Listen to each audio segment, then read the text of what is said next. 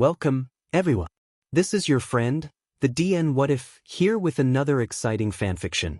Today, we're diving into the story of What If Deku Had Inko's Quirk?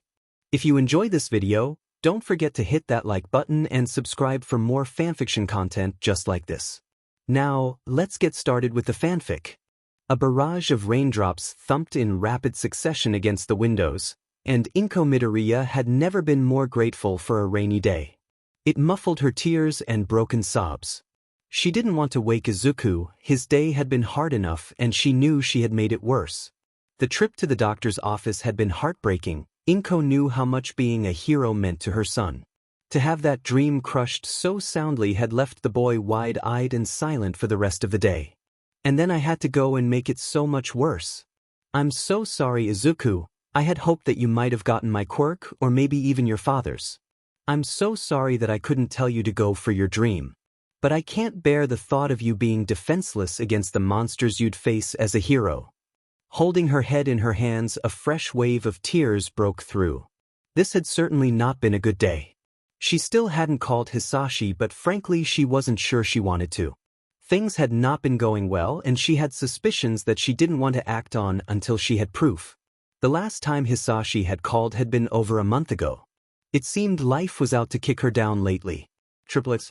Izuku Midoriya stared at the screen, his big green eyes swimming with tears as he watched his idol. It wasn't fair, he wanted to be a hero. Sitting in an office chair that seemed to swallow him and holding his all-might action figure tight, Izuku lamented the day's events. Why don't I have a quirk? I don't know anyone that doesn't have a quirk. Mom has a quirk and so does Dad. He lit the candles on my birthday cake. Mom is always picking things up around the house with her quirk. What does my pinky toe have to do with it? Why doesn't Mom think I can be a hero? A steady stream of tears were soon accompanied by a hiccup, and the snot dribbling down his face was beginning to be a problem for the distraught child. Rubbing his eyes, Izuku stood shakily to reach for a box of tissues on the desk. The chair wobbled beneath him, and as he leant forward the wheels rolled back. He gasped and reached for the desk to steady himself. In the process he dropped his action figure. Grabbing a tissue he looked down to his toy. Sniffling he tried to reach down and grab his favored comfort object. His short arms just couldn't reach it though, and he didn't want to get down. He couldn't get back in the chair on his own and he didn't want to ask his mother. She had been so sad when she left the room and he was still hurt that she hadn't had any faith in him. I can't even reach my toy. Maybe the doctor was right.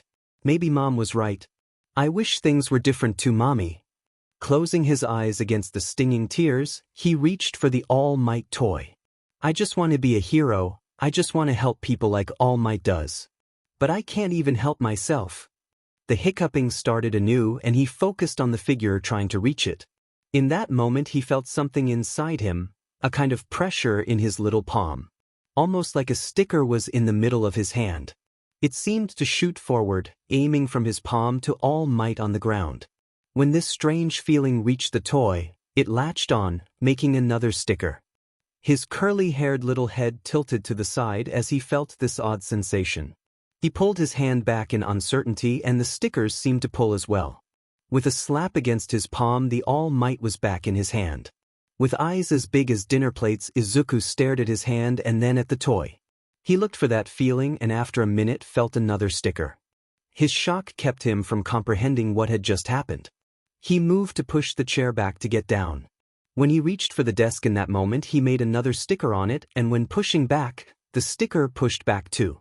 He fell back into the chair as it was sent scooting back into the middle of the room, much farther than what he had intended with his own push. Now Izuku was truly in awe and began to cry once more. Laughter accompanied these tears though and he began to grasp what had just happened. This is great. I have to show Mom. I have a quirk. His little legs moving too fast, Izuku's sock-laden little feet almost slipped out from under him on the hardwood floor as he rushed to show his mother this new discovery. Triplets. Inko was sprawled on the couch, her face buried in a pillow. She was exhausted and the small sea of tissues around her showed that she had spent the better part of the previous hour crying her eyes out.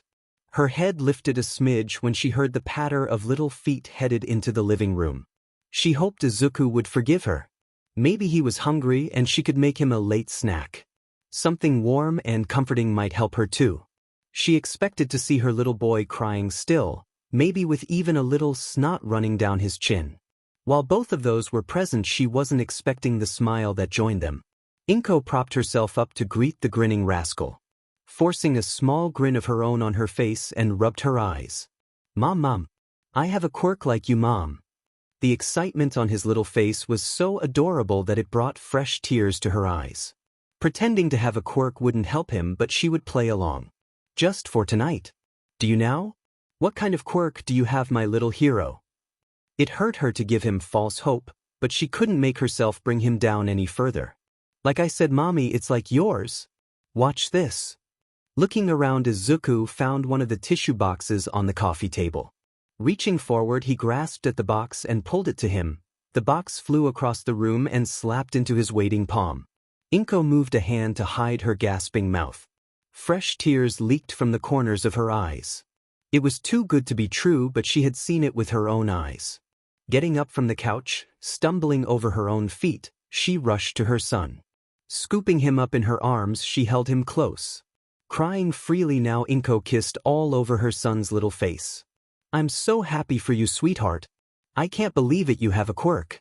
Sniffle, oh my baby. I'm so sorry about before, I was wrong. If you want to be a hero, then I believe you can be a hero." She squeezed him close as the waterworks started up anew. If it was possible, Izuku's grin grew even wider and he hugged his mother back. Leaning back after a moment, he held up the tissue box. "Do you need a tissue, Mommy?" A watery grin was followed by a broken laugh as Inko took a tissue from the box. "My sweet little hero. Already looking out for others. You really will be a great hero." Inko picked up her son and headed to the kitchen. "This calls for a celebration. How about you give me a sec and I'll make a snack for us?" The cries of joy in agreement rang through the night, sounding a bell that heralded a new hero being born. Inko Midoriya was woken by a shattering sound coming from the kitchen.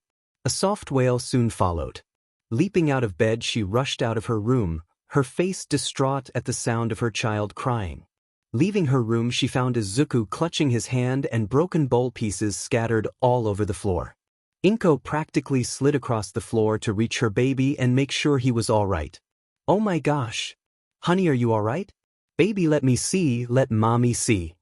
Worrying over Izuku's hand, she saw a large cut but couldn't find any pieces of the bowl lodged in his hand. "Still, this might need some stitches. We need to go to the hospital. First aid kit first and then we go." "What happened though?" "Izuku, look at Mommy, sweetheart. It'll be all right. I'm going to wrap this up and then we're going to hospital to make sure this gets fixed up, okay?" When Izuku's shaking little head bobbed up and down, she went to the cabinet and grabbed the kit off the shelf. Coming back from the cabinet, she held Izuku's wrist and applied some antiseptic spray before wrapping it with gauze. As soon as Inko finished doing that, she picked up her son, grabbed her purse, threw on some slippers, and rushed him out the door and down the stairs. Normally, she wouldn't wave down a cab, but this was important and she was quick to hop into the back of one when it stopped upon her, flagging it down. The cab driver was an older man with what looked like 3 crosses on his head. Where to, miss?" The cab driver looked thrown off by something, though Inko just assumed it was the child with tears running down his face. "Muzutafu, General, and please be quick. My son cut his hand and it looks deep." Inko was so focused on her son she didn't notice the odd look the driver was giving her. The driver took a peek at the boy in the woman's arms and a look of comprehension crossed his face. Nodding his head, he looked forward and began to pull out onto the road. "All right, miss. No worries, I'll get you there as fast as I can. Buckle up, please." Following the driver's request, she placed a seat belt around Izuku and herself. Izuku had stopped crying at this point and was just holding his hand and biting his lip. Inko still had no idea what had happened though. "Izuku, honey, can you tell Mommy what happened? How did you hurt your hand?" Izuku's head turned to the side and he gave a little shrug. Inko knew this tactic though. It was rare that Izuku did it, but if he thought he would get in trouble for something, he would try and plead ignorance. It happened most often when he did something he knew his mother considered too dangerous. Her brows furrowed a little in frustration.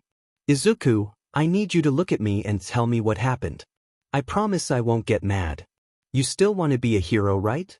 Well, heroes shouldn't lie. Especially to their mothers. She leant down and placed her hand underneath Izuku's chin and pushed his head up with her finger. Looking at his mother, Izuku began to tear up a little. I just wanted to get the bowls down with my quirk for breakfast.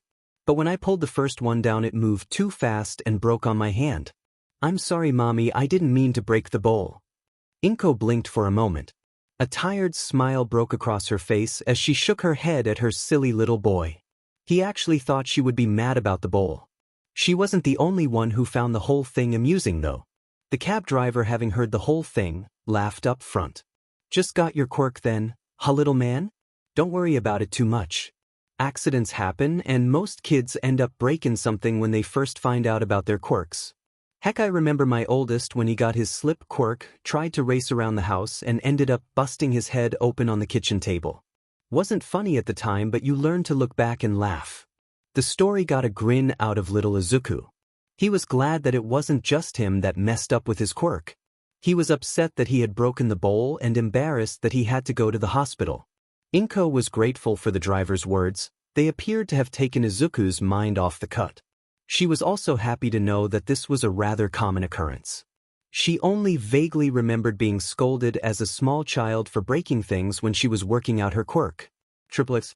Roughly 15 minutes later, they arrived at the hospital.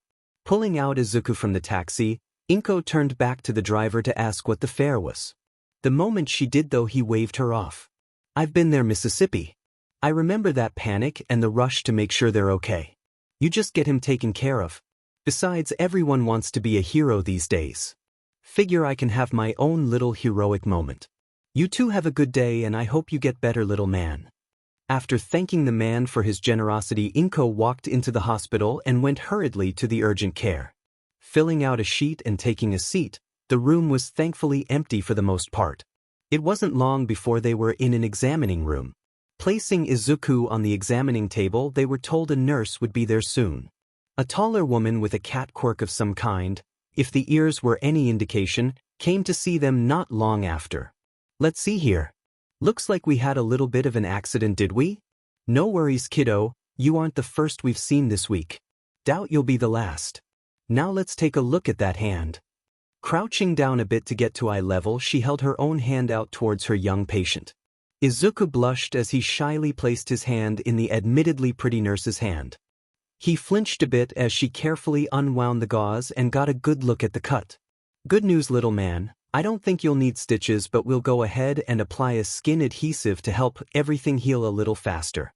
You're a real trooper, though. I know a lot of kids would be in here crying from a cut like that.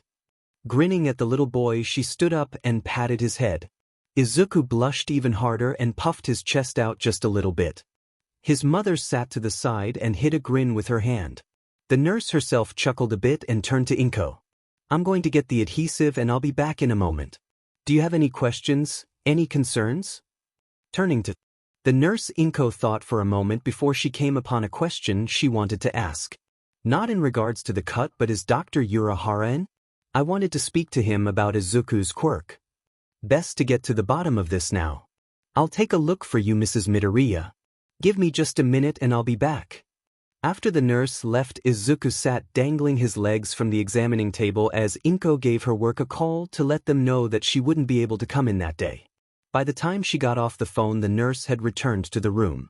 The nurse applied the adhesive to the cut and explained the care that would need to go into maintaining it for the next week. Dr. Urahara is in, and he said to tell you that he would be down here in about 15 minutes. He sounded pretty surprised when I mentioned you being here about your son's quirk. But you'll be fine, sweetheart, and be careful with that quirk. I don't want to see you back here anytime soon. Okay? Patting his curly little head once more as he bobbed it up and down in concurrence with her request.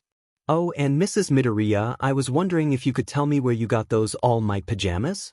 They're rather cute. It took a moment for the comment to register with Inko before she looked down and her whole face turned red. While they weren't in any way revealing, she had just traipsed about the whole city in her pajamas. Now Izuku hid a grin from his mother behind his little hand. Triplets. Not long after the older doctor that had delivered devastating news to the two Midoriyas just yesterday walked through the door. Mrs. Midoriya, I wasn't expecting to see you back so soon. Now what's this I hear about young Izuku's quirk? I don't mean to be insensitive, but are you sure this wasn't just wishful thinking? Dr. Urahara's eyebrow was pet in doubt. Inko's lips pursed in aggravation. She could understand his doubt, but she didn't appreciate it. Reaching into her purse, she pulled out her wallet and placed it on her lap. Izuku, show Dr. Urahara what you showed me last night. Just be sure to use your hand that's not hurt. Giving her son an encouraging smile. Izuku reached his arm out with his mother and the doctor watching on. He was a little nervous with people watching him this intently. But he reached out for the same feeling and with a little grunt pulled the wallet slapping back into his hand. Dr. Urahara's jaw just dropped. A satisfied grin spread across Inko's face. She couldn't do that, but it was obviously a stronger variant of her own quirk. It filled her whole body with warmth knowing that she had been able to pass on something that her baby could use to fulfill his dream. A quirk that brought that blinding little grin to his face. I did it, Mommy. Did you see? Did you see? I did it. Oh, and watch what else I can do. With a jump to his feet and the wallet in hand, he seemed to concentrate once more and sent the wallet back to his mother. Thankfully his aim was off a little as the wallet went whizzing through the air and smashed into the drywall. Inko's eyes got fairly big and Izuku's face was frozen. Oops, I'm sorry, Mommy. I didn't mean to make it go so fast. Izuku's head dropped and he stared at his feet. Meanwhile the doctor had gotten a hold of himself and sweat dropped at the now embedded wallet. Pulling up a chair, he sat down for what was going to be an interesting conversation. Now isn't that just something? Never thought I'd see a case of this outside of medical studies. So, as we have just seen, young Izuku does indeed have a quirk. The good doctor began his explanation only to be cut off by Inko. Yes, but yesterday you said that he didn't and wouldn't have a quirk. So why would you tell us that? A small glare leveled at the doctor. The man in question raised his hands in a placating fashion, trying to diffuse the woman's wrath. Whoa, now hold on a minute. I admit that what I said yesterday definitely was intended to come across that way, but if you remember I said that your son should probably give up being a hero, and that it was safe to say based on research that he wouldn't develop a quirk. Very rarely is anything 100% in the medical field, especially when it comes to the subject of quirks. What we have here is an extraordinarily rare case. The extra joint is the easiest way to determine whether or not a person is quirkless, but it isn't foolproof. 1 in every 20,000 individuals that have 2 joints in their pinky toes still exhibit quirks. Sometimes they show up later in that individual's life, and sometimes, like with Izuku, they manifest at the same time as single-joint children. But the odds of that happening are extremely low. I would never have brought it up with you because of how rare this occurrence is. I mean, we're talking about a 1 in 100,000 chance shot. It would have been cruel of me to bring up something that was so unlikely to occur. I hope you understand. I am very happy to see that little Izuku here has in fact manifested a quirk. I would be happy to run some blood work if you like, but given the hole in the wall, I am fairly certain that we already have confirmation of the existence of your son's quirk. The long-winded speech aside, Inko was ecstatic to know her son had beaten the odds. Being reminded of the hole in the wall, however. Thank you so much for clearing that up. I was clueless as to what exactly had happened. I am so sorry about the hole in the wall. I'll reimburse you for the damages, of course. Her head hanging low and thinking about the day her son's quirk had brought about. Still, it was worth it if it meant keeping that smile on his face. Turning to look at the hole in the wall, Dr. Urahara sighed. It really wasn't a big deal, but the hospital could make it out to be a bigger hassle than it actually was if a patient was involved. Don't worry about it, I'll tell them that I slipped or something. The hospital won't even look twice. Now why don't you two head on home? I think that Izuku there maybe needs to practice with his quirk a bit. Might I suggest pillows, however, if you're going to practice inside? Inko nodded while rubbing the back of her head nervously. Triplets. 45 embarrassing, public pajama-clad minutes later, the two Midoriyas were back at the apartment. A quick promise to not use his quirk until later, and Inko set to cleaning up the kitchen, taking a shower and changing into something more socially acceptable to wear in public. Once all that was done and they had something to eat, Inko agreed to practicing with her son's quirk. All right, Izuku, here's what we're going to do. We're going to take the couch pillows and you're going to practice moving them from the kitchen table to the couch. Okay? Izuku, of course, was nodding his head along at rapid speed. Bouncing around his mother, he couldn't wait to use his quirk. So first let's practice the push part of your quirk. Soft or not, I would rather we didn't send pillows flying at you. Inko placed a few pillows on the kitchen table and then Izuku on a chair at the table.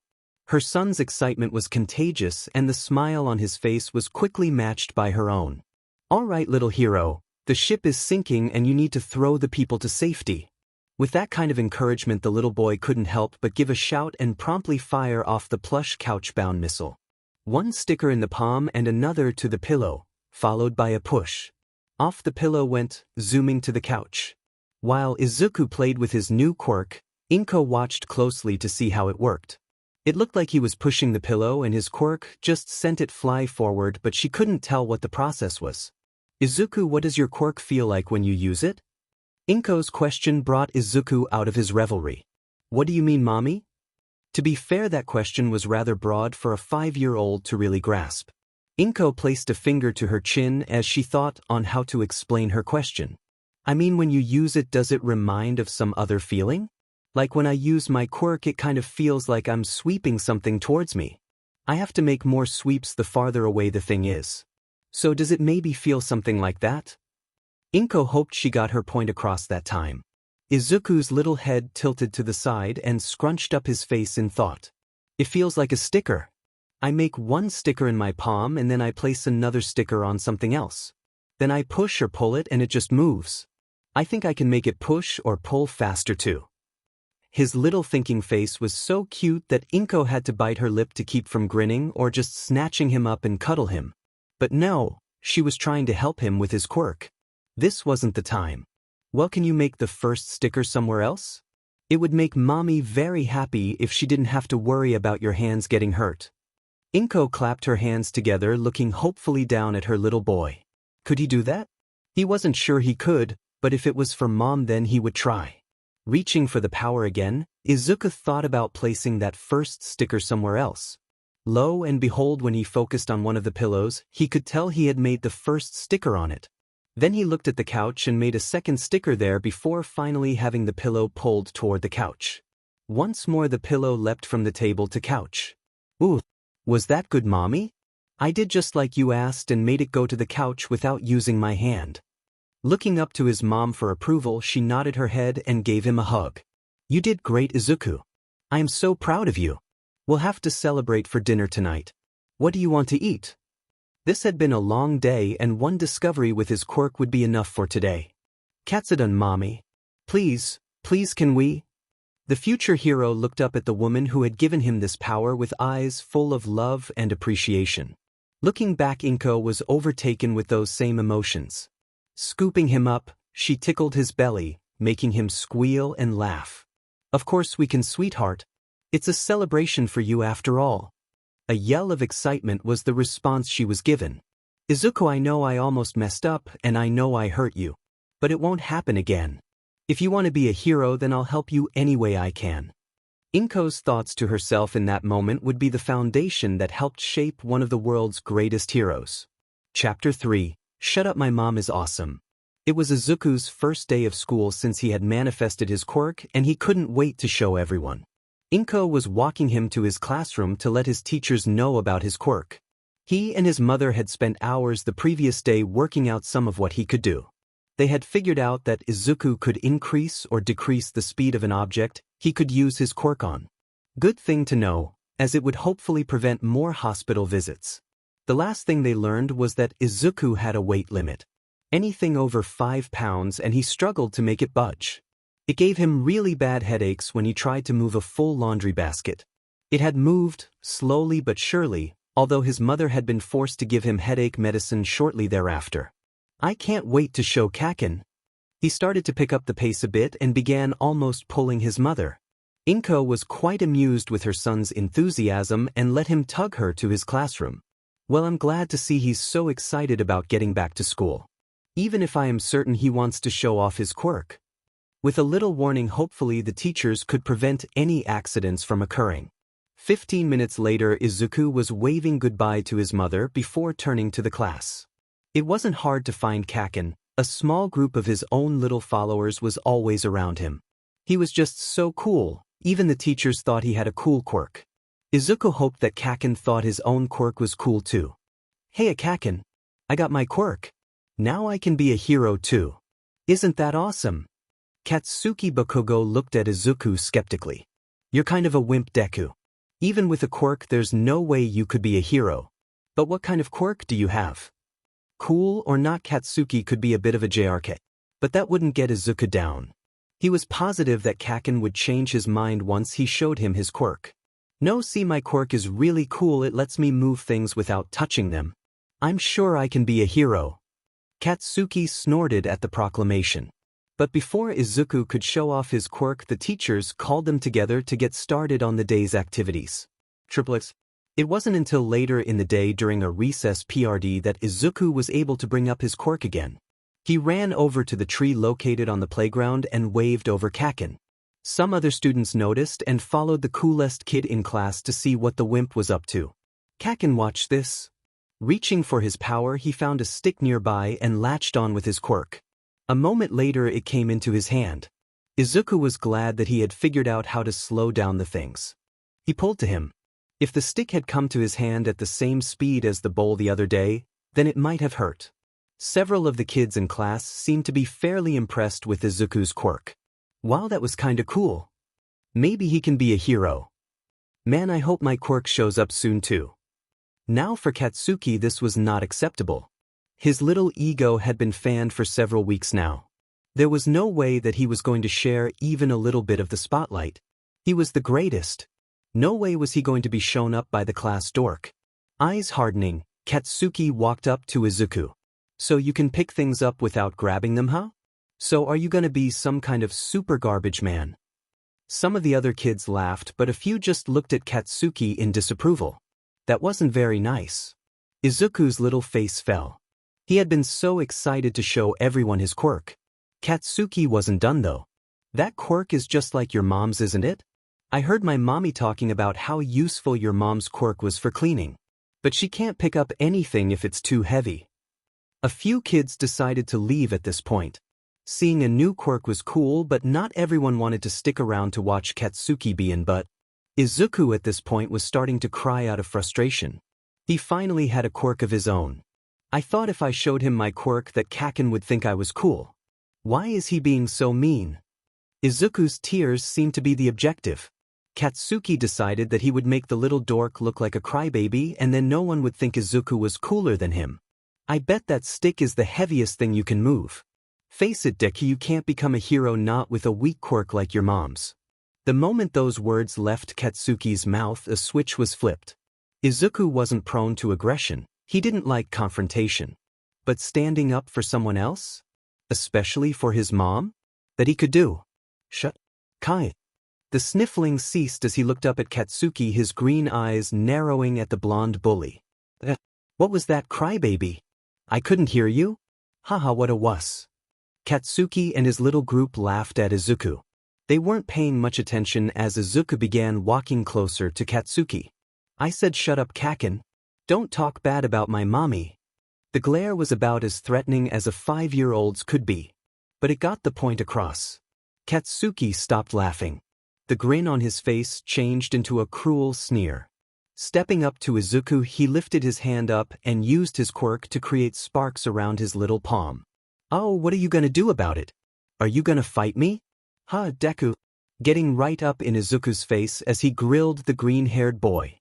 Izuku paused for maybe half a second, before glaring once more at the blonde in front of him.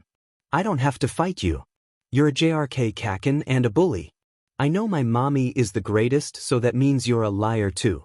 I'm gonna be a great hero no matter what you say. Needless to say, Izuku's response wasn't what Katsuki had been expecting. He had just been told he was wrong, been denied by this weakling. To top it off, the little twerp had just called him a liar. Grabbing Izuku by the collar, Katsuki proceeded to slug the poor boy in the face. Izuku stumbled back holding his bruised cheek. A number of kids left to get the teachers. Fighting wasn't allowed and fighting with a quirk was really bad. Katsuki wasn't done with his would-be punching bag. Lighting his quirk up, he went to hit the other boy again. A wide childlike swing still left Izuku stumbling back to keep from getting hit. Falling on his back, Izuku started scooting back to keep from getting burned as Katsuki kept coming forward. "See, Dad? You can't even fight back. You're too scared to even hit me. So what makes you think you can be a hero?" Taking a knee, he reached down for Izuku again. But Izuku wasn't going to just lie there and get burned. Reaching for his quirk, Izuku swung his fist straight into Katsuki's side. A point at his fist and a point at Katsuki's side, and when that fist just about reached that point, Izuku pushed. The end result was that Katsuki went rolling to the side and was left gasping as he clutched his side. Izuku just sat there looking at his hand and then at Katsuki. Oops. Of course, this was the scene that the two teachers showed up to see. Scooping up both of the two children, Katsuki was taken to the nurse's office and Izuku to the principal's office.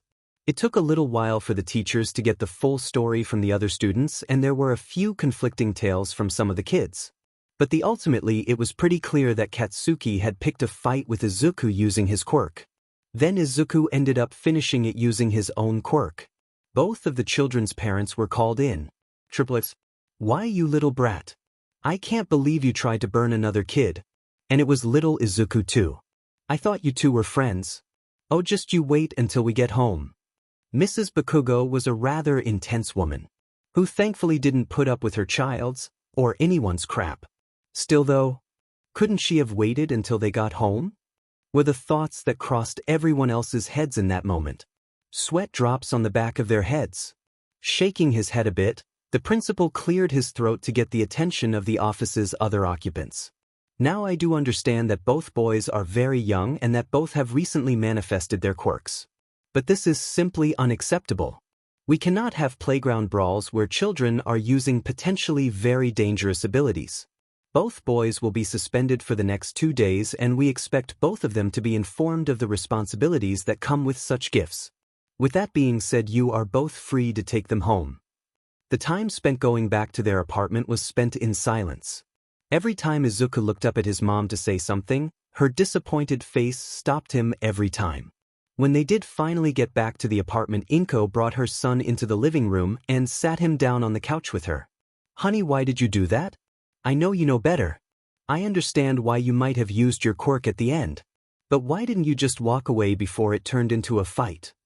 It was obvious that she was rather upset, and the corners of her eyes were already starting to water. Izuku's little head sunk with shame. He didn't mean to make her sad. "I didn't walk away because he said that you were weak. But you're not, and I called him a liar and a bully, and then he punched me. I'm sorry, Mommy. I didn't mean to get in trouble or make you mad at me." His head hung low. He couldn't bring himself to look at his mother. Inko blinked a few times before she smiled sadly. Her little baby had been defending her honor. She sniffled for a bit before grabbing Izuku and pulling him into a hug. Settling him into her lap, his little arms grasping tightly to her, she whispered into his hair. "My sweet little hero. I'm tickled that you thought to stand up for me, but they were just words. I think Kaken was just trying to rile you up and make you upset. You can't pay attention to bullies. If you're going to be a hero, then you'll have to get used to people saying mean things. But you have to be stronger than that. Don't pay attention to what they say and remember what you know to be true. I believe in you, and I bet you'll be the greatest hero." Now the waterworks started up for real as mother and son held on tight to one another. These past few days had just been a roller coaster of emotions for the both of them. Much of the next day for Inko and Izuku was spent going over what was and wasn't acceptable with a quirk. Public use of a quirk for any reason outside of self-preservation was only tolerated in small children. Likewise, fighting, again outside of self-defense, with a quirk was a criminal offense. Izuku definitely didn't want to be a villain, so promised not to use his quirk to fight with his classmates again. Inko was glad for the promise but wanted to ensure that Izuku didn't accidentally lash out and hurt someone, which meant him getting a much better grasp on his abilities. Usually this wasn't an issue until later in school. Around 2nd grade, schools had a mandatory quirk counseling class to help children better adapt to their powers. But Inko was concerned that waiting that long might invite further incidents, given the bullying that had occurred at school the previous day. There were centers for exercising one's quirk that allowed people to fully utilize their quirks. Government owned and operated to make sure no one was abusing said buildings and the freedom allowed therein. Counselors were available there, but most parents had similar enough quirks to allow them to assist their own children. Instruments were available with a small fee to better record and assess a child's quirk. Inko wasn't quite willing to throw in the towel and let someone else take over teaching her baby, especially when the quirk was so obviously derived from her own, which ultimately brought them to one of said facilities on the second day. A large concrete building towards the outskirts of town with a wide open area fenced off behind it to allow people more space with which to use their quirks. Triplets. Arranging for a practice court and some equipment was rather straightforward, and soon the two Midoriyas were testing Izuku's quirk to the limits. Izuku was ecstatic to have all but free rein to use his quirk as he pleased, though Inko still preferred that he didn't bring any objects flying toward himself. The whole day was spent with Izuku pushing and pulling various weights and objects to see the current limits his quirk held. Inko was nervous at the beginning. It had after all only been a few days since Izuku had manifested his quirk, and he had already managed to wind up in the hospital once and injure another child. As the day progressed, however, she loosened up a bit in order to see what all her son could really do. A baseball had been brought in with them to test his speed with something on the lighter end of the spectrum. The courts were equipped with speedometers for those with quirks that could be measured in such a manner. With the baseball, Izuku could easily reach speeds of up to 26 kilometers an hour. Rather impressive for a 5-year-old. After the baseball, Inko had Izuku try and lift as heavy an object as he could, but at the moment he couldn't lift anything heavier than about 3 kilos without incurring a nasty headache. While not especially heavy, Inko knew quirks strengthened over time. It was found that Izuku's quirk had a max range of about 8 meters. Meaning he could probably reach anywhere he wanted inside his classroom. Or reach the cookies on the top shelf, as Izuku pointed out. The look his mother had given him for that comment assured him that the cookies would undoubtedly be moved in the future. Lastly, in terms of limitations, Izuku could only manipulate a single object at a time. It was rather late in the day when Inko had thought to test that aspect of his quirk though, so perhaps it might be possible to improve upon that too. In general, the quirk worked like a magnet that could push or pull the world around him. The exception to that was that most magnets attracted or repelled one another depending upon the polarity. Whereas with Izuku's quirk, only one object in question would budge. Izuku claimed, however, that he thought he could make them come together, but that it was a funny feeling that he couldn't quite reach. Overall, the day was rather productive and saw the duo returning home with smiles. The next day was Izuku's first day back at class, and he was hesitant to see Kaken again. The green-haired boy wasn't interested in getting into another fight. He didn't like upsetting his mother. Thankfully, Mitsuki, Katsuki's mother, had met them at the gate with a sullen Katsuki. The blonde boy had been forced to apologize for what he said, and with a little prompting from his mother, Izuku had returned the gesture, trying to show that there were no hard feeling between them. It seemed the effort was lost on Kaken though. As soon as both mothers left, he glared at Izuku. "Listen up, Deku, I won't kick your butt right now. I can't be the greatest hero ever if I get into trouble too much. But if you think for a second that we're friends any more, then you can forget it. Oh, and next time we fight I'm gonna kick your crybaby butt." The little blonde hellion stomped away after having said his piece. Needless to say, Izuku wasn't too surprised. He had come to school today already having given up on any friendship remaining intact between the two of them. Honestly, he had thought Kaken might have started a fight as soon as he could. So to just ignore each other was probably the best resolution. Triplets. The rest of his kindergarten year saw Izuku and his mother returning to the center 3 times a week to practice his quirk and studying at school. Every once in a while Izuku would have a play date with one of his classmates, but none of his peers were much interested in incurring Katsuki's wrath. Being friends with the Deku was a surefire way to earn the little Pyro's ire. Still, Izuku had an enjoyable remainder of the year after that initial quarrel, keeping his grades up in school while refining his quirk. A lack of social circle allowed for more study time and free afternoons in which to train. While his range of influence had not expanded past 8 meters and he could still only manipulate a single object at a time, the other aspects of his quirk had all improved. His max weight limit had grown to 7 kilos and his speed had increased to a whopping 32 kilometers an hour with any object weighing a kilo or less. Christmas in the Midoriya household was an odd affair. Mostly because of Izuku's father. Working abroad, the man only really came home twice a year. Once on Christmas and once on Izuku's birthday. While Izuku loved these occasions, there was a certain amount of distance that Hisashi placed between his wife and himself. Enough to make Inko notice but not enough to ruin festivities. Triplets. The first grade year continued much in the way kindergarten had. With 3 days of quirk practice, school Monday through Friday, and watching all he could in regards to the current most popular heroes. All Might was, and always would be the boy's favorite. He was Izuku's idol and just listening to the man laugh invoked a feeling of awe. But that didn't mean that other heroes weren't cool too. Endeavor, Best Jeanist, Crimson Riot and dozens of other heroes would feature on the TV or computer depending on the time of day in the Midoriya household. The biggest difference between kindergarten and first grade had been an unfortunate chain of events at school that Inko was helpless to change and Izuku was too slow to prevent. Izuku's first grade class featured a rather drastic change in faces for the boy.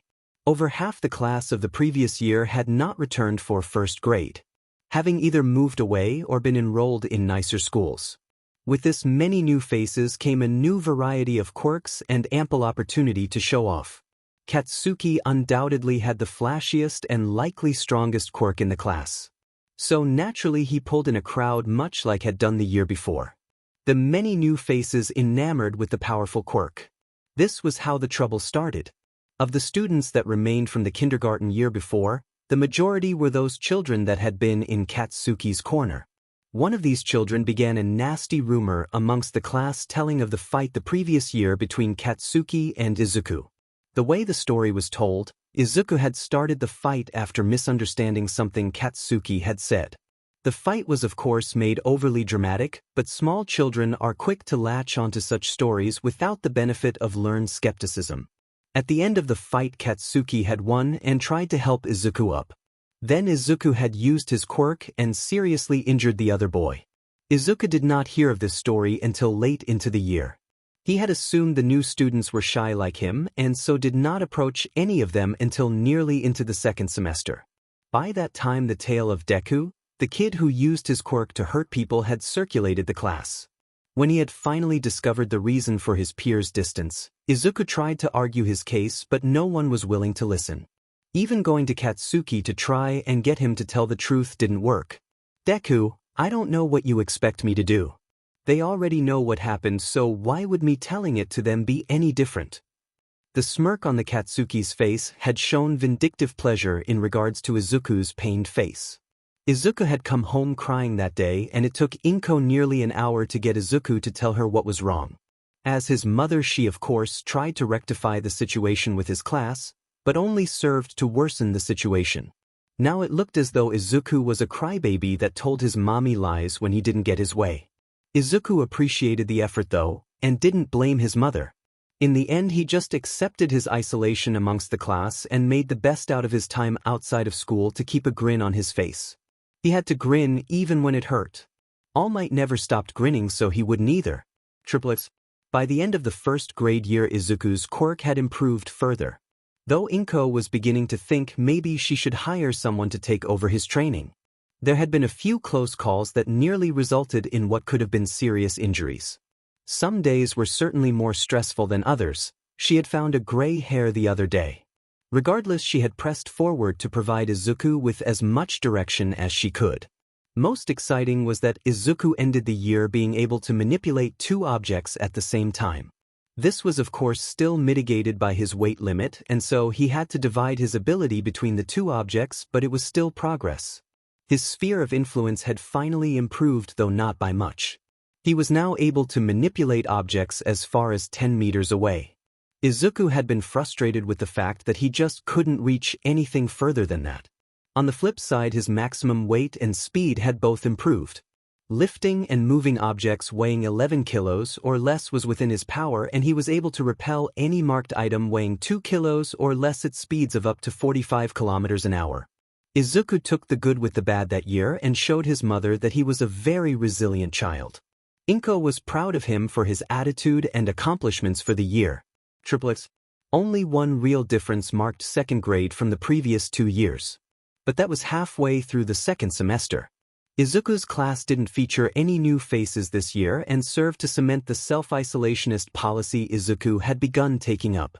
It was easier to not bother with his classmates of his own volition than to face rejection from his peers.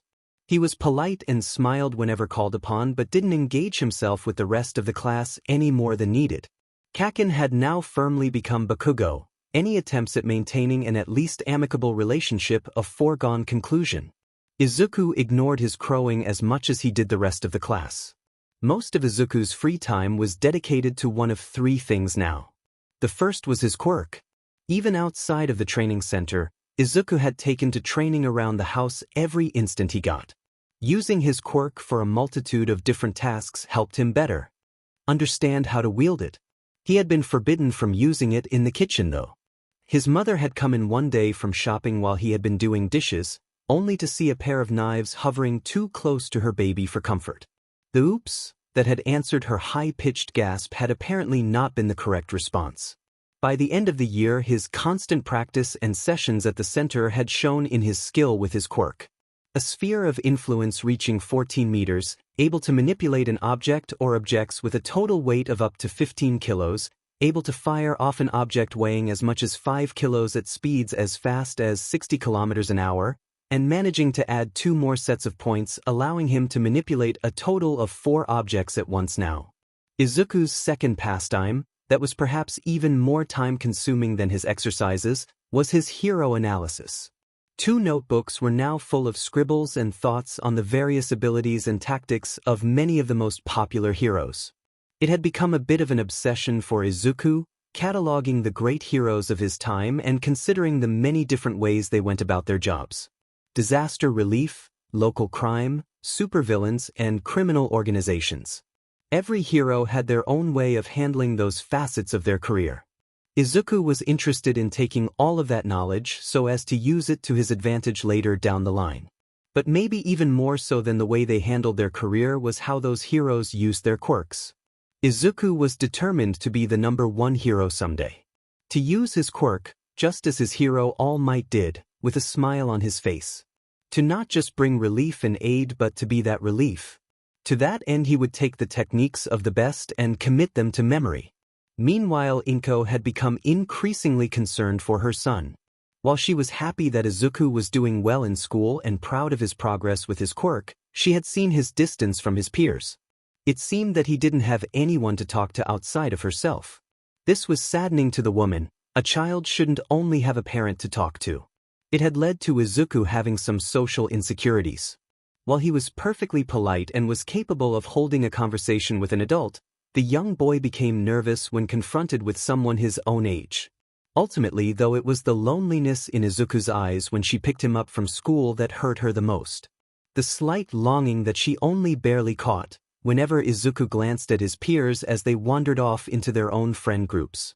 It was probably for that very reason that she allowed Izuku to bring a treacherous, counter-clearing, death-bringing, blue-eyed, black-furred little scoundrel into their home. Inko, as it turned out, wasn't the biggest fan of cats. Triplets. Halfway through the second semester, Izuku had managed to convince his mother to take him to a nearby park after school one day. The park in question had been the site of a recent battle between Best Jeanist and a supervillain. Izuku hoped to find some of Best Jeanist's strings. It would have been a prized piece of his collection of hero memorabilia. The place was something of a wreck despite being nearly 2 days past the fight itself. Trees bisected neatly and large gouges in the earth scattered everywhere. It was honestly starting to scare Inko. This was what her baby was getting into. This was what he wanted to do. Oh, I don't like this. My baby is supposed to be getting into fights with people that can do this. Looking around, she surveyed the damaged park as Izuku searched everywhere for some string left behind by one of the world's greatest heroes. It's one thing to see it on the news, but seeing the destruction in person puts it into a new light. A scary one at that. But I don't think I can turn him away now. He's put so much work into his quirk. Heck, I've put so much effort into his quirk. I can only hope that all of that work will keep him safe. Inko's eyes, closed in deep thought as they were, completely missed Izuku scampering into a large pile of debris in his search of his quarry. Triplets. Izuku was pretending he was a hero on a search and rescue mission looking for the string. The large pile of tree limbs, destroyed park benches, and the like made for an excellent allegory to a crumbled-down building. Don't worry, string. I'll save you. Then I'll find you a place on my wall of heroes. Haha. Honestly, had anyone else heard the boy's thoughts, they might have been a little disturbed. Fanboy thoughts had a tendency to start normal and end weird. Sadly, the quest for the string looked to be in vain. It was starting to get late and he was sure his mother had just called for him too. Sighing in disappointment, he kicked a small rock to the side and headed back to his mother. The rock in question, though, hit something else. Something that responded with a weak whine that Izuku only just barely caught. Looking back, Izuku searched for the source of the noise. There underneath a branch was a small black kitten. It was trapped, with its little paw stuck underneath a branch. It appeared pitiful and weak, glancing up at Izuku. Its ribs were plainly visible, indicating it had probably been a while since it had eaten last. Izuku went to free the little feline but couldn't budge the branch. The cat's eyes were pleading with him, and Izuku couldn't leave the kitten alone now. He had to save it. How could he call himself a hero if he couldn't even save a cat? Reaching for his quirk, he focused on the branch, making 4 points on the branch, and pushed it up off the cat. It bent, and the moment it was up off the black kitten, Izuku rushed in to the rescue. The moment he grabbed the kitten, he stepped back and let go of the branch, which came snapping back. At this point, he could definitely hear his mother calling out for him. Izuku hurried out of his little enclosure. His mother was starting to sound a little upset and he didn't want to make her cry. So holding the cat carefully, the 8-year-old boy ran to his mom. "Mom, I'm here. Look what I found, Mom." Izuku had to show his mom. It was his first work as a hero after all. Triplets. Inko, meanwhile, was having to calm herself down a bit. She'd fallen into one of the oldest traps a parent could. She had only taken her eyes off Izuku for a moment. That was usually all it took for a small child to wander off in a new environment. "Izuku, don't wander off like that, honey. You nearly gave Mommy a heart attack." Her hand on her chest, she gave a relieved sigh. Izuku, however, was still trying to get her to look at whatever he had found. "Mommy, look. I saved a kitty. Just like a hero does.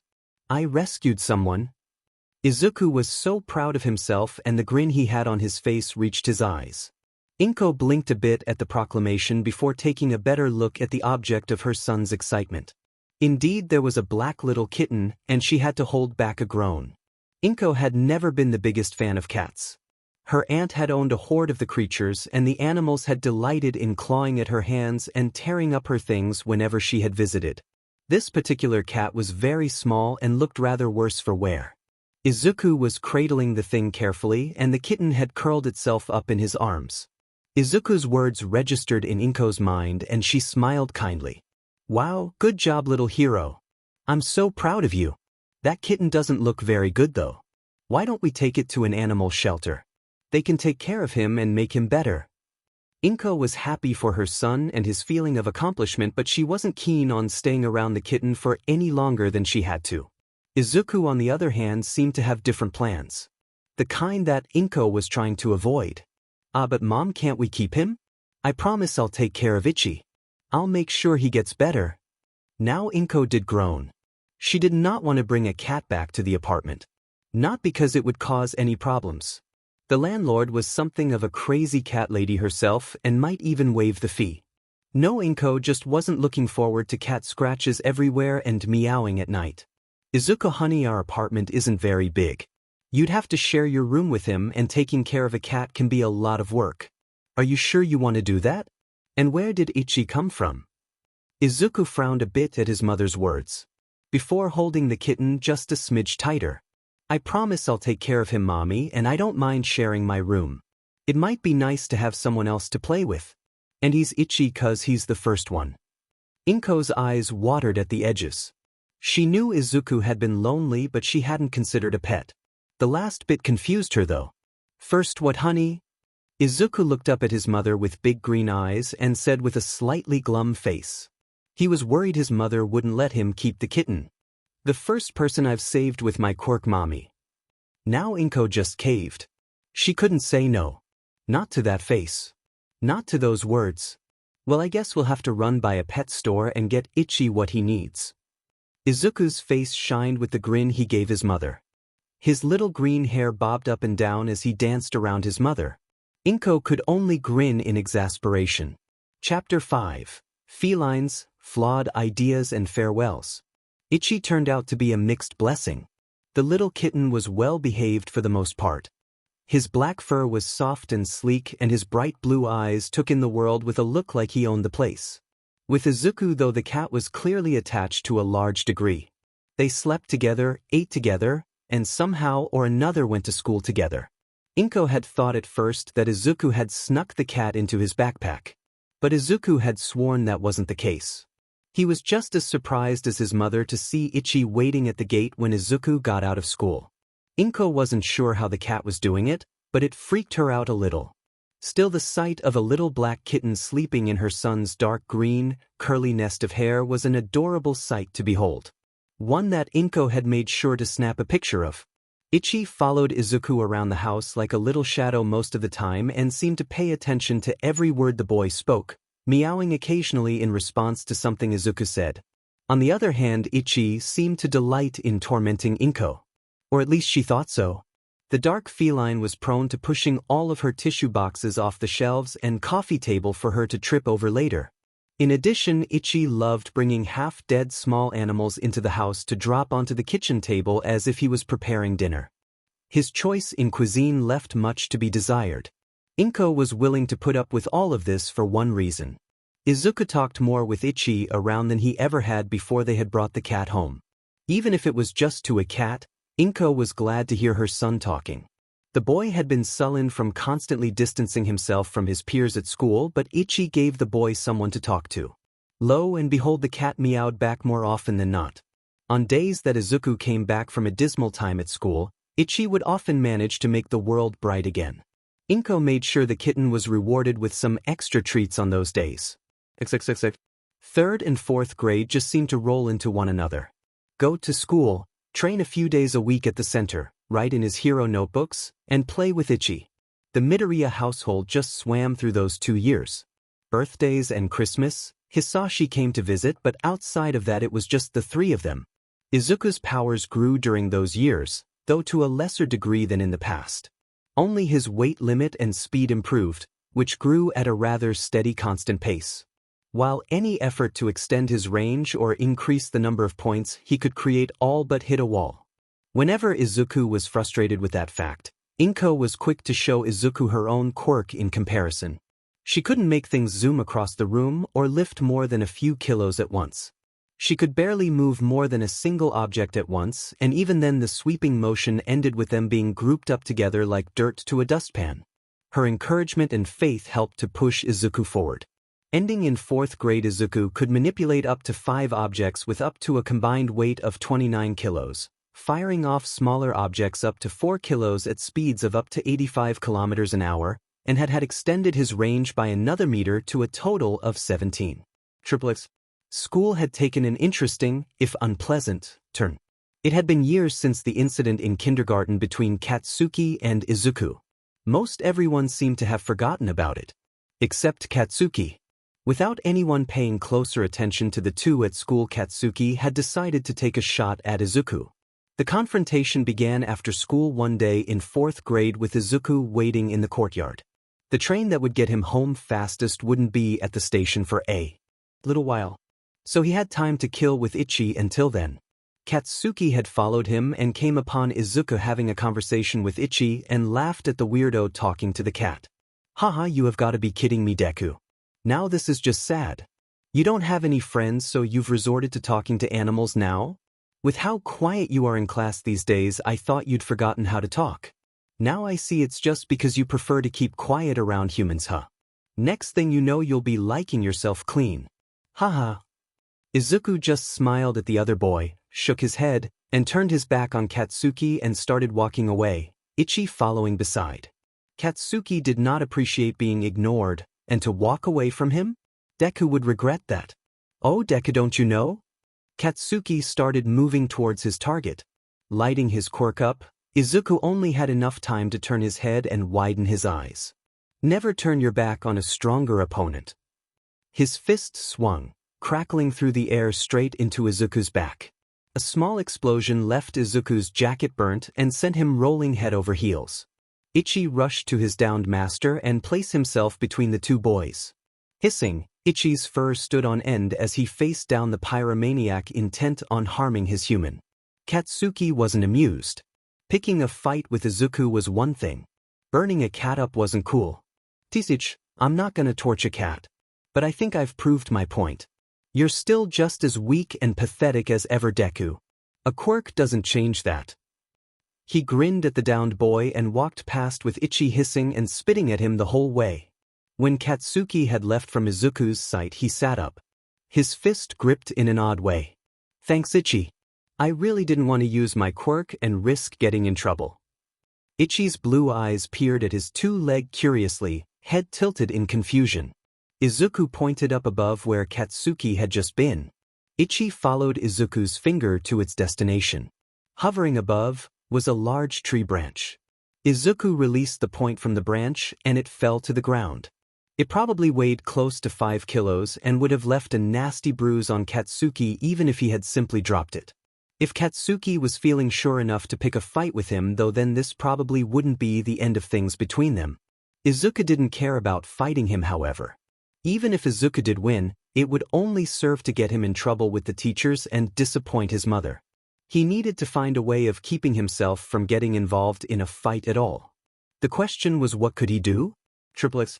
Katsuki continued to antagonize Izuku at every opportunity. Izuku just tried to avoid him as best as he could. At first he had simply stayed in front of the school after class. Katsuki wasn't so stupid as to start a fight where passers-by could see them. But Katsuki had simply started waiting by the front doors. While Izuku was certain that Bakugo wouldn't start a fight in the school, he wouldn't put it past his tormentor to take a shot at him in passing. Katsuki wanted a fight and he was determined to force Izuku to give him one. Izuku himself wasn't sure if Bakugo was actually looking for a challenge or was just enjoying being in, but either way Izuku was going to stay out of it. Izuku ended up taking some passing pot shots to the ribs every once in a while but just walked right past Bakugo. He had started leaving his school jacket off as he passed. His jacket was pricey and any damage to it would be hard to hide from his mother. But if he waited until after he left the school to put it on. 4th grade turned into a game of cat and mouse where Izuku would find a way to avoid Katsuki for a while, only for Katsuki to come up with some way of catching him off guard. This relationship would maintain itself for years to come, with the only thing changing being the methods that they used. Triplets. 5th grade, unlike the previous 2 years, featured some big changes. Some good and others sadly heart-rending. Halfway through the first semester, Izuku's class had covered magnets. Not anything too in-depth, but the topic did at one point gloss over the fact that many trains these days used a type of propulsion generated by magnetic levitation. The teacher hadn't gone into any depth on the matter, merely using the knowledge as a hook to draw the students into the subject. But it had been enough to get Izuku wondering if he could do something similar. For the next week, Izuku had investigated exactly how the magnets in the trains worked. Much of it went over the young boy's head, but he got the general idea. More importantly, he concocted a method by which he could imitate that propulsion system. He would take a set of points and apply them to his feet. One set to a foot, then using his remaining points he would make a track, and activate each point as he came upon them to increase his speed. One part of the set would pull him forwards and the other, to the immediate side of the first, would repel him away as soon as he passed it. With a plan in mind, Izuku was itching to try it out. At the center later that week, Izuku put his new technique to the test. Inko sat nearby looking on with Ichi to her side, glancing at his odd 2-leg. Izuku had explained a little of what he wanted to do to his mother, but it had come out in a bit of a rush. Inko was beginning to think this wasn't a very good idea. Izuku, ignorant of his mother's concerns, was trying to nail down his balance as he flailed several centimeters off the ground. He wasn't as steady as he had hoped he would be, but he had only recently managed to manipulate entities weighing as much as himself. The benefits of being a small child weren't many, but this probably made the top of the list. With 2 of his 5 sets being used to make him float, Izuku made his first set of track and began to move forward. Pull with the first of the set and push with the second. Then lay another piece of track down. Wash, rinse, repeat, and soon enough Izuku was moving along and picking up speed. It was working. His grin spread across his face and laughter colored his voice. This is so cool. Mom, look at me. Look how fast I'm going. Inko let the tension slip from her shoulders while she watched her child enjoy himself. Ichi was watching Izuku with wide eyes. His ears perked up as his head moved back and forth while tracking his human. Izuku was having to go wider and wider with his tracks as he began going faster and faster. He honestly wasn't sure how fast he was going, but he had come upon a problem. The grin had started to slip. How was he supposed to stop? Izuku's first thought was to use his quirk to slow himself down. Unfortunately, while that may have been a decent idea, Izuku's execution was made in haste. With haste came improper thinking and lead to mistakes, like trying to slow himself down by his feet. Inko could only watch in horror as her baby fell. With an awful slap, flesh hit polished floorboards. Blood trailed behind a rolling body as Izuku came to a stop and he slammed into the far wall. Izuku! The chair she had been sitting on flew backwards as Inko sprinted to her son as fast as she could, Ichi following right behind, yowling. There was blood all over Izuku's face and his eyes were closed. Inko was panicking. She fumbled for her phone and called for an ambulance. Triplets. Izuku woke up surrounded by white. White sheets, white curtains, white floor, and a white ceiling. His eyes grew and he sat up with a jolt, only to immediately lay right back down as his head began to ring. Izuku! Honey, lay still. You're in the hospital. Inko's voice came through the ringing and Izuku looked to his right to see his mother sitting in a chair next to him. Oh good, I'm not dead. Seriously, whoever thought making hospitals white was a good idea had a sucky sense of humor. Izuku was relieved after the rather startling sight that he woken up to. His head rang again and he closed his eyes against the pain. Inko placed her hand on Izuku's head and stroked his hair softly. It had been nearly 2 hours since Izuku had been admitted and the entire time had been nerve-wracking. The head injury had been bad, but nothing some stitches wouldn't fix. The doctors had been shocked that it hadn't been worse. Turned out that Izuku had managed to reach 35 kilometers an hour after only 45 seconds of using the technique. Best they could tell from his injuries, the doctors had concluded that Izuku must have used his quirk at the last second and tried to catch himself. It kept him from suffering any severe injuries, but his head had still made contact with the floor hard enough to result in a bloody gash. Inko shared all of this with her son and was worrying her arms. This whole incident had been frightening for her. She was on the verge of telling Izuku that they couldn't train at the center anymore. But before she could say anything, Izuku began to shake. His sobs racked his whole body. The whole affair had just crumbled down on him. The pain of the incident, the fear of the fall, the frustration of not being able to make the technique work, and the humiliation of it all being his own fault. I'm sorry, Mom. I'm sorry, I'm so stupid. I thought I had it. I thought I had something cool and I lost control and got hurt.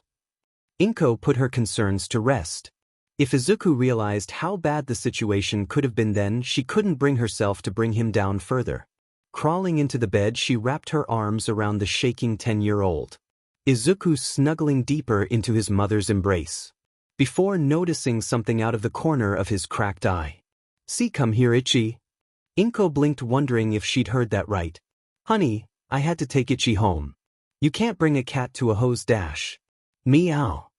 Inko nearly jumped out of her skin as the black feline in question responded in her ear. Her head creaked to the side as she laid her eyes on the little devil. How in the hell? I know I took him home. Regardless of her thoughts of disbelief, Ichi worked his way to Izuku's face and purred as he rubbed against his human's face. Izuku's gave a watery smile as he returned the affectionate gesture. Seeing that smile, any resolve to constrain her son's quirk training dissolved. So long as he's okay. This could have been so much worse. I know that being a hero means the world to him. Better for him to keep practicing with me around than to sneak off on his own. As for the purring fuzz bucket, well, I am so going to find out how you do that. But in this instance, it's gonna get you some extra treats when we get home. XXXX. The train technique had been deemed a failure. For now at least. Izuku was in no rush to turn himself into a human crash test dummy again. But he was sure that he could find some use for the technique. He just had to figure out what it would be good for. Inko had suggested a break from training for a while. The whole scene in the center kept playing through her mind and she couldn't bring herself to go near the building right now. Izuku surprisingly enough readily agreed. He hadn't given up on his dream of being a hero, but the accident had shaken him. His own mortality was brought into light. A concept that hadn't really occurred to him in the past. But now with the knowledge of how his own blood tasted and the memory of the ground rushing towards his face, Izuku was having to come to terms with it. So while staying away from the center, Izuku took to focusing on making as many points as he could. Increasing the number of objects that he could manipulate as best he could. Putting that much time into only a single aspect of his quirk paid off with marked improvement. In only the second half of the first semester of 5th grade, Izuku was able to increase the number point sets he could create from 5 to 12. Near to the end of the first semester, the Midoriyas suffered another great misfortune. While no blood was spilt on that occasion, Izuku thought that he might have preferred it been as simple as a hospital visit. Triplets. Coming home from class, Izuku walked in to hear his mother on the phone, her voice sharp. Not wanting to interrupt, he moved to go to his room but stopped when he heard his mom say his dad's name. Hisashi, if you think this is a surprise to me, then you're wrong. I've suspected for some time what you've been doing. His father was obviously on the other line, but he couldn't be heard at the distance Izuku was from the phone. Instead, all he heard was his mother's responses. Of course I'm upset, you idiot. Just because I suspected doesn't mean I didn't want to be wrong. At this point though, it's Izuku I worry about. You're his father, you're supposed to be there for him, and frankly I don't think he remembers who you are half the time. Izuku could hear the tears and frustration in his mother's voice. What was going on? Something was very wrong because when his mother spoke next it was with anger, and much louder than he had ever heard her. He's your son, you a-hole. It doesn't matter if you don't want to come back. You have a responsibility as a parent. Her aunt was cut short, by his father presumably. This time she snorted and her voice became cold. You're a BS tier, do you know that? Fine, I'll take it. For Izuku's sake if nothing else. But you need to talk with your son and tell him what's going on. Whatever his father's response, it was not what his mother was looking for. Her head fell to her free hand, and with a dead voice she spoke. I never thought you could be such a coward. Fine, I'll tell him. Goodbye, Hisashi. With a soft click she hung up the phone. Holding her head in her hands, Inko began to sob. Izuku made his way to his mother and placed his hand on her shoulder. She startled for a moment before rubbing her face and reddening eyes. Izuku, baby, I'm sorry I didn't hear you come in. Do you need anything? Inko wasn't sure if she could go over what had been said with Izuku. It was still very fresh in her mind and she was emotionally drained. It seemed that her son would save her the trouble though. Dad's not coming back, is he? 6 words. With 6 words and a face that showed a depth of sorrow, Izuku broke the dam. Picking up her baby and pulling him into her arms, they cried together. One out of the humiliation and anger that she felt, and the other for the loss of one of the few people he surrounded himself with. Triplets. It wasn't as though Hisashi was an active participant in Izuku's life all that often. He usually had to look at a picture to remember what the man looked like. But it was still painful, a heavy feeling on his chest. His time spent with his quirk and studying heroes lessened. Ichi could often be found curled up next to Izuku, trying to comfort his human. Inko was worried for her son too.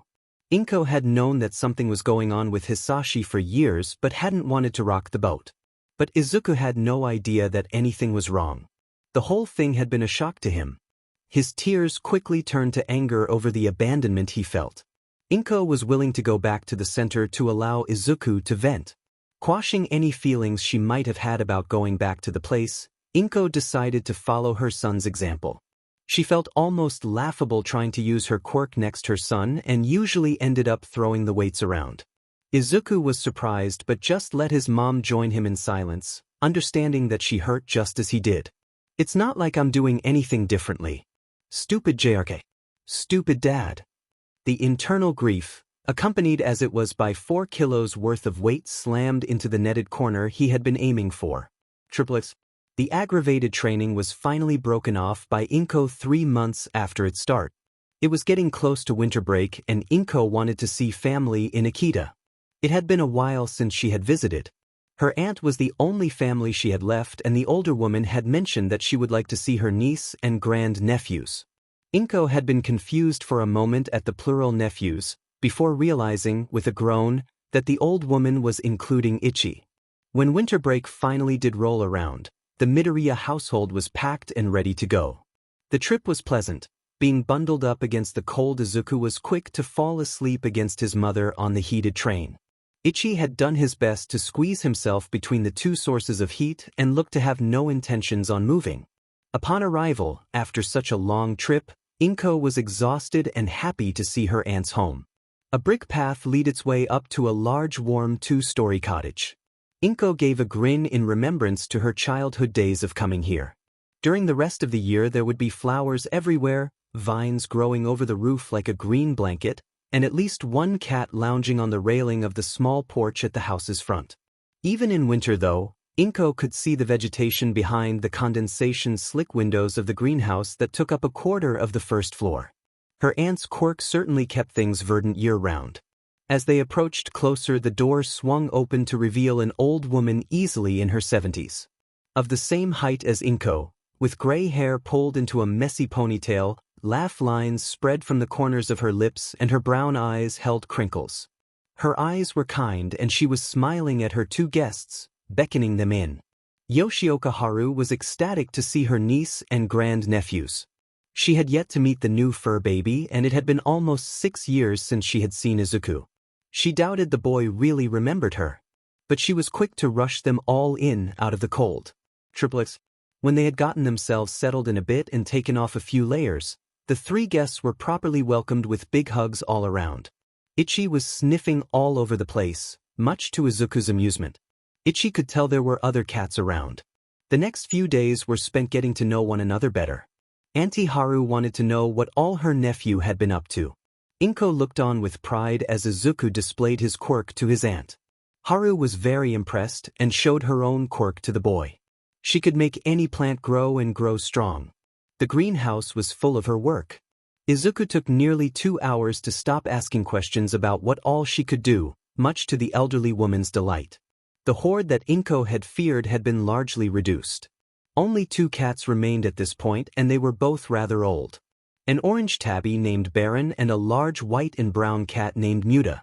Ichi wasn't very impressed with either as neither would play with him. On one of their days there Inko decided to take Izuku to the frozen pond out back. Auntie Haru had done this with her when she was small and now she could share the experience with Izuku. Haru watched from inside with a smile as Inko placed a pair of skates on her feet before repeating the process with Izuku. Izuku wasn't entirely sure about this. The whole experience was beginning to remind him of the incident with the train technique as he wobbled on the ice. But his mother was holding his hands and keeping him steady. She grinned down at him and he was sure to return it.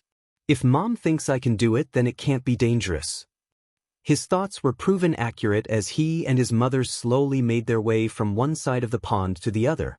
Soon enough Izuku was itching to try on his own and Inko let go of his hands and skated alongside him.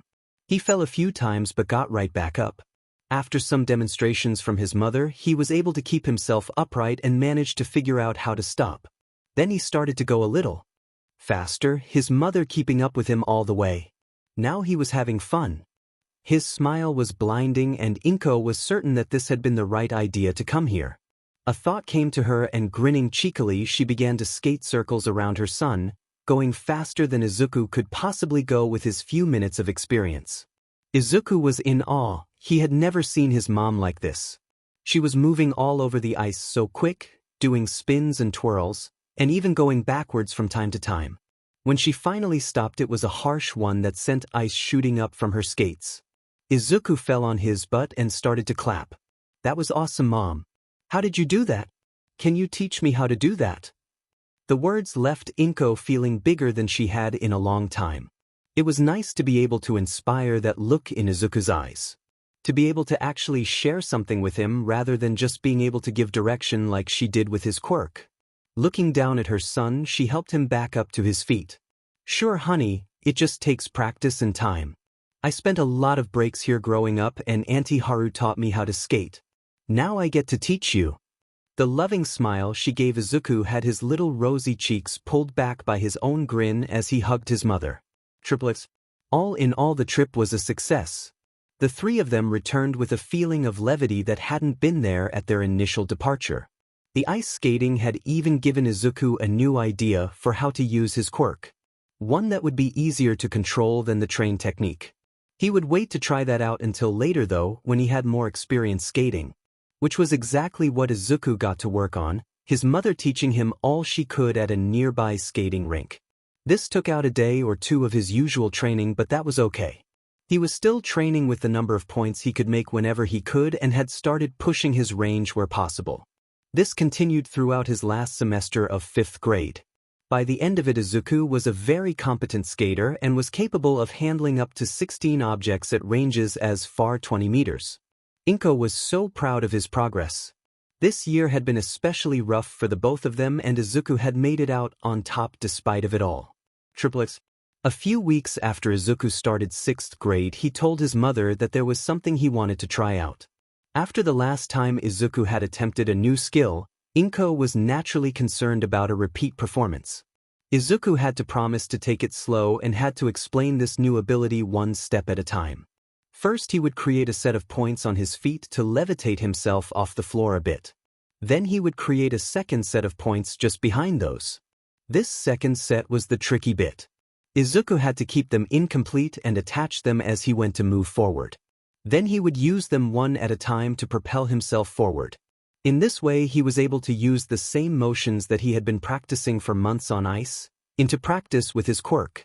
When Izuku began to glide along, seemingly skating on air, there was only confidence in his eyes. Inko, unsure as she was at first, began to grin. She had a direct hand in this. She had managed to help her baby get that much closer to his dream. Izuku moved around the court a few times, testing his speed and maneuverability before circling around to his mother and coming to a stop. Looking at his mom, he showed his pearly whites before giving her a quick hug. "Thanks, Mom." Then he was off zooming around the room with his new ability.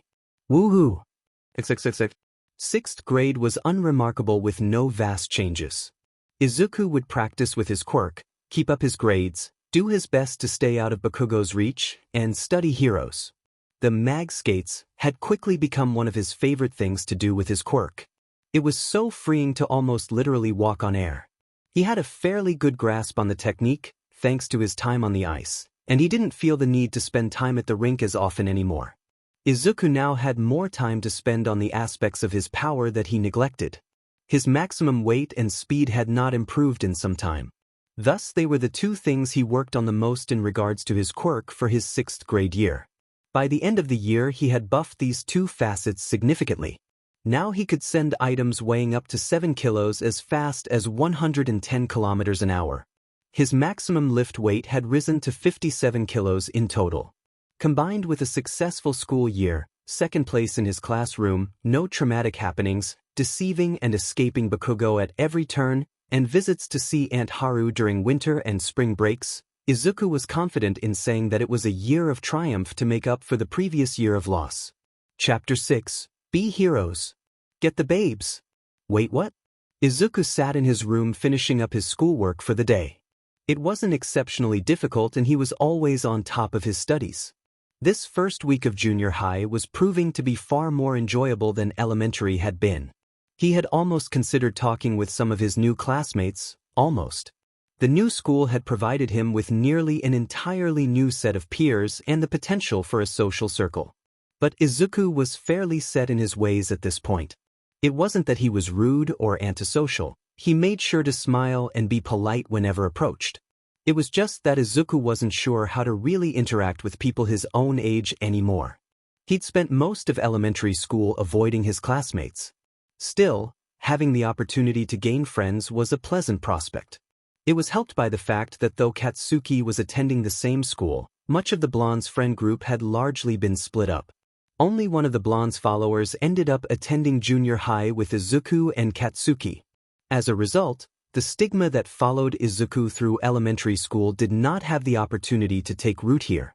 A few of his classmates had even approached him, after noticing his note-taking, to ask about making a study group. Katsuki was still just as much of an butt. Attending junior high didn't do anything to change Katsuki's demeanor. He was still popular with his peers. There was something to be said for the boy's confidence, and his quirk and grades were both exceptional. But Izuku was fully capable of being subtle enough with his quirk to keep Katsuki just outside of arm's reach without getting busted. Katsuki could have easily put the hurt on Izuku but not without serious repercussions. He couldn't exactly be sneaky with a quirk that caused explosions. Lost in thought, his pen stilling, Izuku didn't notice the form hidden on his bed until it struck. Izuku could only jump in surprise as Ichi landed on his schoolwork. Clutching his chest for a moment, he gave the cat a deadpan stare. Was that really necessary? Ichi meanwhile merely gave Izuku a look, like the boy was stupid for asking. The feline glanced from his human to the currently closed door. Meow. Izuku peeked behind his chair and rolled his eyes. Then open it. I've got to finish this up and then I'm gonna head to that new ice rink in Saitama. Ichi once more looked at his foolish two-leg. Meow.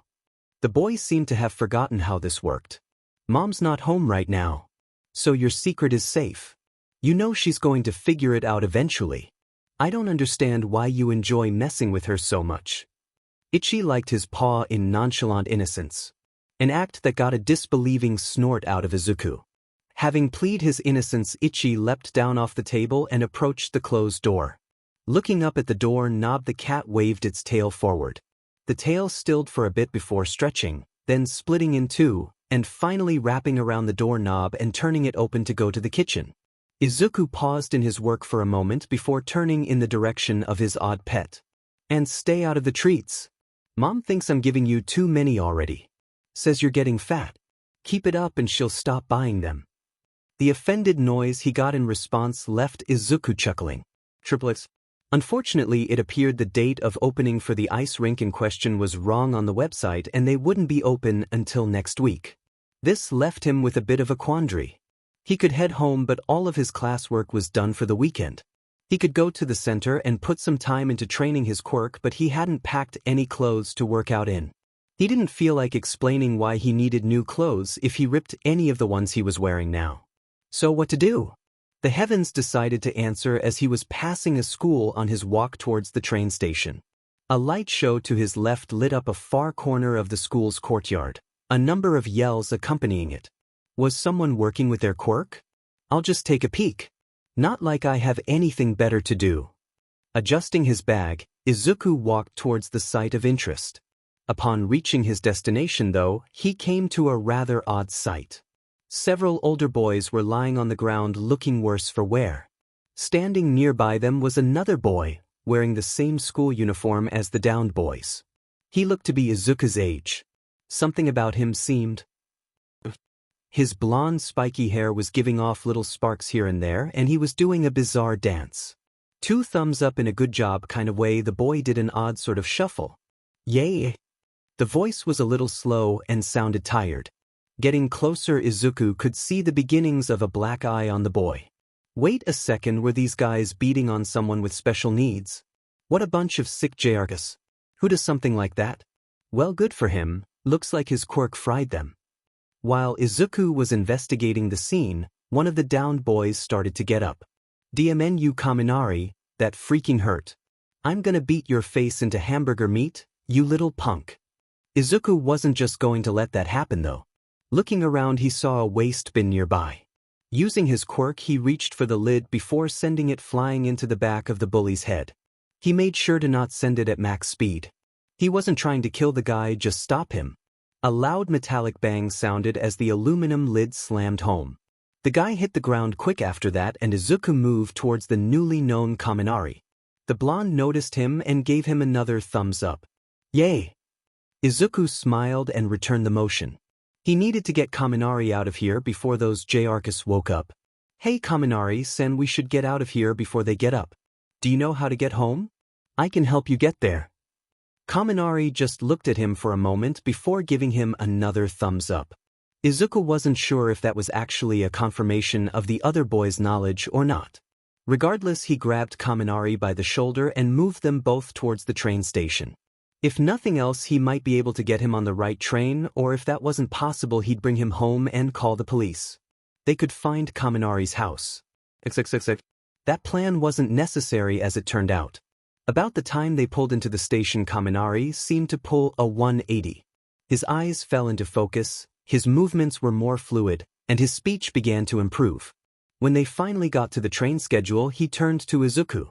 Hey man, thanks for the save back there. Izuku nearly jumped out of his skin. He hadn't expected the boy to say anything other than yay. Holy crap. I didn't think you could talk.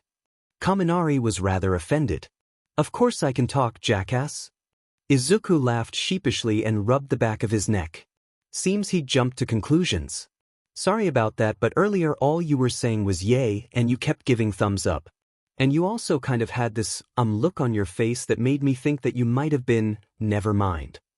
Kaminari got the drift of what was left unsaid though, and a cloud of depression fell about him. You thought I was red dead, didn't you? Izuku gave off an embarrassed laugh, scratching his cheek.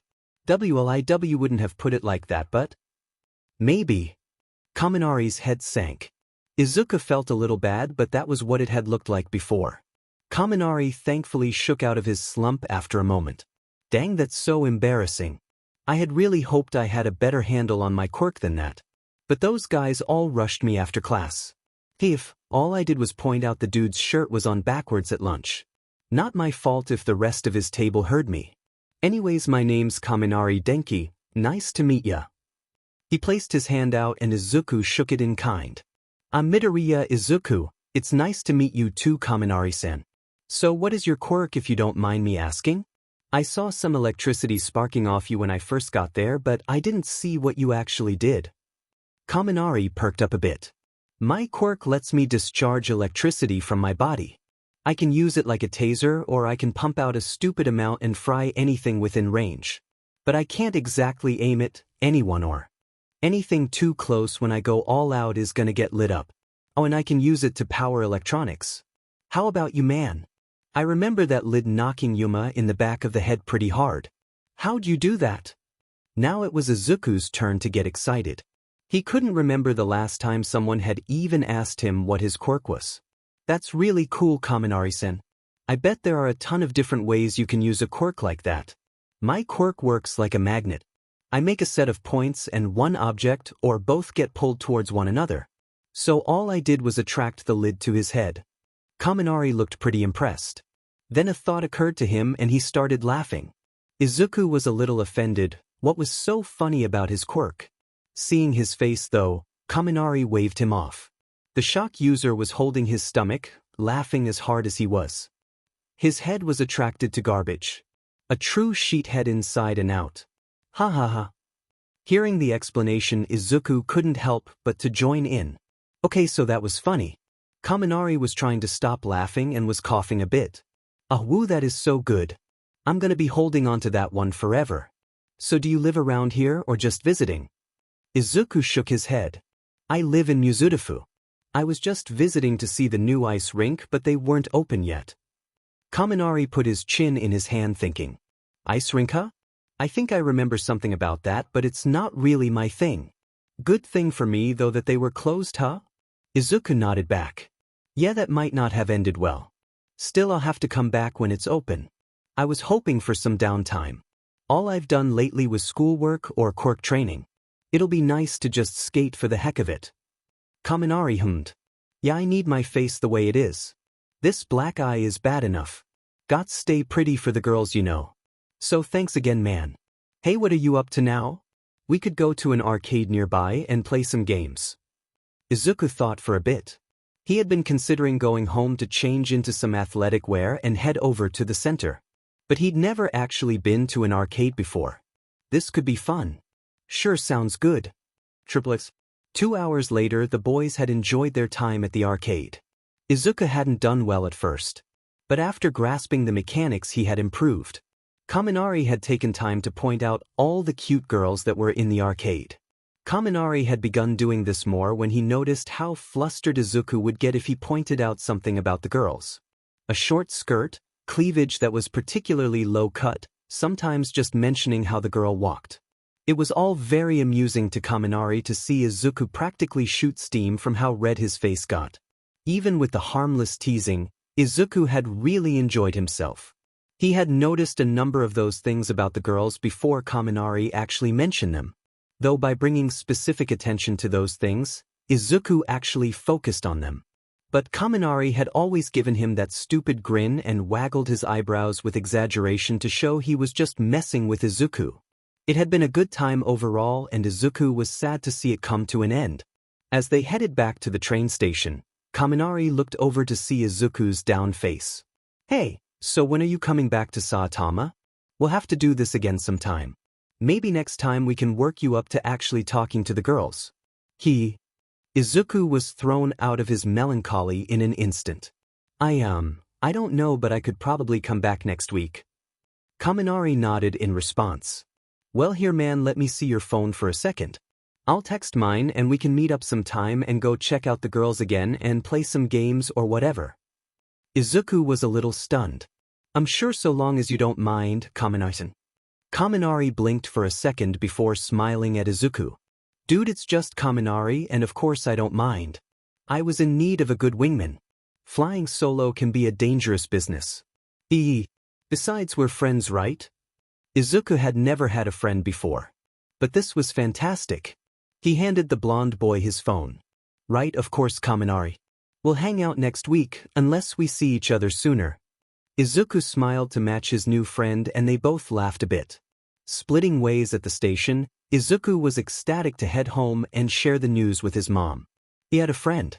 Inko had been equally as pleased to see her son in such high spirits and had almost squealed in joy when he told her the reason why. She had been so worried about that aspect of her son's life. So this was welcome news.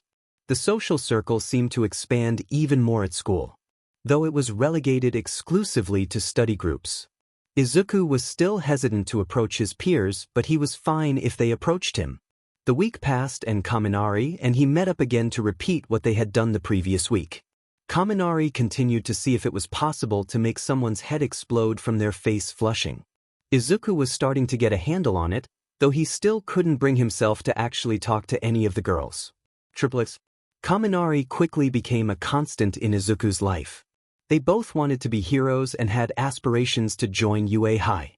His friend was always good for a laugh and bounced right back from any setback he faced. Regardless of whether it was girls rejecting him, school, or even his quirk, Kaminari proved resilient. He was also very outgoing and personable. It just seemed like he could pick up a conversation with anyone. Heck, even with girls, if he didn't start hitting on them. About halfway through the second semester, Izuku had convinced Kaminari to come with him to train their quirks. Kaminari had been very impressed with Izuku's work ethic. The boy just never seemed to stop. Hell, Kaminari considered it a win if he got out of bed on time in the morning. Training with his quirk wasn't anything that Kaminari had really ever felt the need to do. He usually could just flood his quirk out and fry people. But Izuku pointed out that Yuma had managed to muddle through the shock just enough to have been dangerous if Izuku hadn't shown up. So he had conceded to Izuku's wisdom and joined the other boy at the center. Unfortunately, they hadn't thought about how to train Kaminari's quirk with Izuku in the same court. They sadly had to rent separate courts or risk Izuku getting shock therapy. But the next time Kaminari showed up to train, he came with a baton. Kaminari's father, and only parent in the equation, was actually a police officer. He had approved of his son's decision to train with his quirk and had decided to get him the metal kibo as a gift. Using the baton, Kaminari was able to practice using it on some dummies they borrowed from the center. He would run his quirk through the baton and use it as a stun gun to send shocks into the dummy, or run the current hot at the tip of the baton and aim to burn the wrist or fingers of the dummy. Near to the end of 7th grade, at the closing of a training session, Kaminari had confided in Izuku that it was because of his dad that he wanted to be a hero. Cops weren't allowed to use their quirks, and as a result his father often went into situations knowing that he might face someone with a powerful quirk when he couldn't even use his own. Kaminari wanted to be a hero so that he could help the police and do what they couldn't. That, and of course to make lots of money, drive a fast car, and leave a trail of broken-hearted supermodels in his wake.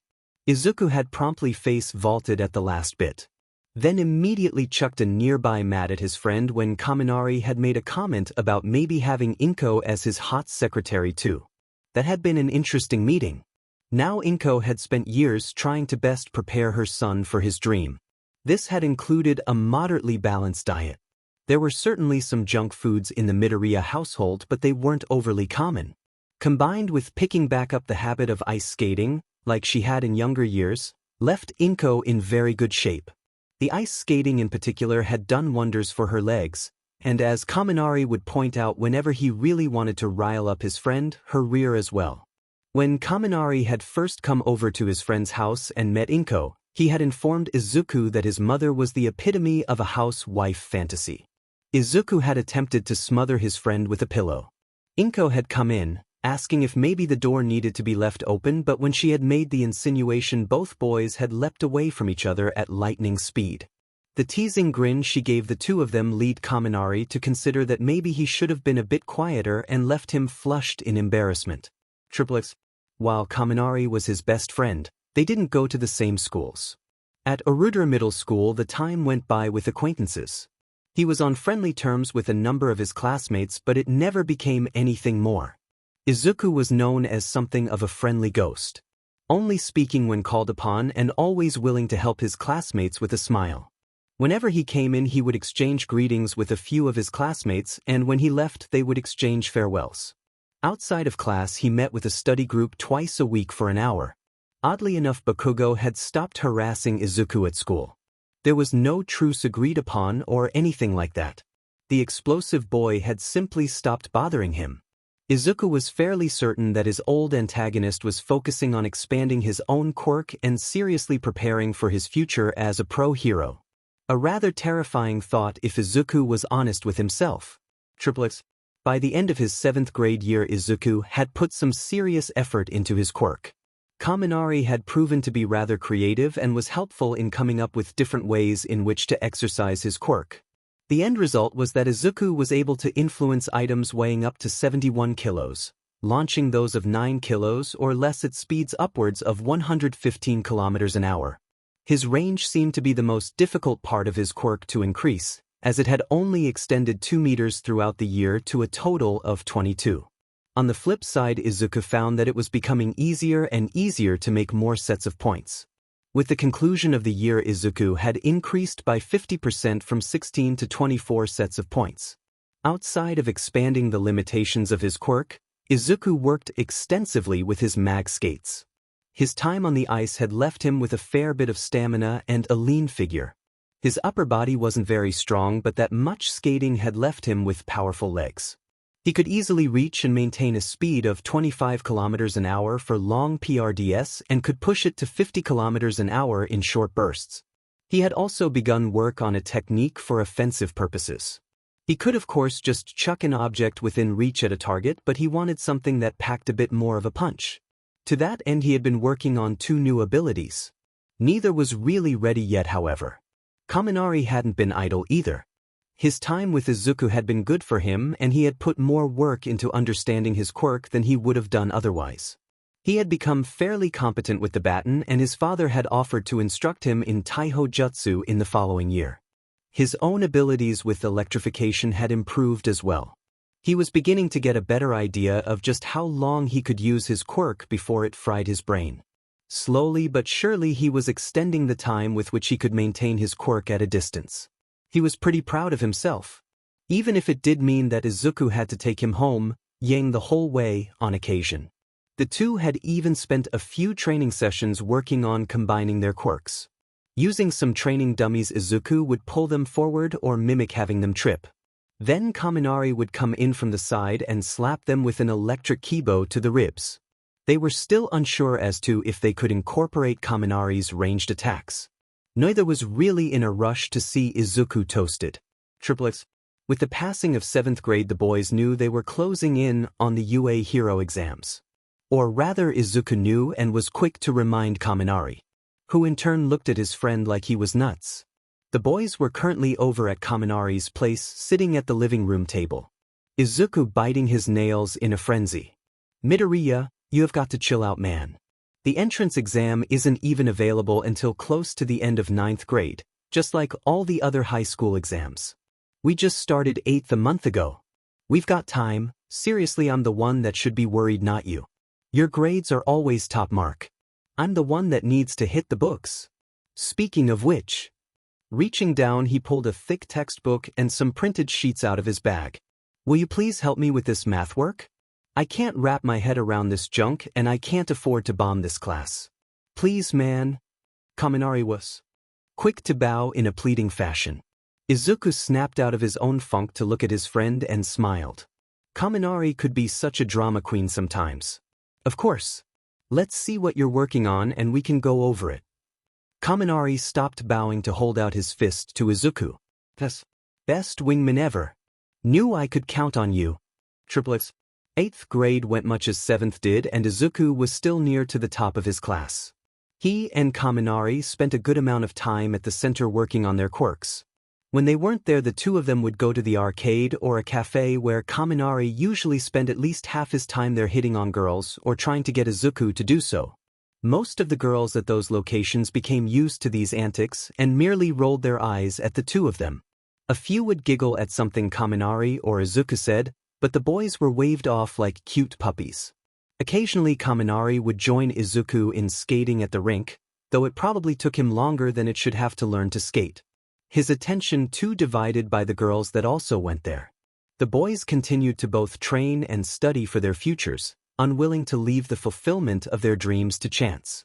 By the time they graduated from 8th grade, Izuku was no longer feeling as concerned about the UA exams as he had been. Kaminari would catch him occasionally lost in thought with a frown on his face, a sure sign his buddy was stressing over something, and tell Izuku to knock it off. Izuku always just sheepishly rubbed the back of his head at being caught. By the end of the year, Izuku could activate as many as 36 different sets of points, manipulating as much as 88 kilos, and launch objects of 11 kilos or less at speeds nearing 120 kilometers an hour. The only setback was that Izuku was only able to extend his range by an additional meter, putting him up to a range of 23 in total. He was beginning to think that maybe that was a facet of his quirk that was reaching its limit. Izuku had determined that going any faster than he had been the previous year with his mag skates was just too exhausting to maintain, so he kept himself to those limitations. He did, however, experiment with different ways that he could use the skates. Attaching himself to the wall to skate up it had been a brilliant idea. Or so he had thought at first. The problem was that gravity still worked. He ended up finding that it was easier to use his abilities to let him stick to the wall and climb up that way. Not as cool as running up it would have been. But hey, you win some, you lose some. Finally, Izuku had come up with a new way to use his quirk. One he was grateful to Kaminari for. When the subject of schools had come up at one point, Katsuki had inevitably come up in conversation. Kaminari wasn't aware of how much of an but the Bakugo kid had been in the past. But when the topic of how the animosity began started up, Kaminari questioned why Izuku had never done that in their training. Done what? Izuku wasn't quite sure what to make of the question. Made like magnetic punches or something. I've seen you throw stuff plenty of times, but I've never seen you hit anything with it. So how come you don't do that anymore? Did it hurt your hand or something? Izuku had to pause at the question. Why didn't he use it to hit anything? Thinking about it, the answer was obvious. He had relegated himself to being a more ranged-based fighter. He didn't enjoy fighting like others might have. Getting up close took a level of aggression that Izuku lacked. Still, that didn't mean he had to physically hit someone to use his ability. Which brought him to making a backup technique. He would create a point set with one point near the target and another on the target's person. usually the legs as they were closest to the ground. Then he would proceed to activate the set, giving a harsh and quick repel. The result was the location feeling like the person had walked into something. Kaminari, in a moment of bravery, volunteered to be a test dummy, had described it as running into the corner of a desk. While not a terribly strong attack, it allowed Izuku to put some more distance between himself and any opponent he might face. Combined with another technique had developed for improving the speed with which he could repel ranged projectiles, and Izuku was feeling more and more confident for his time ahead. Only one more year until he could officially take his first steps to becoming a hero. Time would tell if that confidence was misplaced or not. Chapter 7. An idol meeting and the time to go beyond. Nearly 2 months of his last year in junior high gone. 2 months closer to the beginning of the first leg of his true journey. He would be a hero, the best hero, with a smile on his face just like All Might. Closing his eyes for a solemn moment, Izuku thought of the people that had helped him achieve everything they had. Raising his head, he moved forward through the school courtyard, his thoughts drifting. His mother had been the starting point. When she had doubted him for that one brief terrible moment, it had hurt. He couldn't deny the feeling of that world-shattering moment when she had told him how much she wished things could be different. But the moment he had displayed his quirk, she had done everything in her power to make it right. His mother had put so much effort into supporting him that Izuku knew that, regardless of that awful moment, his mother wanted nothing more than to see him succeed. She would get scared from time to time. What mother wouldn't be scared for their baby? His life's goal, his dream, would place him square in the crosshairs of the worst the world had to offer. Despite all of that, despite her fear and anxiety, his mother had stuck by him.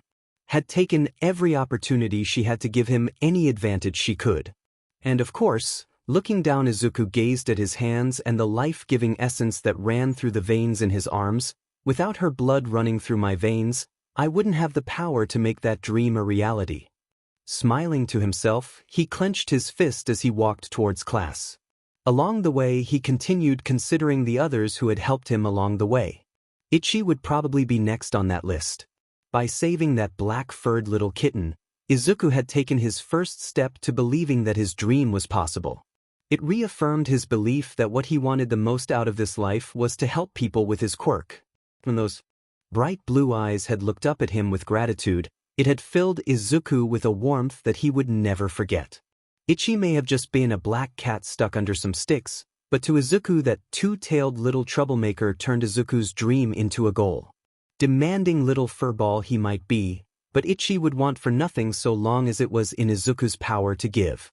He owed the feline that much and more for making his goals seem achievable. Now in the classroom, Izuku waved to the few acquaintances that he kept on especially good terms with.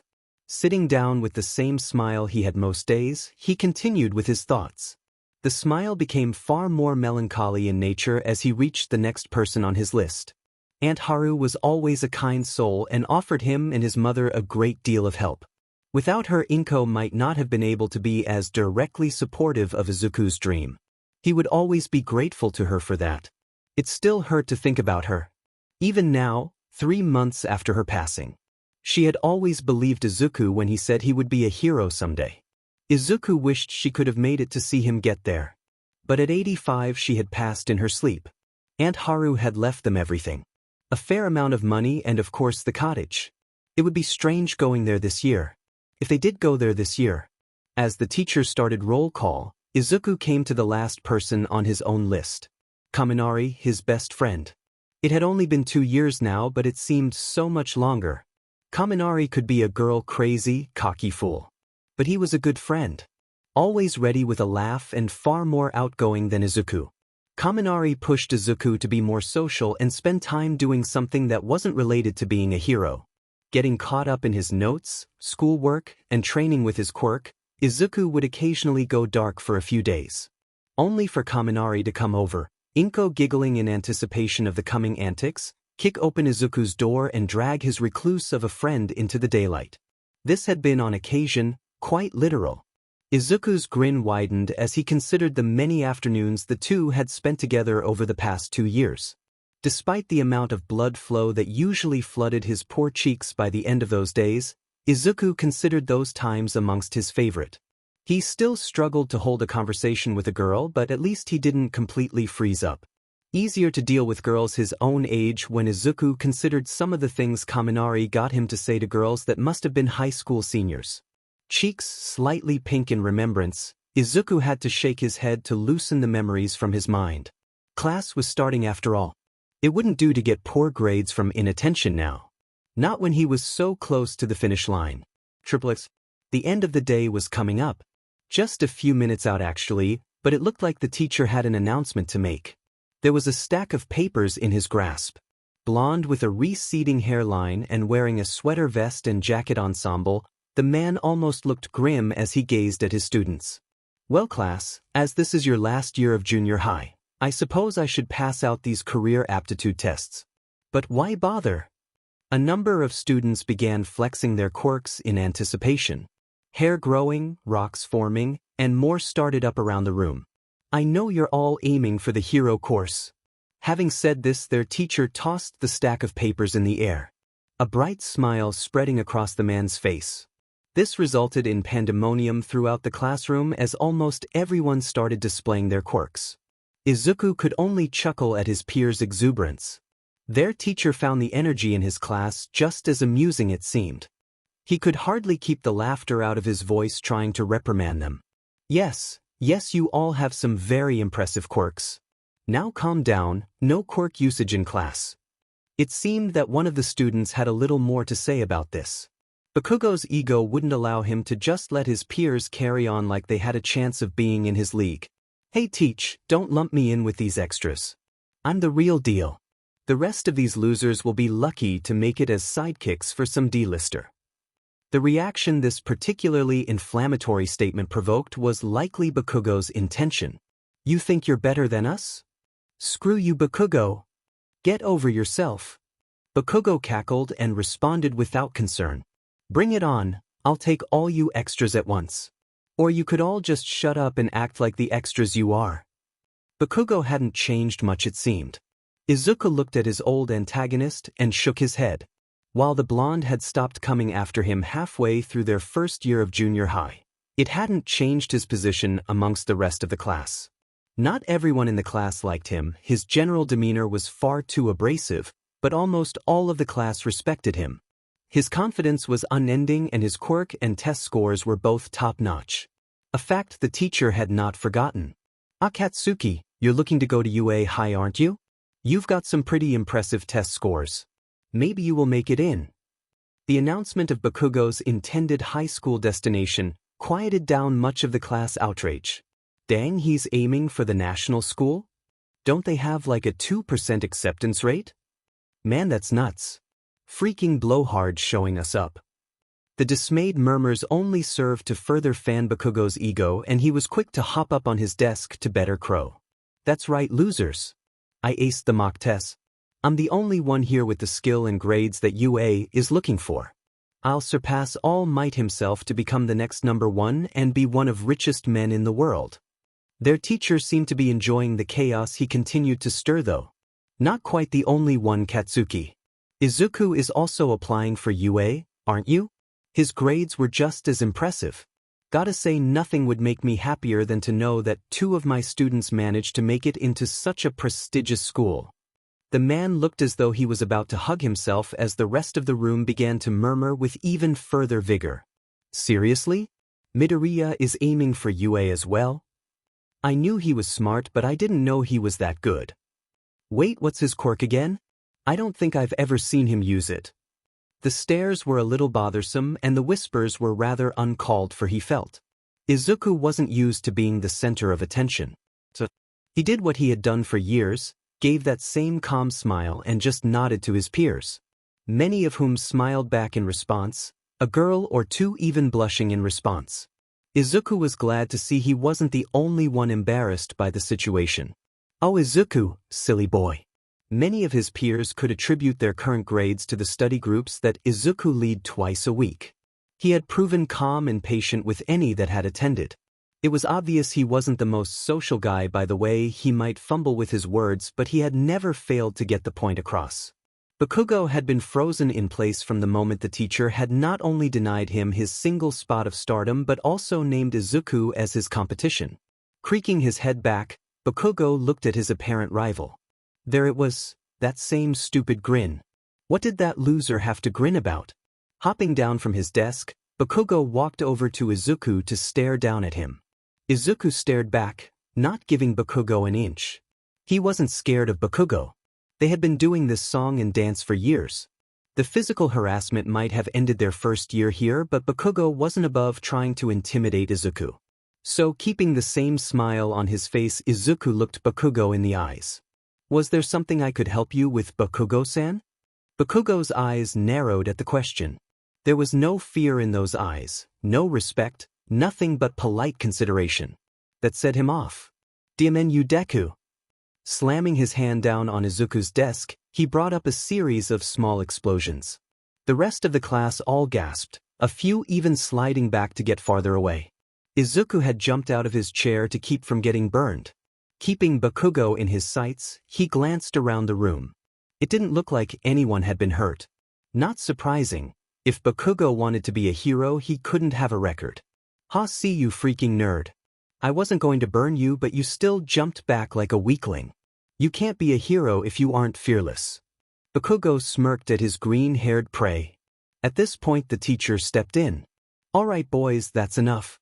Katsuki, return to your seat. Izuku, could you please put down the desks? Bakugo was confused. Izuku wasn't holding a desk. Scoffing, Bakugo turned to go back to his seat. At that moment the reason for the earlier request from the teacher became clear. Hovering to his sides and what would have been just behind him previously were several of his classmates' desks. His head jerked back to Deku as the other boy was sitting back down. Izuku, on noticing the eyes upon him, only smiled once more. Bakugo's knuckles whitened as his fists clenched in rage. Sooner or later, Deku, we'll see who's stronger. And I can't wait to crush you. I'll wipe that stupid smile right off your face. Bakugo's thought kept to himself. He returned to his seat. The classroom was silent for the rest of what little bit of time they had before final PRD. It seemed that Izuku had unintentionally changed the ways in which his classmates saw him. Thinking about it, he wasn't sure if he had ever used his quirk around his peers. Glancing around, he checked on his classmates, making sure to smile just as always when they caught his eye. This seemed to be right course of action, as most seemed to return the gesture before turning back. A few seemed less appeased by the action, and Izuku could only sigh in disappointment. To his side, he noticed one of his frequent study group attendees, Kamaya-san, taking furtive glances in his direction. It wasn't altogether unusual for the red-headed girl to look towards him. She had attended his sessions more than most. Izuku thought they were almost friends. Looking directly at the girl, he made sure to send a smile, hoping to make it clear he was still the same Izuku. When Kamaya realized she had been caught and saw Izuku smiling at her, her whole face flushed. Her face snapped back forward towards her desk, an odd expression on her face. Now Izuku was feeling down. Well, that could have gone better. Thanks, Bakugo, freaking JRK. Now you've got Kamaya-san afraid of me. So caught up in his internal musings, Izuku failed to notice the interaction between Kamaya-san and the girl a few seats in front of her. The brunette Izumi glanced back at her friend, wiggled her eyebrows, and winked one of her eyeliner-underlined eyes at her friend. Kamaya could only sink her face into her arms to try and hide her face. Poor, sweet, naive Izuku. If only you weren't dense as a brick. Triplets. Izuku was not pleased about the outcome of today's little escapade. True, a number of his peers had come up to him after to inquire after his quirk, but several had distanced themselves from him. He had tried to approach Kamaya-san later, but the girl had quickly excused herself, citing some chore or another that required her attention back at home. Which Esigi, because he had to work up the courage to approach her in the first place. Passing under a bridge, he sighed at the unfortunate circumstances. Stupid freaking Bakugo. Seriously, what is wrong with him? I thought we were past all that. At least, the physical confrontations. I wouldn't have even picked up the desks if he hadn't gotten right in my face. Probably not my best move in hindsight. I should have just skated backwards. Muttering to himself as he walked, Izuku failed to notice the manhole behind him raise up. One moment he was muttering to himself, and the next Izuku found Gu holding him firm in the grasp of some kind of sludge villain. A greenish liquid covered much of his body and mouth. Izuku began to struggle with all he had. Not much point in that, kid. Relax, I just need a meat puppet for a while. Don't fight me and this will be over all the sooner. This of course did nothing to stall Izuku's struggling. I'm gonna die, shit, I'm gonna die. Wait, not yet. I have too much to do. Izuku's eyes narrowed and closed as his resolve firmed. Placing all 32 sets of points all on the body swarming around him, Izuku grit his teeth and forced them all to repel with everything he had. A series of splashes sounded throughout the underpass. The weight lifted off Izuku and he gasped for air. Opening his eyes, he looked around. There were pieces of sludge here and there all over the tunnel. Breathing heavily, he was starting to feel the excitement of victory wash over him. Not bad, kid, but I don't need a meat puppet that can fight back. I'm running out of time. Izuku's body went rigid as he turned his head to see the form of the villain, Swiss cheese-like holes quickly refilling. Soon Izuku was back in that slimy grasp. This time it seemed that no thought would be given to how subtle his demise would be. Izuku was slammed back and forth across the walls of the tunnel. His brain was shook like a maraca as his head bashed against concrete. I didn't know that he was in the city. I can't go up against someone on his level. Izuku was starting to black out. His eyes began to roll back in his head. Is this it? Fear not. For I am here. The symbol of peace, All Might stood there. Two sets of eyes widened upon the sight. One in hope and the other in fear. Lashing out, the villain took a swing at the top hero. All in vain, as the hero ducked under the blow and rushed in. Arm drawn back, the mountain of a man swung. Texas smash. The resulting force blew the sludge villain away, releasing Izuku from his grasp. Oh my... No way. The pain and lack of oxygen combined took its toll and Izuku passed out. Triplets. Eyes fluttering open, Izuku began a mental checklist. White sheets, white walls, and white curtains. Yep, I'm in the hospital. There to the chair at his side was his sleeping mother. Settling back into the pillows, Izuku considered what happened. Can't exactly call that a dream. Not with my head feeling this sore. Well, this day could have gone better. Still, on the upside, I got to see All Might in action. Izuku shook with excitement as the memory came to him once more. Then promptly stopped as the ringing in his head became too much to bear. The pain brought to mind his own actions. I put so much work into my training. I've made this power my own. But it still wasn't enough. That villain slung me around like a rag doll. I'm still not strong enough. Damn it. Slamming his fist against the sheets, Izuku grit his teeth in frustration. The failure weighed heavily upon him. It was so wrong. Like he had wasted all that time. Izuku's thoughts were interrupted as the door to room slid open. There stood Kaminari, a bag of snacks and beverages in his hands. Upon seeing his friend awake, the spiky-haired blonde grew a grin. Izuku, it's good to see you awake, man. You've been out of it for a whole day now. Had us all pretty worried. Freaked me out pretty good when your mom called me. How you feeling? Izuku for his part gave his friend a smile. Dependable as always, that Denki. I'm alright. My head is sore, but I guess it could have been a lot worse. Good thing All Might showed up when he did. Izuku's face fell a bit as his mind returned to its previous train of thought. Denki, noticing his friend's face, moved to see what he could do. He was interrupted, however, by a stirring Inko. Inko had not had a peaceful night. Worrying over her injured son, had seen the poor woman staying up late into the night. When Denki had come in to see his bedridden friend a few hours previously, he had unintentionally woken the woman. Still groggy from the restless night's rest, Inko gratefully took up the boy's offer to grab something to eat. Now woken to her son's cognizant state, Inko was quick to wrap her arms around Izuku. Oh my gosh, Izuku! Baby, how are you feeling? I was so worried. Inko was almost in hysterics at this point as the waterworks started. Izuku looked at his mother and returned the hug. Smiling down at her, he assured her of his well-being. I'm fine, Mom. I promise, my head is just a little sore. That's all. All Might saved me before anything could get too serious. He hoped his mother would calm down at least a little. The hospital gown was rather thin and her tears were already soaking through. Sniffling, Inko promptly smothered her son as if to hide him from the world and protect him from its dangers. Izuku's flailing showed his disapproval of his current form of restraint. This was made all the worse for Izuku's dignity as Denki began to laugh at his friend's predicament. It was this scene that played out as an unexpected guest walked into the room. "Well, it's good to see you in such high spirits, young Midoriya." 3 heads snapped to the larger-than-life figure that now stood in the doorway. 3 sets of jaws dropped a little. The symbol of peace was standing in the doorway to Izuku's hospital room. Holy shit!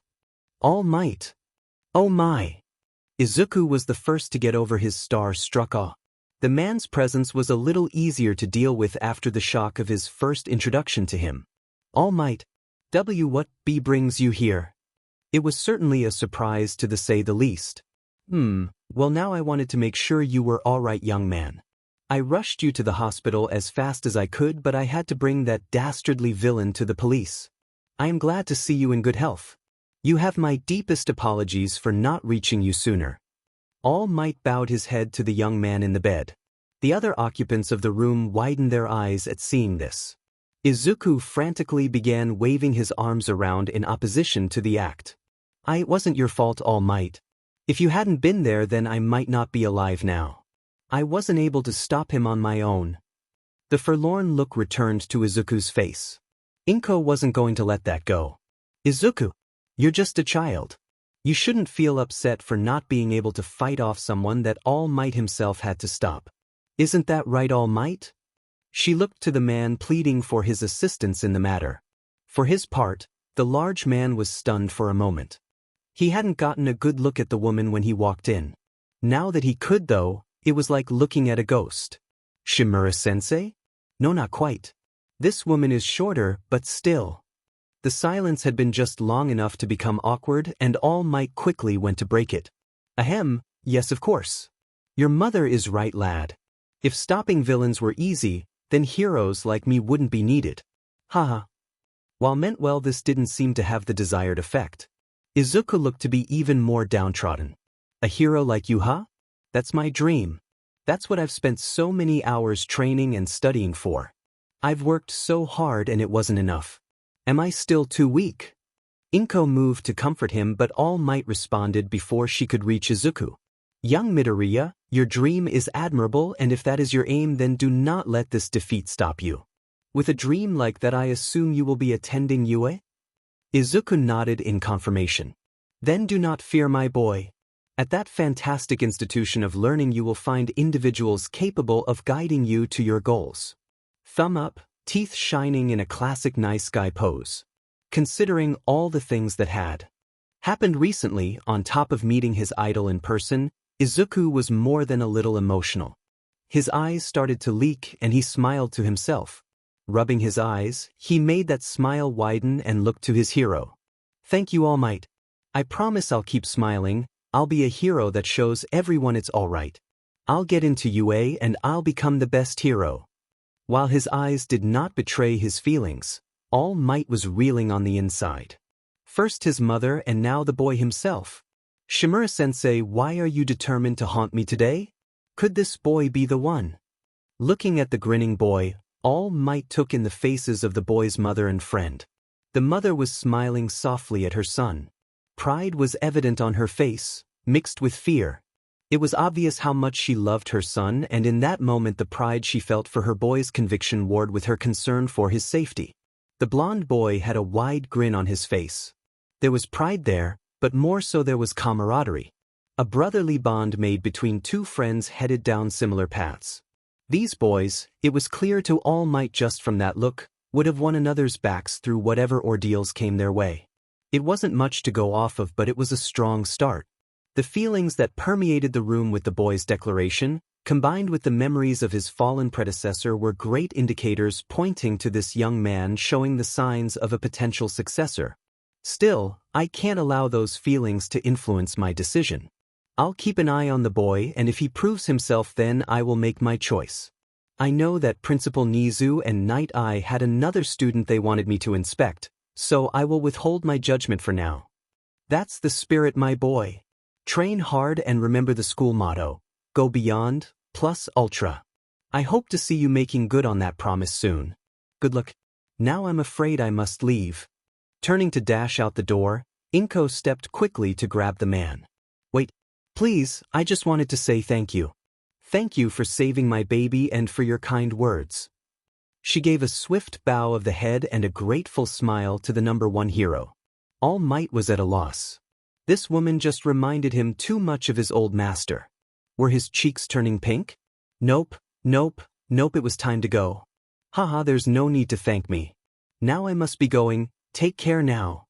With that, All Might left to whence he came, disappearing at a rapid pace. The three left behind could only look on in curiosity at the haste of the exit. Inko shook her head and informed the boys she would go grab a nurse to see if Izuku was okay to go home. When she left the room, Denki looked to his friend with a sly grin. See, not even the number one hero is immune to the charms of the hot housewife. A pillow making contact with his face was the immediate response. Laughing together for a moment, Izuku looked down at his hands as Denki began to empty the bag of snacks he had been holding. Looking up to his bed-bound friend, Denki noticed a contemplative look on his friend's face. You're not still worrying about the villain attack, are you? Izuku seriously let it go. I bet you gave it a good shot. We don't have any formal training, so it's understandable that you got knocked out. That's why we're aiming for you, remember? Izuku looked at his best friend and gave him a small smile before looking down at his palms. Denki, we need to get stronger. I need to get stronger.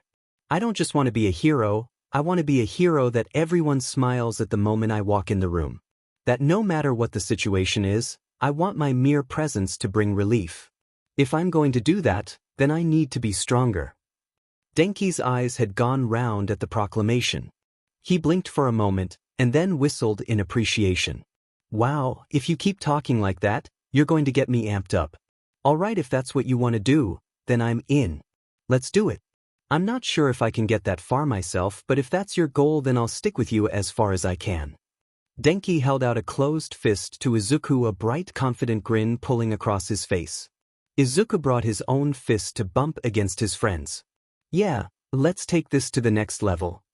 Those words coming from the green-haired would-be hero marked the start of 10 months of grueling training.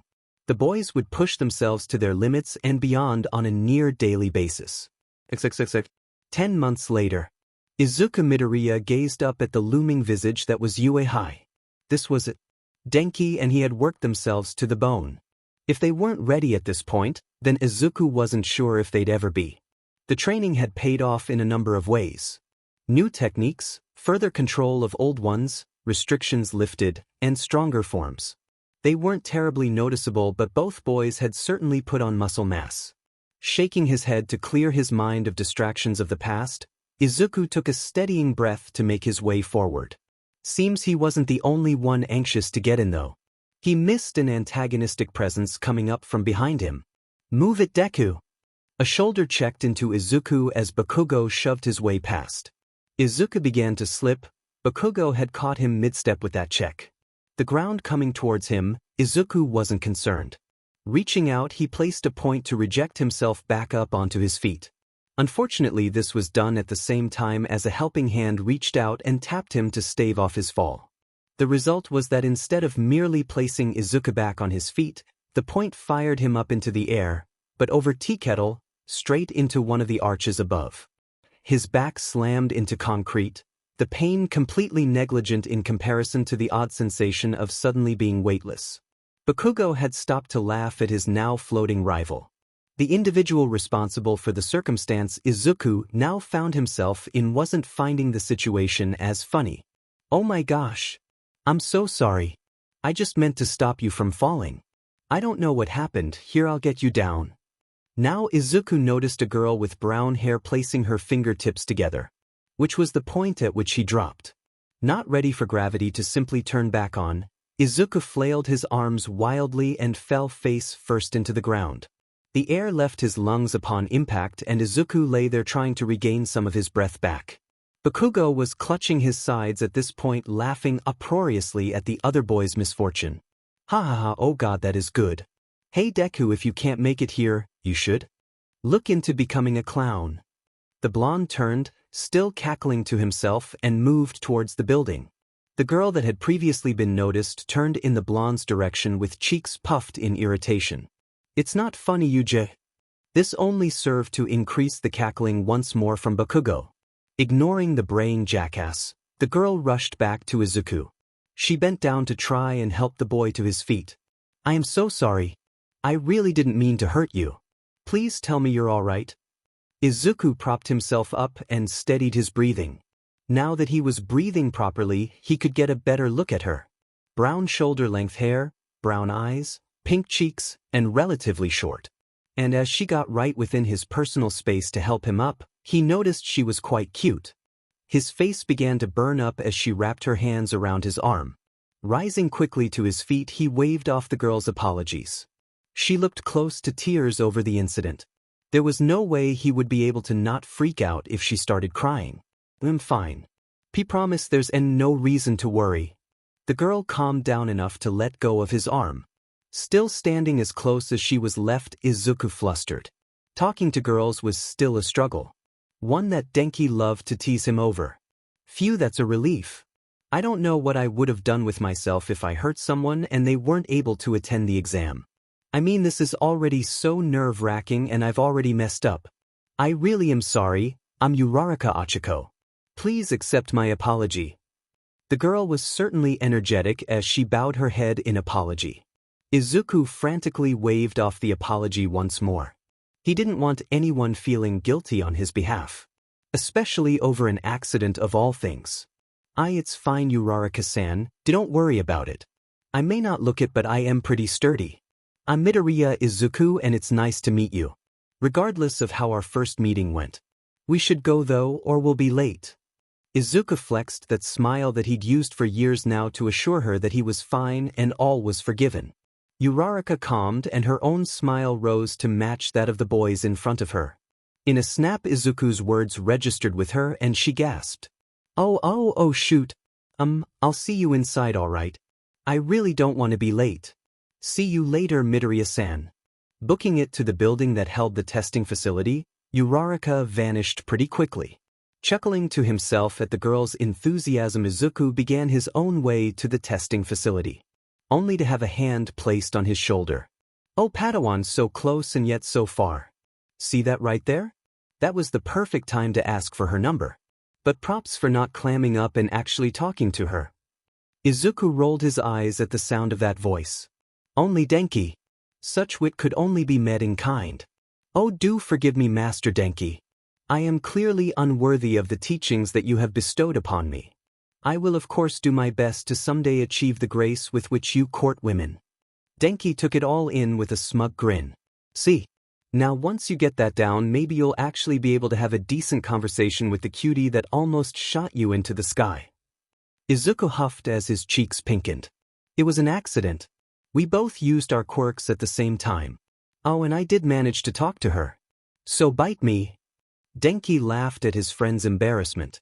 Throwing his arm around his buddy's shoulder, the two of them walked inside. Triplets, welcome to today's live performance. Everybody say, hey. Present mic was on point today. Or so he thought. Not a sound was heard throughout the hall. The written portion of the tests had just concluded an hour ago and everyone was still in classroom mode. The idea of shouting anything right now was utterly alien to any of them. Well, that's cool, my examinee listeners. I'm here to present the guidelines of your practical. Are you ready? More silence. Yeah. Izuku was struggling to keep himself quiet. Sitting next to Denki, they both were rather giddy over the fact that a famous pro was presenting them with the practical guide. Izuku more so than Denki, but both boys listened to the pro's radio show. Alright listeners, here's what we've got scheduled for you today. You will all be separated into 7 groups and driven to different sites in order to take part in mock battles. You dig? A large display screen behind the hero showed a graphic featuring 7 letters each leading to a testing site. More silence. Or at least no one responded directly. Here and there some students were conversing in hushed tones with their neighbors, including Denki and Izuku. So that's what all the letters on the handouts meant. What was yours again, Izuku? Denki looked at his own sheet showing he had battle sight F. I have B. Looks like we won't be able to work together on this one. Present Mike looked around to make sure the information had sunken in, continued with the presentation. Now then, each site is filled with 3 different kinds of foe villains. Points are awarded for defeating each according to their respective difficulty levels. The display screen changed to show a small city and 3 icons indicating the villains. The icons used, however. Snort, Izuku, we're playing Mario Brothers. Look at the 2-pointer though. Haha, if you smash a few of those and use the technique you've been working on, then it'll be like you picked up a triple shell in Mario Kart. Denki just couldn't take the exam all that seriously now. Izuku himself was having a hard time choking down his laughs. Thinking about it, this would be a good chance to show what he could do. Alright kiddies, now you can bring whatever you want to these games, but you've only got 10 minutes to earn as many points as you can. So choose your targets wisely. But check it. Make sure you're keeping things heroic. Attacking other examinees is a no-no, you hear? Present Mike continued the presentation with all of his typical flair. Izuku meanwhile turned to Denki, or more specifically the 2 dark metal 60-centimeter long rods strapped to his sides. I know it was already cleared, but it's nice to hear it's all right for you to bring those in from a teacher. Denki, noticing his friend's gaze, gathered what he was talking about. Yeah, I mean, I'm sure that I could get through this without them, but it's nice to know I've got 'em if I do need them. A taller boy with glasses and wearing a nice school uniform stood with his arm raised. Excuse me, sir, but I have a question. Present Mike pointed with both fingers. To the young man. Hit me. The boy raised the handout showing the foe villains. On the handout, you've listed 4 types of villains. Not 3. With all respect, if this is a mistake, it is shameful. We are exemplary students. We expect the best from Japan's most notable school. A mistake such as this won't do. Moving his head to look in Denki and Izuku's direction. In addition, you 2 in the back. If this is a game to either of you 2, then please leave immediately. The 2 boys in question could only sweat drop as the same thought occurred to them both. Why did we get singled out? Alright, examinee number 7111, thanks for tuning in. The last type of foe villain is worth 0 points. It's more of an obstacle than anything else. Do you remember Thwomp from Super Mario Brothers? Well, it's kinda like that. I recommend my listeners ignore it and try to focus on the ones top in the charts. Grandiose as ever, Present Mike was a showman at heart.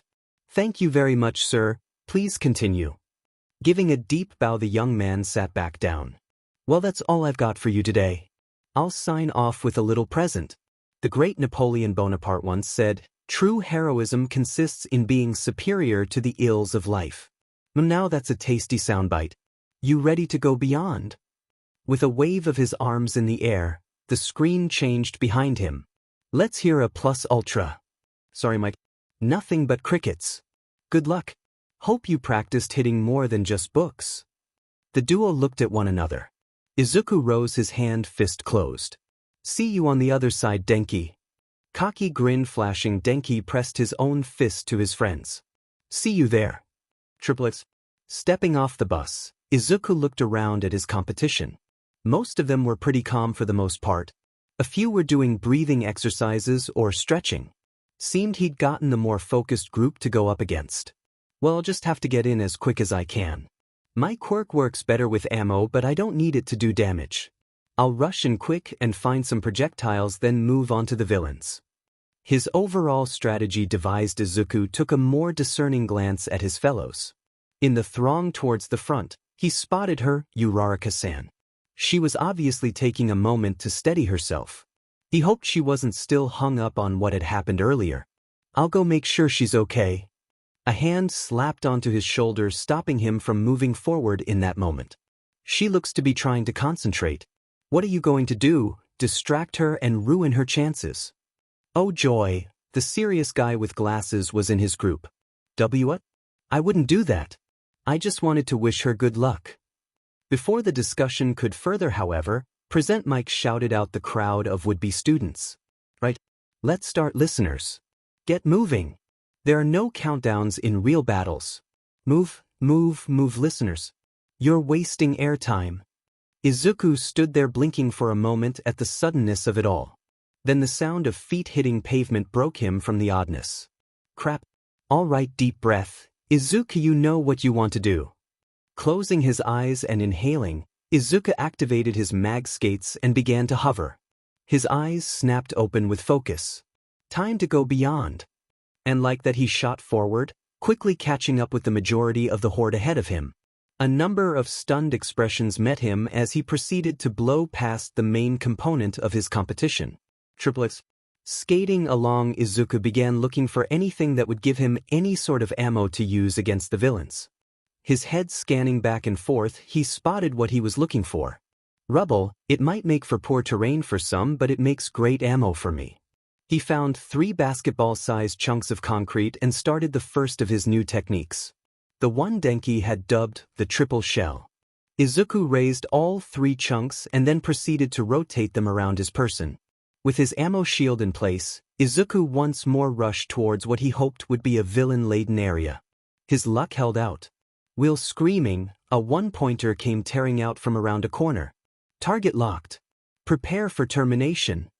Izuku was frozen for maybe half a second. Then everything slid into focus. Izuku knew what it was to fear for his life. Twice now in his lifetime he'd felt that sensation and he wouldn't let it faze him again. 1 second a 12-foot-tall robot was charging forward and the next a scrap heap was sliding along the ground, its head smashed in by flying concrete. Looking down at his fallen adversary, a proud smile filled his face before the sound of destruction reached his ears and returned him to the present. No time to celebrate, time to get moving. But first some better ammo. Triplets. Skating towards the sound of machinery, Izuku pushed a little more speed into his skating. Now encircled by a mix of concrete chunks and pieces of robotic armor, Izuku sought his quarry. A 3-pointer turning down a street just ahead. He pressed forward even faster to try and reach it before someone else. Reaching out with his quirk, he grasped the corner of a building. As he arrived at the junction leading to the street, he pulled with the point, slinging himself around the corner. The 3-pointer was huge, especially in comparison to the earlier 1-pointer. Thankfully it hadn't noticed him yet. Something Izuku planned to capitalize on. Getting in close, he brought one of his new pieces of ammo above the robotic quadruped. He had taken the shields that made up the 1-pointer's forearms and now it would make an excellent missile with another technique he had worked extensively on. Using 3 points, Izuku squeezed the shield from inside and out. The force of the pressure squeezed the cannibalized missile, allowing for no other escape than to accelerate straight down at incredible speeds. The technique took a little more time, and used too often, too quickly would cause headaches. But the results spoke for themselves. With a resounding whoosh and the screech of metal against metal, the shield spat downwards clean into the middle of the robot. The construct's belly fell to the ground as its legs slid to the sides. That makes 4, now I need to book it to the next one. This would continue for the next 8 minutes in rapid fashion. A slide underneath a trio of 2-pointers saw the machines pierced from beneath their bellies. Metallic pieces of their brethren skewering them. 4 more 1-pointers met the same demise as the first Izuku encountered, providing him with even further ammo. A pair of 2-pointers were led on a brief merry chase before attempting to impale our hero, only to spear into the face of a 3-pointer that Izuku had lured the duo to as Izuku dropped beneath the strikes. They joined their betrayed comrade moments later. A lone 3-pointer became the unfortunate victim of death by stop sign, as Izuku turned the once stationary traffic signal into an impromptu spinning, screaming saw disc. A pack of 5 1-pointers were eliminated as Izuku skated between them, allowing the shields revolving around him to act as guillotines. There seemed to be a theme for the 1-pointers. A solitary 2-pointer found its inner workings open to the light of day when Izuku eviscerated the automaton with one of the tails of its fallen brethren. Triplets. At the 8-minute mark, Thwomp decided to make its presence known. The whole test site could hear the treads cranking along. The main street had become crowded. The presence of a large group of faux villains had attracted examinees, which in turn attracted more foe villains. All eyes turned to the massive mech, however, when its fist raised. With a crash that shook the earth, the test takers turned on their heels to flee. It was just too big. Izuku himself went to leave the area. He only had 31 points. He wanted more, he had to do his best here. But a familiar voice caught his ear. Ow! Izuku's eyes grew round and he crouched low, mag skates still active, and swung himself in a swift circle to see what he could only hope he had misheard. There, leg trapped under rubble, was Uraraka-san. Thwomp was making its way forward, humongous treads crushing all in its path. When Uraraka realized her predicament, she caught Izuku's eyes as she began to struggle. Brown met green and Izuku was visited by the memory of a similar instance. When blue eyes had gazed up at him, pleading for help. The odds may have changed, the stakes that much higher, but Izuku knew, just as he had known looking down at that little black kitten, that to be a hero meant never turning your back on those in need. From wide in shock to narrowed in focus, Izuku's eyes never wavered from the down girl. Bursting forward with everything he had, Izuku contemplated on his course of action. Sheet. I just need to get her in my range. I just need to reach her. Hold on. He was constantly throwing points forward even as he hurtled forwards, desperately trying to reach her. Each one inevitably vanishing into the void outside his range. Uraraka herself had noticed the boy coming her way and was trying to use her quirk to lift some of the debris off her. The treads were getting closer and the ground rumbled. Then there was a tug and Uraraka thought she might be flying for a moment until she came crashing into the chest of Izuku. It was all Izuku could do to stay on his feet as he ended up swinging the two of them around with Uraraka in his arms. It might have been cute if the circumstances were different. They weren't very far from the behemoth as it trudged onwards, but they weren't in immediate danger of being crushed. Uraraka-san, are you all right? The girl was looking a little pale. Or maybe it was green, they had just been spinning like a merry-go-round. Gulp, I'm okay, but could you put me down please? I'm feeling a little queasy. Setting the girl on her feet, he took a step back to give her some air. But the clock was ticking and they had a giant robot crawling towards them. Sorry Uraraka-san, but we have to go. We'll get flattened if we stay here. Uraraka took a second to steady herself and nodded. Their quick getaway was not to be, however. As the two were about to hightail it out of there, a voice reached them. Monsieur, mademoiselle. I don't suppose I could bother you for some assistance. Nearby, trapped under the limb of a three-pointer, was a blond boy in ostentatious dress clothes. Uraraka was quick to react and moved back to help her fellow examinee, Izuku following shortly after. The blonde was in rough shape. From the looks of it, the punch Thwomp had initially started with in its debut had sent the smaller three-pointer crashing on top of the unfortunate young man. Midoriya-san, if I use my quirk on the robot, can you move it away? Uraraka wanted to get out of here. Of course, but we really need to hurry. Izuku had noticed Thwomp looked to have targeted them. This was so not good. Uraraka hurried into action and used her quirk to make the object float in zero gravity. Izuku was quick to assist with his own quirk. Lifting the robot revealed the extent of the blonde's injuries. He certainly wasn't going anywhere in a hurry. Leg bent at the angle it was. Uraraka was already trying to help the boy up. Izuku, however, had become aware of a greater issue. We took too long. Following Izuku's line of sight, Uraraka and the downed boy had similar thoughts. Thwomp had managed to catch up with them and was rearing one of its great fists back. No, it can't end like this. I won't let it. The question of how he would stop the giant was unclear until he spotted the three-pointers still floating. It was a long shot and this could end badly for him, but Izuku didn't have much of a choice. Uraraka-san. Whatever you do, don't drop that robot. Izuku moved to the floating robot and began placing his points. What are you going to do, Midoriya-san? Holding up their injured fellow, Uraraka watched as Izuku's face looked progressively more and more pained. First set 2 times, just like I've been doing. What the hell? There's no weight, but trying to fire this thing feels like I'm sticking my head in a vice with teeth.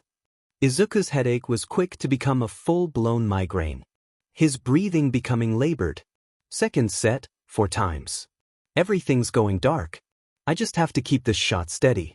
Sniffle, is my nose running as well? Spots started to flash in and out of Izuku's vision, leaving darkness behind them. Blood began to slip from his nostrils, trailing down to his chin. Third set, 80 times, right? This is all I've got. Please let this be enough. Pain filled Izuku's entire world at this point. It felt as though his head might explode at any moment. Crimson tears had begun to leak from the corners of his eyes, mixing with the rivulets from his nasal cavities.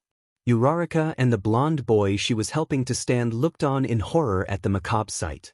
You asked W what I'm doing, Uraraka-san? I'm doing J just as any S student of UA should. Time to go. Beyond. Plus U Ultra. With those words Izuku fired with all his might. Crack. Boom. The sonic boom itself was deafeningly loud. Any glass too close to the object as it traveled was promptly shattered inwards. Gung. Snap. Boom. Boom. Boom. The robotic missile met the underside of its larger brethren's chin.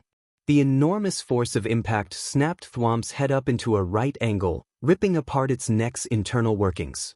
The three-pointer, now buried into the bottom of Thwomp's robotic skull, exploded, its payload compromised in the impact. This sent Thwomp falling backward, slowly arching its spine. Triplets. In a room not too far from the testing sites, UA faculty cheered at the act of heroism they had just witnessed. A gaunt man with blonde hair and blue eyes shining, grinned widely. Midoriya Izuku. If you hadn't already given me a reason to consider you, you certainly have now. Stay strong, my boy, someday soon we may need to have a chat. Triplets. The other examinees all looked on in amazement at the destruction wrought by their fellow. They were only broken out of their stupor by the ever-excitable present Mike. Ah yeah, now that was wicked. But with that, listeners, time's up. A horn sounded right after this, further confirming the test's conclusion. The examinees shook themselves before a number approached the boy responsible for all the ruckus. Izuku did not look good. Face red, labored breathing, and blood dripping from his chin as it made its way from his eyes and nose. The onlookers were growing concerned. Did you see that? He took down that monstrosity with one shot. Yeah, but he's not looking so good. Should we go get help? None were more worried than Uraraka and the young man hanging from her shoulder. Monsieur, are you all right? The blonde boy attempted to hobble forward, but his lame leg almost saw him face first in the pavement. Uraraka steadied him and together they sort of waddled as fast they could.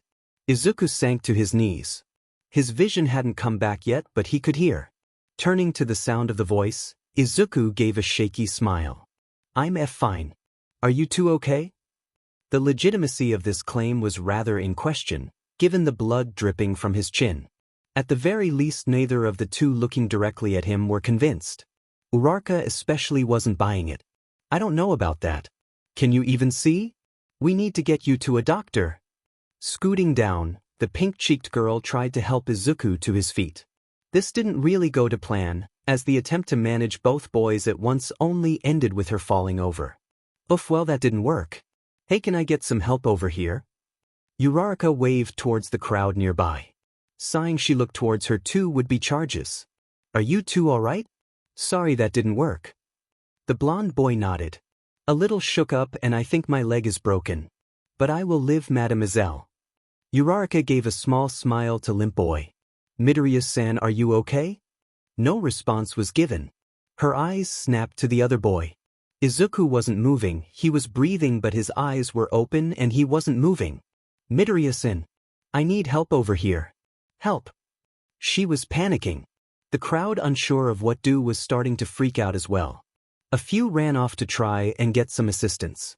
Out of nowhere a large gust of wind blew up dust and there stood her welcome but quite unexpected assistance. Don't worry, young lady. I am here. All Might reached down and picked both injured boys off the ground. Turning to the blonde boy, All Might gave some advice. Hold on tight because I'm going to be rushing to see Recovery Girl as fast as I can. I won't drop you, but we need to get young Midoriya help as quickly as possible. The shock of meeting the top pro hero wore off when the blonde boy was reminded of his savior's current state. Giving a solemn nod, he tightened his grip. Then they vanished, with speed that blew some examinees onto their backsides. Uraraka was left to worry over the state of the boy that had helped her. She hoped he would be okay. Chapter 8. A path left, another begun, and the fork ahead. Sound was the first thing to return to Izuku. The sound of clacking coming from a keyboard nearby. The smell of antiseptics floated through the air to his nostrils next. The texture of a firm mattress and soft pillows. With the return of his senses, memories of the exam came rushing back.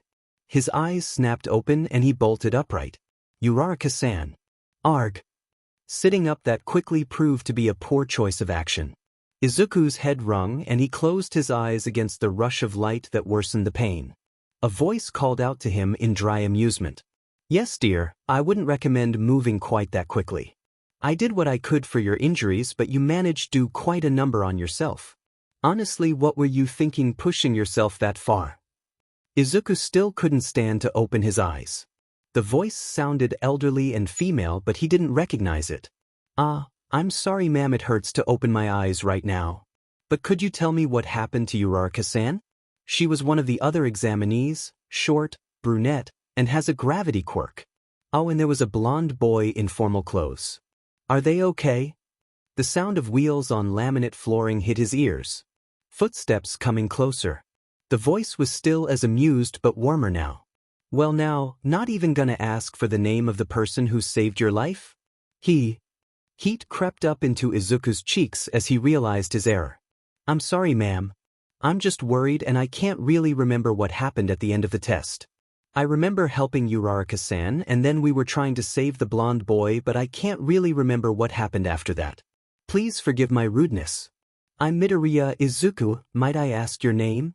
Eyes still closed, he did his best to give a sort of bow in the direction the voice had come from. I was only teasing, child. My name is Shizenji Chiyo, but you can call me Recovery Girl. Everyone at UA does. Izuku choked on air and began to sputter. Our Recovery Girl. As in youthful heroine Recovery Girl? I am so sorry ma'am. I should have thanked you sooner. He bobbed his head up and down in penance until the pain grew too much and he stopped to grab his head. You can thank me by not making my job more difficult. Don't move so much. You're still in a right state. The two you were worried about, Uraraka-chan and Aoyama-kun, the blonde boy, are fine. I sent them home about an hour ago. They were quite worried about you. Your friend, Kaminari-kun, is still waiting in the hall, however. Now hold still a second and let me finish your treatment. A warm, wet feeling pressed against Izuku's brow and the pain vanished almost instantly, though he was left feeling rather tired from the experience. Opening his eyes, he noticed that he was sitting in what looked like a nurse's office. Stifling a yawn, he forced himself up. Upon noticing the short, elderly hero who had attended him, Izuku gave a proper bow. Thank you for treating me, Recovery Girl. I'm glad that Uraraka-san and Aoyama-san are okay. What ended up happening? Recovery Girl gave the boy a once-over before answering his question. Well, you're looking better, so I can discharge you in good conscience. As for what happened, you decided to take it upon yourself to try and stop the zero-pointer all on your lonesome.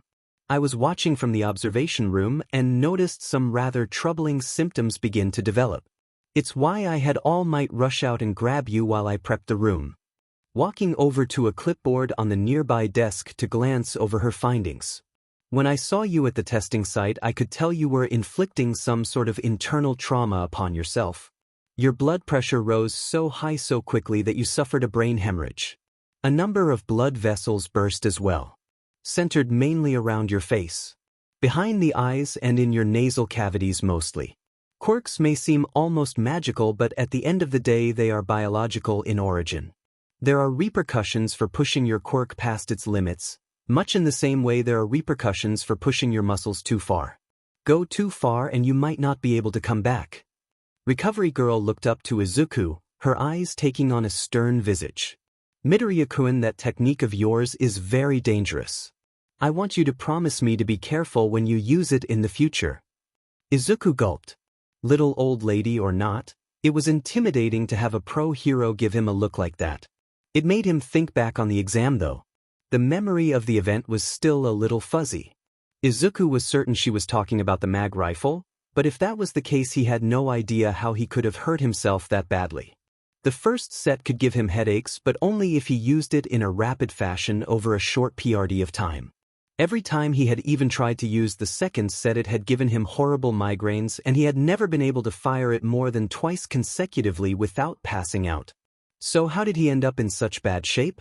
If I'm being totally honest, Recovery Girl, I'm not even sure what I did, much less how I ended up here. Or how I destroyed the zero-pointer. But if I saved Uraraka-san and Aoyama-san, shouldn't that be what matters? I mean, even if I got hurt, it's fine so long as they're okay. I promise to be careful, Recovery Girl, but if someone is in trouble, then I can't just stand by if I could help. The conviction in Izuku's voice made Recovery Girl pause before giving a despondent sigh. Oh, the folly of youth. I suppose that's as good as I'm going to get out of you. Well, should you make it into UA? I hope that I won't be seeing you too often. You're good to go. You should probably go let your friend know that you're up. If I understood him correctly, he called your mother. Izuku could only groan at that. He was sure his mother was already in a near state of panic. He hoped Denki had let her know that he wasn't seriously hurt. Thank you again, Recovery Girl. I'll go let him know. Getting up, he rushed out the door to try and contain the possible meltdown that was undoubtedly brewing. The door shut behind him. The room was quiet for a moment before Recovery Girl turned to the white divider sheet currently between the two beds. The curtain pulled back to show a gaunt, blond man with peculiar bangs and bright, almost shining, blue eyes. Looking to Recovery Girl, he had an excited grin on his face. Well, what did you think of him? I mean, come on, the first thing the kid asks about is the two he was trying to save. And that bit before he left. I have a really good feeling about him, Recovery Girl. Recovery Girl gave the man a critical look before sighing wearily. You know who he reminds me of? Back when you were first starting out as a hero. Noticing the man's grin widen a smidge further, Recovery Girl was quick to sweep her syringe-shaped cane at the blue-eyed fool. Don't get so smug, All Might. That wasn't meant as a compliment. There were a number of close calls back then. Just like you, that boy is prone to acting without thinking his actions all the way through. So long as someone is in trouble, he'll charge in head first and analyze the situation as he goes. I watched those mock battles just like you did. Before the zero-pointer showed up, he displayed a fantastic grasp of tactical awareness. But the moment those other two were in danger, he jumped to the most powerful and self-destructive option available to him. So long as he could save those two, he didn't care what happened to himself. All Might backed up to avoid the often-used club from colliding with his shins. Thing freaking hurt. That's not a bad thing though, Recovery Girl. Selfless acts like that, aren't they what truly defines a hero? I know he's young and inexperienced, but he's shown that he has a firm grasp of his own quirk, a creative, unconventional way of thinking, and the determination needed to pull off what he did out there. The boy worked through what must have been immense pain in order to make that shot. And after he'd stopped the villain, saved the other two, and about popped his own brain, what does he do? He smiles and asks if they're okay. At this point, All Might had hopped off the bed and was all but shaking with excitement, arms held wide. Recovery Girl looked carefully at the excitable man in front of her. Then it clicked and she remembered what he had said about his initial meeting with Midoriya. So that's it, Nana. He reminds you of her. All Might, I know how you feel about your old teacher. Nana was a good friend of mine, if you recall. Yes, thinking about it, I can see the resemblance. Still, the boy is just as you said. Young and inexperienced. With your condition being what it is, do you think you can wait long enough to allow him to grow? Bringing up his predecessor was always a surefire way to sober All Might. Looking down, his voice was certainly calmer in his response. He definitely brings up memories of her. But it's not just that. That boy is a true hero. His words the first time we were introduced might have reminded me of Shimura-sensei. But he came to them on his own. Then he proved his dedication to his own ideals in the test. If that kind of conviction to such an ideal doesn't make for a successor, then I'm not sure what does. Recovery Girl looked solemn in response to All Might's speech. Her eyes closed in contemplation and her arms crossed. After a moment, a small smile crossed her face. Showing people a smile to let them know it's okay. Such a simple concept. But he put into practice despite the pain he must have been in. Well, I guess I can't say that isn't a heroic thing to do. Alright, fine. You have my backing, but you need to take it easy and allow the boy to gain some more experience before you approach him about one for all. All Might's grin returned at full force. Thank you so much, recovery girl. That means a lot. He gave a deep bow to the elderly woman. She in turn waved him off, considering the whole thing silly. Yes, though honestly it's your decision in the end. You don't need anyone's backing or permission to pick a successor for your power. All Might rubbed the back of the neck, sitting back down on the edge of the bed. Maybe not, but there are so few people that know about one for all and even fewer that know how it works. To pass on one for all without even consulting those few could engender negative attitudes towards my successor.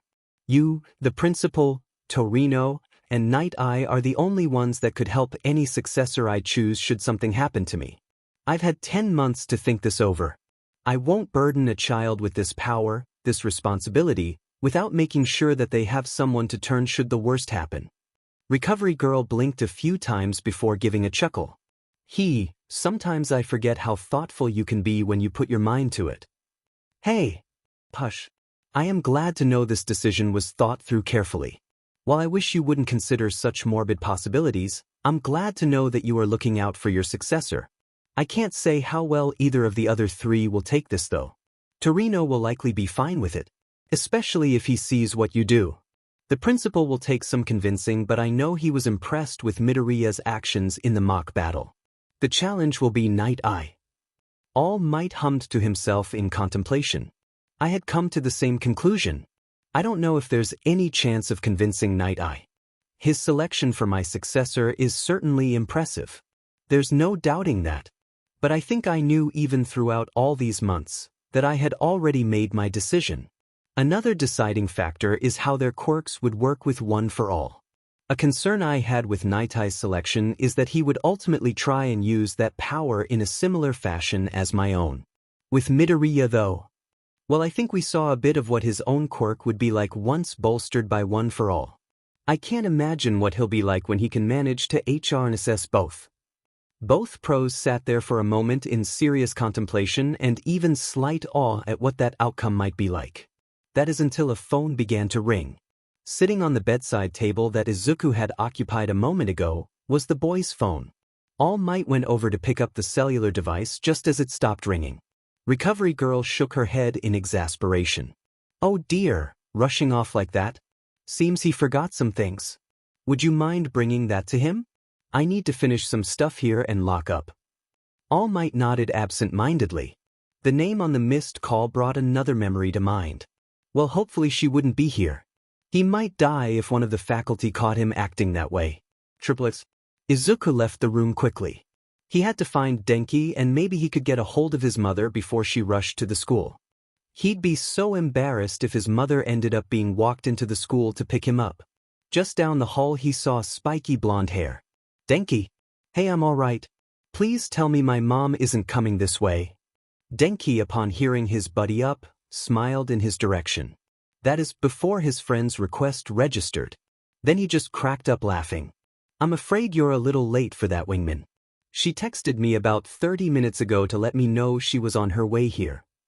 His laughter picked up further when Izuku's head dropped in defeat.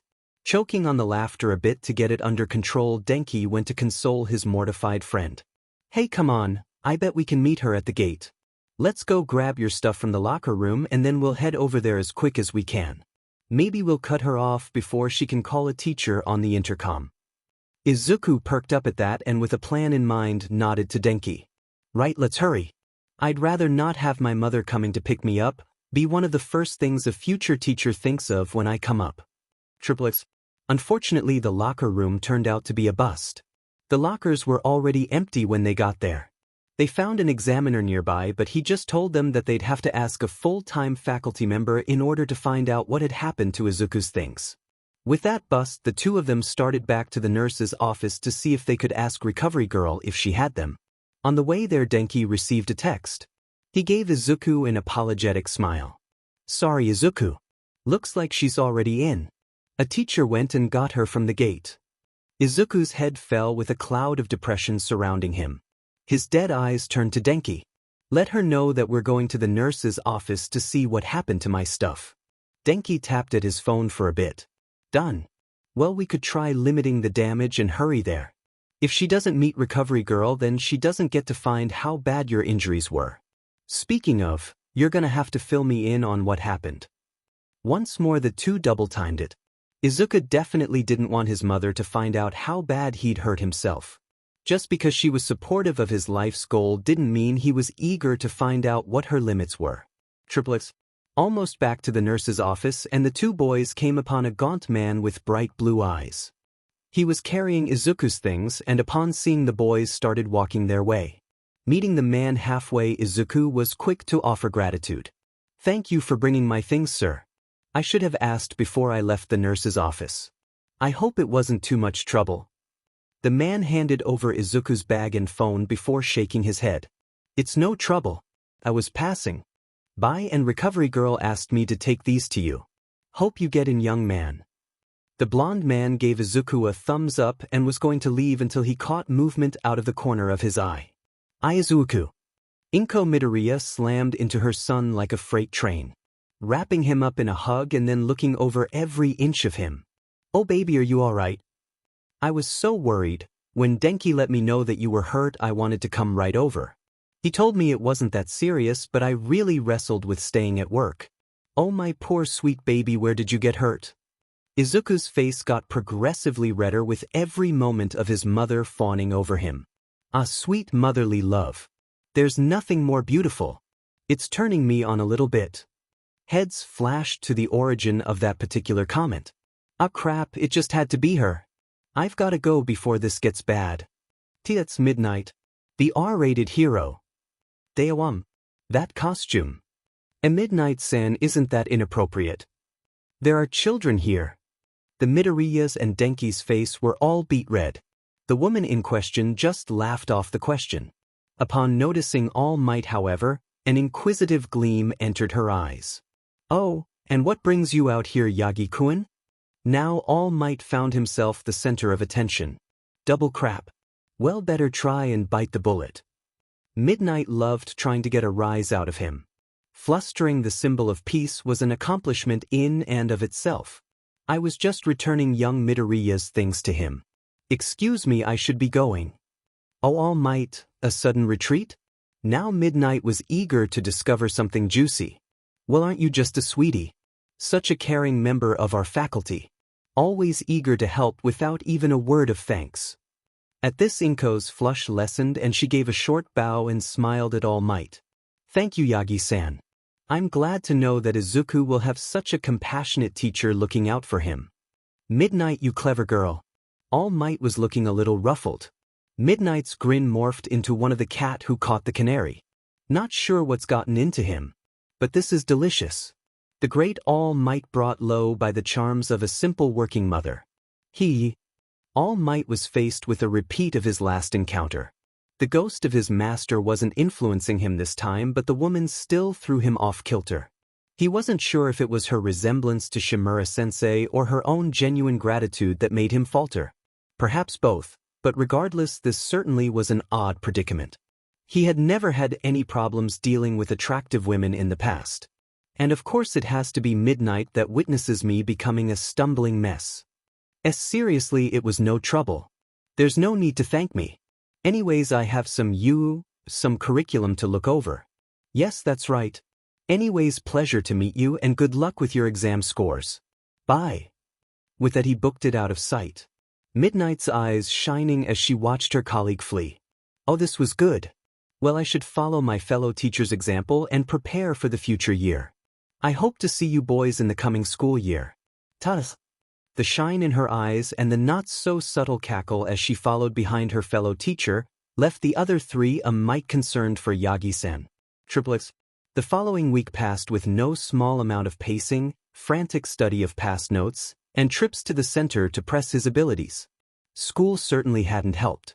His classmates had asked him every day on whether or not he'd received his letter yet. The sympathetic looks he'd gotten with every response to the negative were more disheartening than helpful. Then of course there was Kamaya Sora. He was certain that he'd upset her, but he wasn't sure what he had done. Since the incident with Bakugo, she hadn't spoken with him. Even in study sessions she wouldn't talk to him, only giving nonverbal responses whenever he asked her a question. They hadn't really been friends before the incident, but they had at least been on fairly good terms. Since the villain attack had spurred him into spending almost all of his spare time training, he hadn't had much time to investigate the issue. With the exam over now though, he wanted to uncover the reasons behind their estrangement. Easier said than done. Every time he tried to ask her what he had done, she was quick to dodge the question, making excuses to vacate from his presence as quick as possible, her face reddening. The trips to the center were equal parts anxiety over the exam results and frustration over his inability to make right the problem. At one point Kamaya's friend Orimoto Izumi had stopped him. "Midoriya-san, I get that you're trying to help, but this isn't something you can just fix. Ultimately this is on her. You're probably making it worse by keeping this up. Look, I can't promise she'll come around, but just give her some space." Her face had been one of amused exasperation. That wasn't exactly the advice Izuku wanted to hear. It was a hero's duty to help and try to make things right. Sitting back and letting the situation try and resolve itself went against his nature. Denki wasn't much help either. Every time Izuku brought it up with him, Denki would give him this sheet-eating grin and tell him he'd get it when he was older. The follow-up to that usually consisted of Izuku lobbing something at his friend's head. Triplets. Finally, 1 week after his participation in the UA exam, Inko came bursting into the apartment, waving a small white envelope with the UA crest emblazoned on its front. Izuku came. Your test results are here." Izuku's eyes widened and he rushed over to receive the letter from his mother. Ichi, upon noticing the commotion, came to investigate. The trio stood there for a moment just staring at the small white parcel. "Do you want to open it on your own?" Inko knew this was big for her son. It would decide much of what his future would hold. Izuku, however, shook his head. "No, it's fine. Regardless of what's in this letter, I'll be a hero. If I have to apply to another school, then so be it. Ketsubutsu Academy has their exam next week, and Shiketsuhai's is the beginning of next month. Not getting into you won't stop me." Inko, for her part, started to tear up. She was so proud of her baby. Izuku, noticing the buildup of liquid at the corners of her eyes, went to cut off the waterworks. "Mom, it's okay, don't cry. Don't cry. Here, come on, let's go see what it says." Inko had to bite her lip and rapidly nodded, trying hard not to let the dams burst. Bringing his mother to the couch, they sat down and Izuku carefully opened the envelope. Inside was an odd disc. Placing it on the table, Izuku looked for a switch or button. But Ichi beat him to it, and hopping up on the table, a little black paw slapped at the disc. And just like that, All Might was in their living room. "Booyah! I am here as a projection." Ichi shot up into the air like a rocket, and he booked it behind his two leg. The two Midoriyas leant back into the couch in surprise, while Ichi hissed behind Izuku. "I'm sure you're surprised to see me. The truth is that I didn't come to this city just to fight villains. You're looking at the newest UA faculty member." Izuku was stunned to say the least. "That means I'll get to learn under All Might. He's been my idol for so long, and now I'll have the opportunity to find out just what it takes to be number one." Inko smiled, patting her eyes with a tissue, when she saw Izuku's face. This was a dream come true for him. Meanwhile, the screen showed another figure rush onto the stage and force his way into the camera shot. All Might was flummoxed and a little annoyed at someone taking the stage with him. "What are you doing here?" "I'm trying to get this filming done for the students' exam results." The massive hero started to try and push the cockatiel-haired man out of the camera shot. Yeah, I hear you loud and clear, big man. But you're filming the one for the Midoriya kid, right?" "Well, kiddo, if you're tuned in, I just want to let you know I heard the plus ultra you gave." Present Mike looked at the camera, his teeth shining with rock fists crossed. "That was awesome. School spirit to the max." At this point the man was practically shaking with excitement. He looked to be ready to go on some energetic rambling about Izuku's actions. Until some odd cloth wrapped across his head and torso, coming from outside the camera shot. "Hey, W8 Aizawa. I wasn't finished." An exhausted voice came from the direction of the cloth. "Yes, you are. Seriously, how old are you? Come on, we have classwork to prepare. Present Mike was dragged off the stage, struggling and protesting the whole way. Both All Might and the viewing Midoriya's sweat dropping at the man's antics. Even with his eccentrics though, Izuku was beaming from the praise. All Might coughed into his hand and continued from where he had left off. Well, now that's out of the way, we can get this show on the road. Midoriya Izuku, I am very pleased to tell you that you passed the written portion of the exam with flying colors. Indeed, you held one of the top grades in passing. Good work, young man. Inko was bouncing up and down on the seat cushion at this point and reached over to pull her son into a hug. Izuku kept grinning and returned the gesture with his arm, keeping his eyes on All Might. Then of course we have your practical results. 31 points is a fairly decent score. However, Izuku and Inko were sitting at the edge of the couch, Inko gripping her son's hand in preparation for bad news. Before we get to that, I have something else to show you. Huh? The Midoriyas both face-faulted, similar thoughts coursing through their heads. This man only thinks he's funny. All Might pointed a remote to a nearby screen. Flickering on, it showed Uraraka and Aoyama outside the doors of the nurse's office. Both held worry in their expressions. The door to the nurse's office opened to show All Might walking out.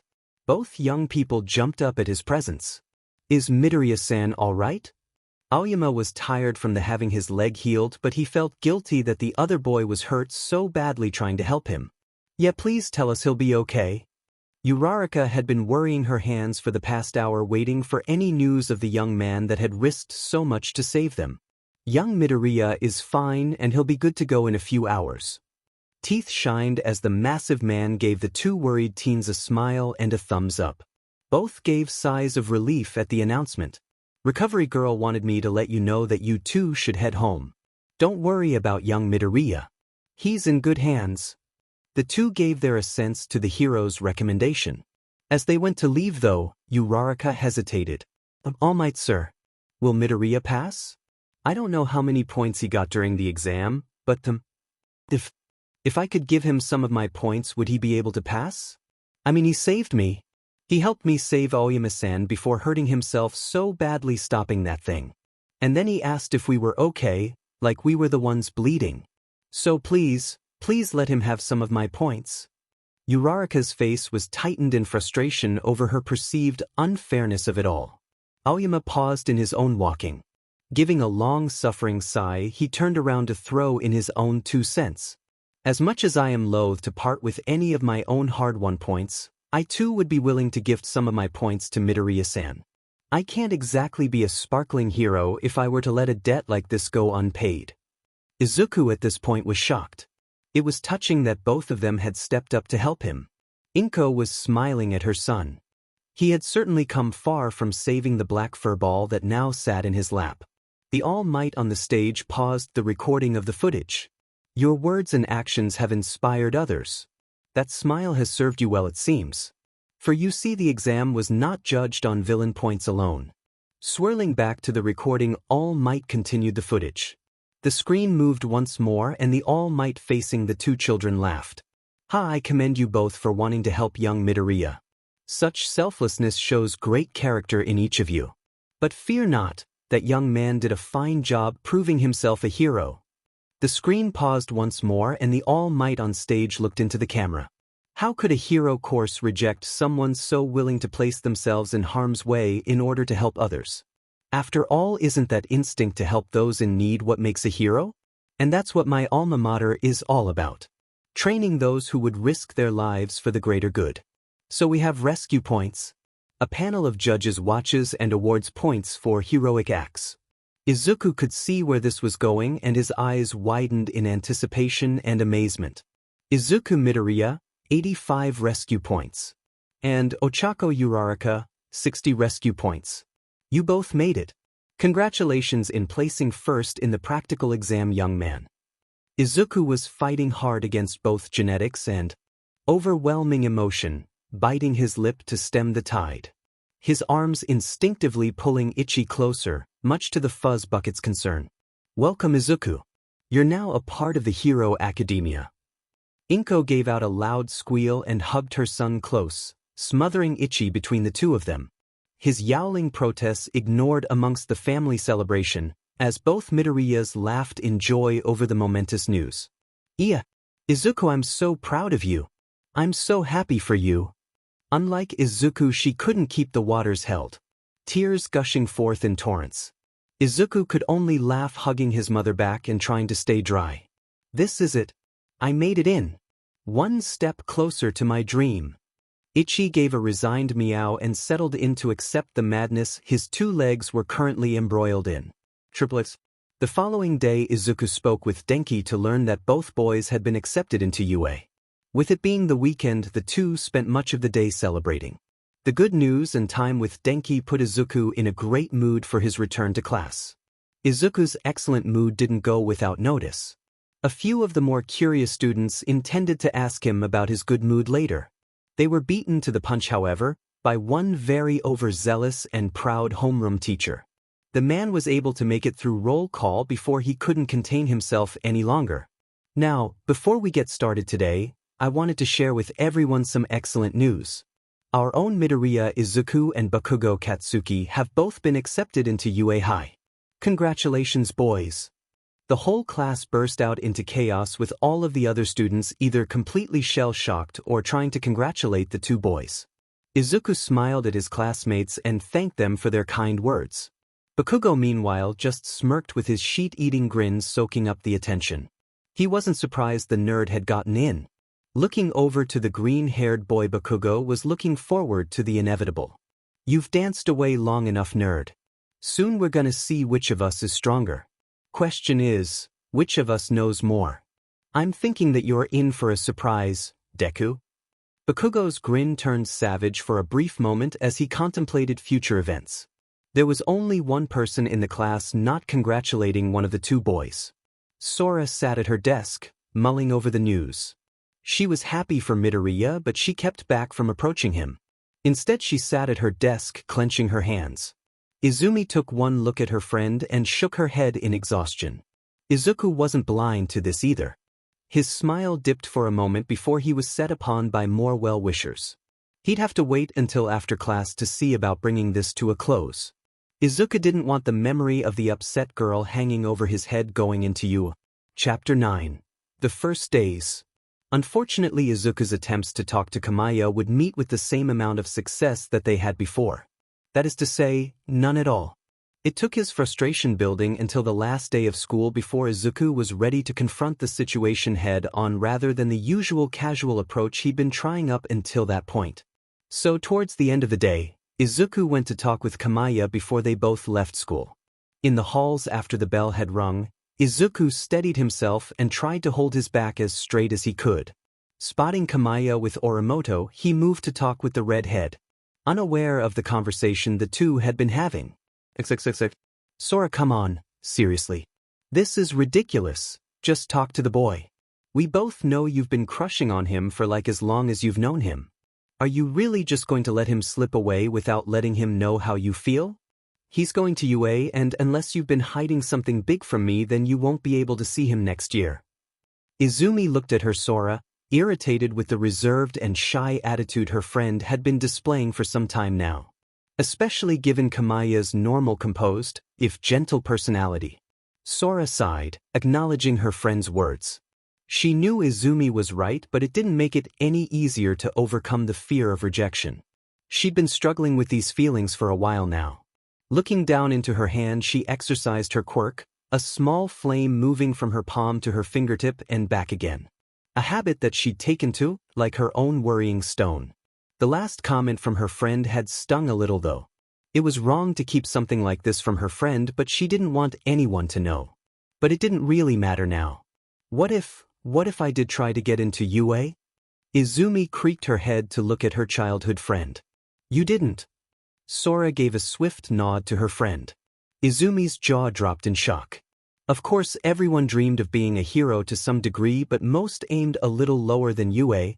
It was literally recognized as the #1 school in the country. Almost everyone that graduated from that institution became nationally recognized. Gulping down her shock, Izumi looked expectantly at her friend. "Well, don't leave me hanging. How did you do?" The look on Sora's face was enough of an answer for Izumi. She honestly regretted asking, but Sora answered anyways. I passed the written exam but failed the practical. They had us fighting robots and I just froze up for too long. By the time I got in gear, there weren't enough of them for me to get enough points to pass. I burnt through as many as I could, but there was some electric quirk user there that just fried them with a touch. I made Sensei promise not to bring it up in class. I wasn't sure how I was going to do. If I had passed, then we would have surprised everyone with the announcement, but since I didn't. Izumi gave Sora a sympathetic glance and squeezed her friend's shoulder. Well, hey, you passed the written exam and it sounds like you gave the practical a good shot.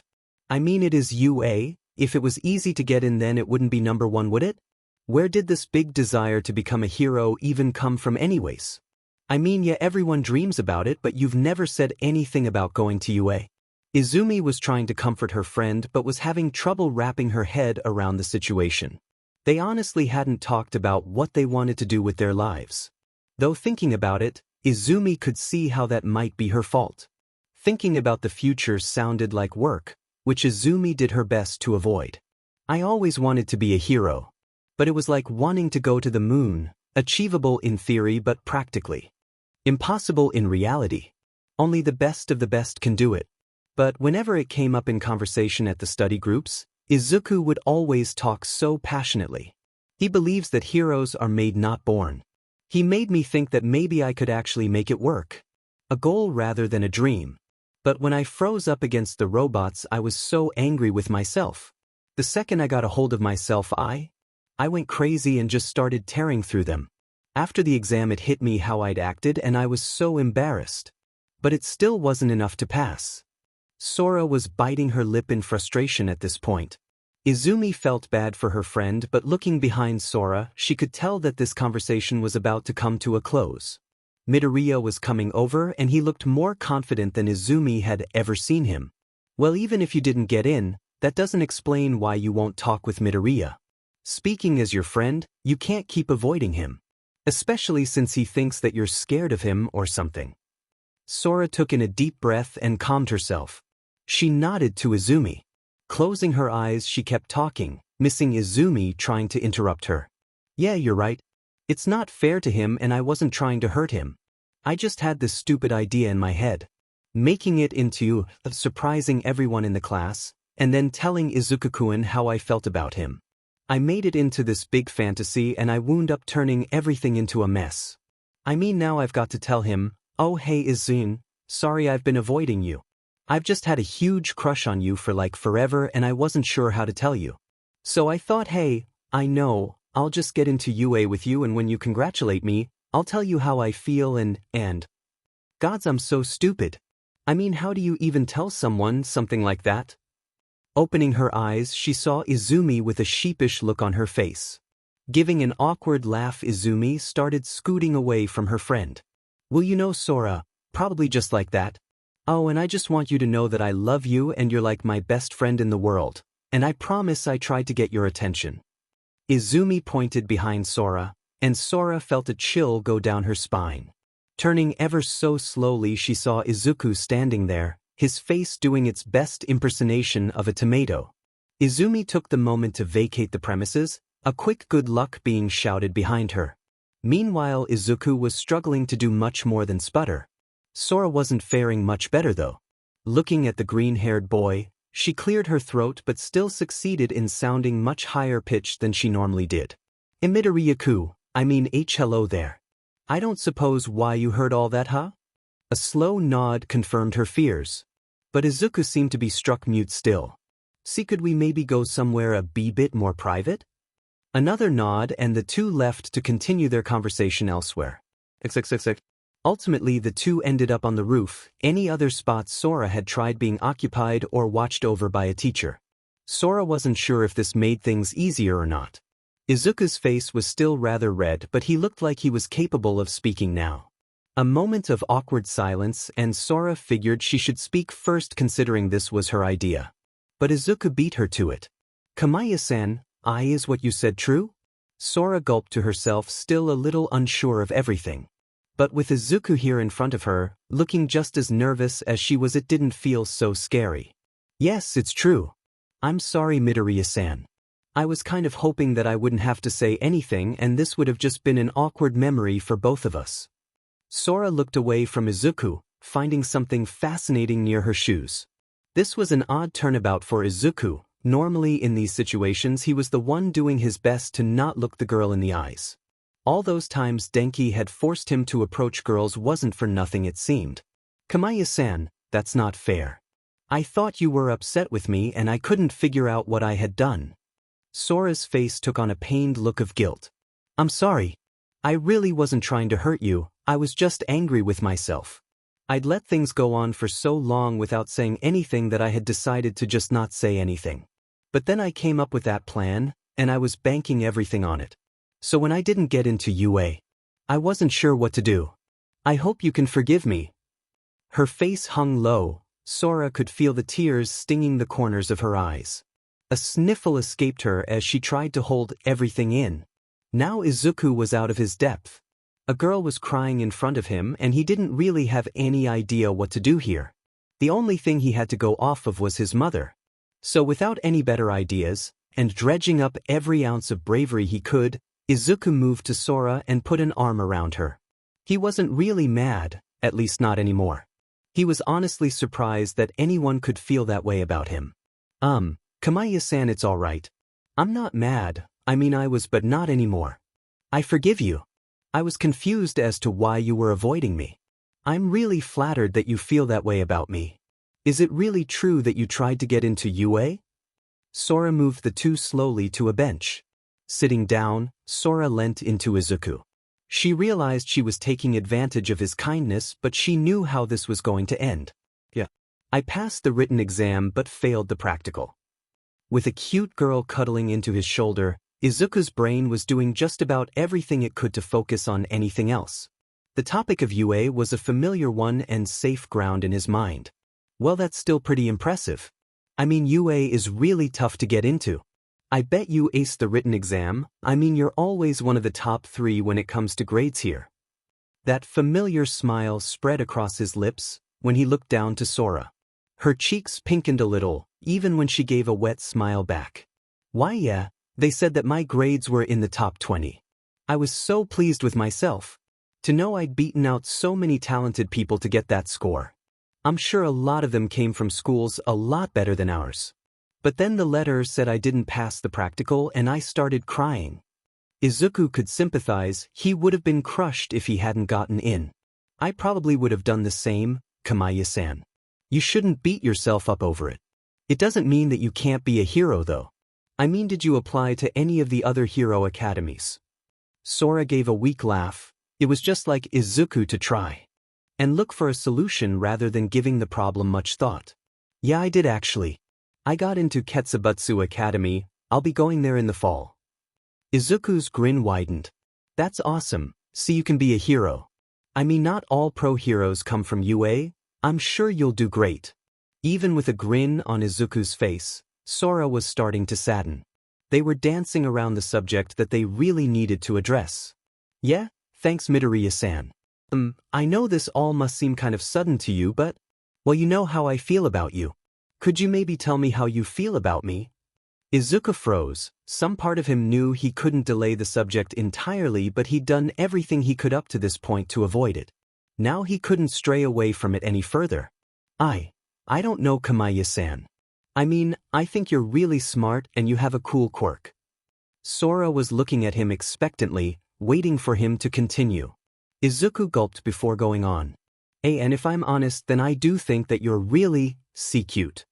Sora's lips quirked upwards as Izuku struggled through his words for her sake.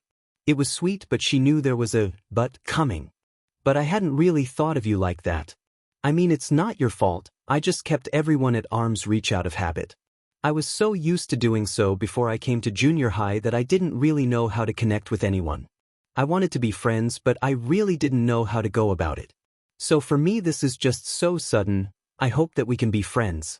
Maybe later we can try and. His words had begun to mesh with one another for a moment, and in a selfish move, Sora simultaneously ended his word torrent and almost stopped Izuku's heart.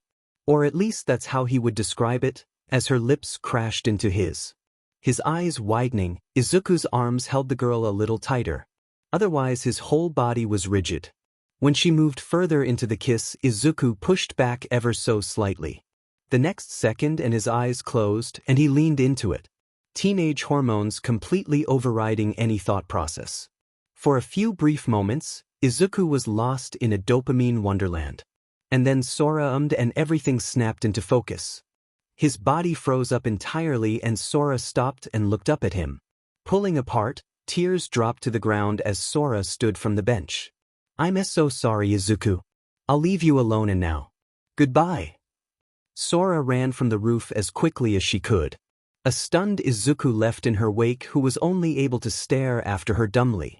What just happened? When he finally came back to his senses, Izuku looked everywhere for Sora but he couldn't find her anywhere. It looked like she had already left the school grounds. The whole affair just left him rather despondent. He still wasn't sure what he should have done back there. Should he have stopped her before it went as far as it did, or should he have just let it go on? Walking home, Izuku felt exhausted. He just wanted to go home, eat dinner with his mother, and do everything he could to put this behind him. He didn't have any of his peers' numbers, a consequence of maintaining distance. So he didn't have any way to contact Sora or even anyone that might have been able to get a hold of her for him. He'd spent years strengthening his mind and body, but the only defense he'd made for this kind of pain had been the attempt to prevent it in the first place. His mother had been worried about him that night, but Izuku promised he was all right. When she asked if she could help him, Izuku had only replied he was sad about missing out on a friend. Inko had dropped the matter after that and given her baby a hug. Time passed by and Izuku worked to keep his mind off the incident with Sora. Thankfully, between spending time with Denki and training with his Quirk, Izuku was able to put it to the back of his mind. Time kept creeping forward and soon enough, the first day of UA was upon them. Denki stood at the doorway as Izuku prepared to leave. Denki's father had offered to drive the boys to school the first day, so they got there on time. It was unlikely that Denki would be ready to go sooner than Izuku if that wasn't the case. As Izuku was making his way to the door, Inko kept pestering him over whether he had this, that, or the other. Izuku took it all in good stride, even if that stride was being weaved between by Ichi. He knew his mother was just looking out for him like she'd always done. So even if the grin was a little exasperated, Izuku smiled at his mother as he assured her he was set to go, Denki standing in the doorway with a smile on his face. "Yes, Mom, I've got my notebooks. I promise you, I've had this bag packed for a week now. Don't worry, I'll be all right." Inko gave him a smile in return and went in to hug him, which he was only too happy to return. "Come on. I love you, but I've got to go or I'll be late." Pulling back to look at him, pride filled Inko's face as the infamous Midoriya tear duct struck. "Of course I'm sorry. But I want you to know that I am so proud of you. You've worked so hard for this and you deserve to be where you are now. Good luck." Giving him a quick peck on the forehead, she pulled him back for a brief tight hug before ushering him out the door. Denki meanwhile had looked away from the heartfelt moment. Currently he was rubbing his eyes. When the two Midoriyas came closer, he gave a wave. Ichi was quick to circle the blonde two-leg. The human was adept at providing a warm nap place. It would certainly be beneath him to ignore the need of one of his favorite bipeds. Denki in turn bent down and scratched behind the cat's ears, still trying to hide the look on his face from Izuku and Inko. "These bloody allergies always kill me this time of year, you know? Anyways, let's get this show on the road. Good to see you as always, Ms. Midoriya." Denki turned to head out but was stopped as Inko grabbed his shoulder and pulled him into a hug. "Thank you, Kaminari-kun. Thank you for being such a good friend to my son." Pulling away, she placed a similar kiss to his forehead before stepping back to look at the two boys. Denki's face was bright red, and he was currently trying not to sniffle. Izuku wasn't much better with his recent heartfelt moments still fresh in his mind. Inko's own face had cleared of any waterworks and a bright smile was now all that was present. A moment of clarity struck her and she disappeared for a moment, much to the boys' confusion. When she came back, she snapped several pictures of the two blushing, slightly teary-eyed boys before they could even say a word. Sorry boys. I just wanted to take some pictures of you before you went and became heroes on me." Izuku and Denki groaned at the thought of how those pictures were going to turn out. An act that only caused Inko to laugh at them again. Waving them off, the two were on their way to. Inko couldn't wipe the grin off her face. Going back into the apartment, she took a peaceful sigh. "All right, Ichi, let's get you some breakfast and then I need to get to work." But when she actually searched for the cat, he was nowhere to be found. With a twitching eye, she sat down at the kitchen table and let her head hit the wood. That blasted fuzz bucket. Arriving at UA, both boys were a little nervous as they stared at the gates before them.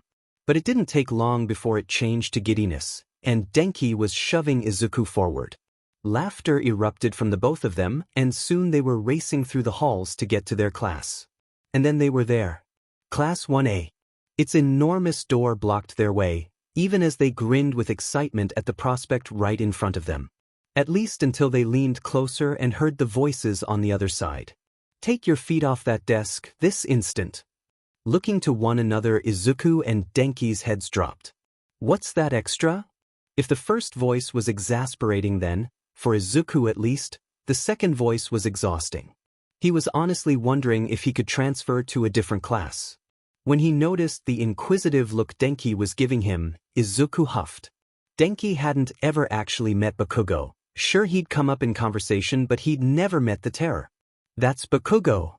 Recognition lit in Denki's eyes. "Sheet for real?" Izuku gave an affirmative nod before reaching for door, the argument inside carrying on. Denki stopped him at the last moment though. "You sure, man? I mean, we could always see about getting a transfer to another class." Taking a deep breath, Izuku shook his head. "He'll still be here and I'm not going to let him stop me. Bakugo hasn't ever managed to dissuade me from my goals and it won't start now." Denki smiled at his friend's confidence. "Well, then I guess we better get in there. It sounds like things are escalating." While the boys had been busy with their discussion, the inside of the classroom had gotten steadily louder. The sound of a small explosion had them opening the door in a hurry, where the two were presented with an entertaining if somewhat volatile scene. On one side, Bakugo was being held back by a boy with red spiky hair and what looked like tape coming from the elbows of a dark-haired boy. On the other side of the room was the glasses-wearing boy from the practical exam. He was being held back by a rather large boy with what looked like multiple limbs and some kind of strange shadow bird, projected from a boy with a bird's head. The spectacled, taller boy's glasses looked cracked and his shirt was in disarray. When Denki and Izuku slammed open the door, however, all eyes seemed to focus on them. Bakugo's narrowed, and he was quick to calm down. Shoving off the red head and burning off the tape, he moved towards Izuku, but was stopped by the words of his previous opponent. "Hold on just a moment, we're not done here. You tried to attack me." Bakugo barely glanced at the boy before scoffing at him. "Yeah, we are done. You think you're better than almost everyone in the room. I can see it in your eyes. But if you think you can order me around, or try and physically move me like you just did a second ago, and I'll blast you into next week. It'll make that little love tap you just got look like a night light." Leaving his taller foe flabbergasted, Bakugo ignored him to approach Izuku. "Well, Deku, here we are. No more running, no more dodging, no more ducking me. We'll see who the best is and I can't wait to crush you." Bakugo's face had morphed from the disinterested disdain he'd held for his former opponent to one of anticipatory, if somewhat manic, glee as he came close to Izuku. For Izuku's part, he wasn't sure what the best course of action here was. This would likely set an impression with his peers for the rest of their time at school. But past experience had proven that if there was a surefire way to raise Bakugo's ire, it was to ignore him. And maybe deep down he was still looking for an outlet to forget Kamaya, but he figured it was better to bite the bullet than let things carry on. "Hi to you too, Bakugo-sen. I don't know about any of that, though. I would appreciate it if we could keep any property damage to a minimum. I'd like to avoid getting expelled. But you're right. Odds are we'll get to settle things here, but I'm aiming for the top, same as you. Good luck, Bakugo-san." Sticking out his hand, Izuku gave his typical soft smile. But there was nothing soft about his eyes as he stared down his junior high antagonist. Bakugo was stunned for a moment. Izuku had never directly acknowledged any sort of rivalry between them. Heck, even when Bakugo had called him out on it, Izuku had just given that smile and waved it off. But here he was now, looking Bakugo dead on and all but telling him to bring it. Stunned gave way to a form of frenzied energy and a grin that set everyone in the room's hair on end. Deku, where were you hiding that spine all this time? His hand slapped into Izuku's and a little smoke raised from between their palms, but neither boy lessened their grip. The rest of the class had a number of reactions. Most seemed completely unbothered by the whole thing, such as a rather tall girl with her hair in a ponytail, a boy with bicolored red and white hair, a girl with long dark hair and large eyes, a large boy with short spiky black hair, and the two boys that were standing behind the bespectacled boy from before. Others were leaning away from what seemed to them a rather intense moment, a large boy whose head looked like a rock, a small boy with what looked like grapes on his head, and if one looked closely, an invisible girl. Still others seemed to be caught up in the energy the boys gave out, such as the two that had previously been holding back Bakugo, and a girl with pink skin looked to be getting pumped up from the encounter. A dark-haired girl with odd earlobes looked very unimpressed by it all, and lastly there was... bonjour again, Midoriya-san. Looking over, Izuku saw Aoyama-san approaching with open arms. Izuku was completely unprepared for the brief hug from the flamboyant young man. I wasn't able to thank you for what you did in the practical. I am in your debt, Mon Ami. The way you destroyed that monstrosity was simply amazing though. Perhaps I would have done it with more beauty, but still that was astounding. How did you do that? Before Izuku could even respond though, the door opened again and there stood Uraraka. Spotting the two boys in front of her, Uraraka's face lit up in pleasant surprise. Midoriya-san, Aoyama-san, this is so great. I can't believe we're all in the same class together. It was at this moment that the tall, glasses-wearing boy from before cut in. Indeed, it does seem particularly fortuitous that we should all be in the same class. Midoriya-san, was it? I'm from semi-private academy. My name is Tenya Ida. It's nice to meet you officially. Uraraka, Aoyama, Izuku, and Denki introduced themselves in turn. But before a new conversation could start up, a voice spoke up from behind the students. If you're just here to make friends, then get out. Looking into the hallway, the group spotted a scruffy-looking man in a large yellow sleeping bag. The lot of them were all kind of shocked silent by the absurdity of the situation. With the exception of Izuku, that is, who recognized the voice from his acceptance letter. I remember that voice. You're the one that dragged Present Mike away in my acceptance letter. Giving Izuku a droll once-over, the man proceeded to drain a juice box before getting out of his sleeping bag. Yeah, Mike can be a bit much. But that's not important, you lot are entirely without rationality. It's the first day and there's already a commotion in the class and burn marks on desks. Normally it takes until at least the middle of the semester before any damage is done to school property. Ida looked ready to step in and explain the situation, but the man cut him off with a swift cut of his arm. I really could care less about your excuses, just make sure it doesn't happen again. Now I'm Shota Aizawa, your homeroom teacher. With that out of the way, follow me to the lockers. As their teacher left the room, the students were quick to follow behind him. Triplets.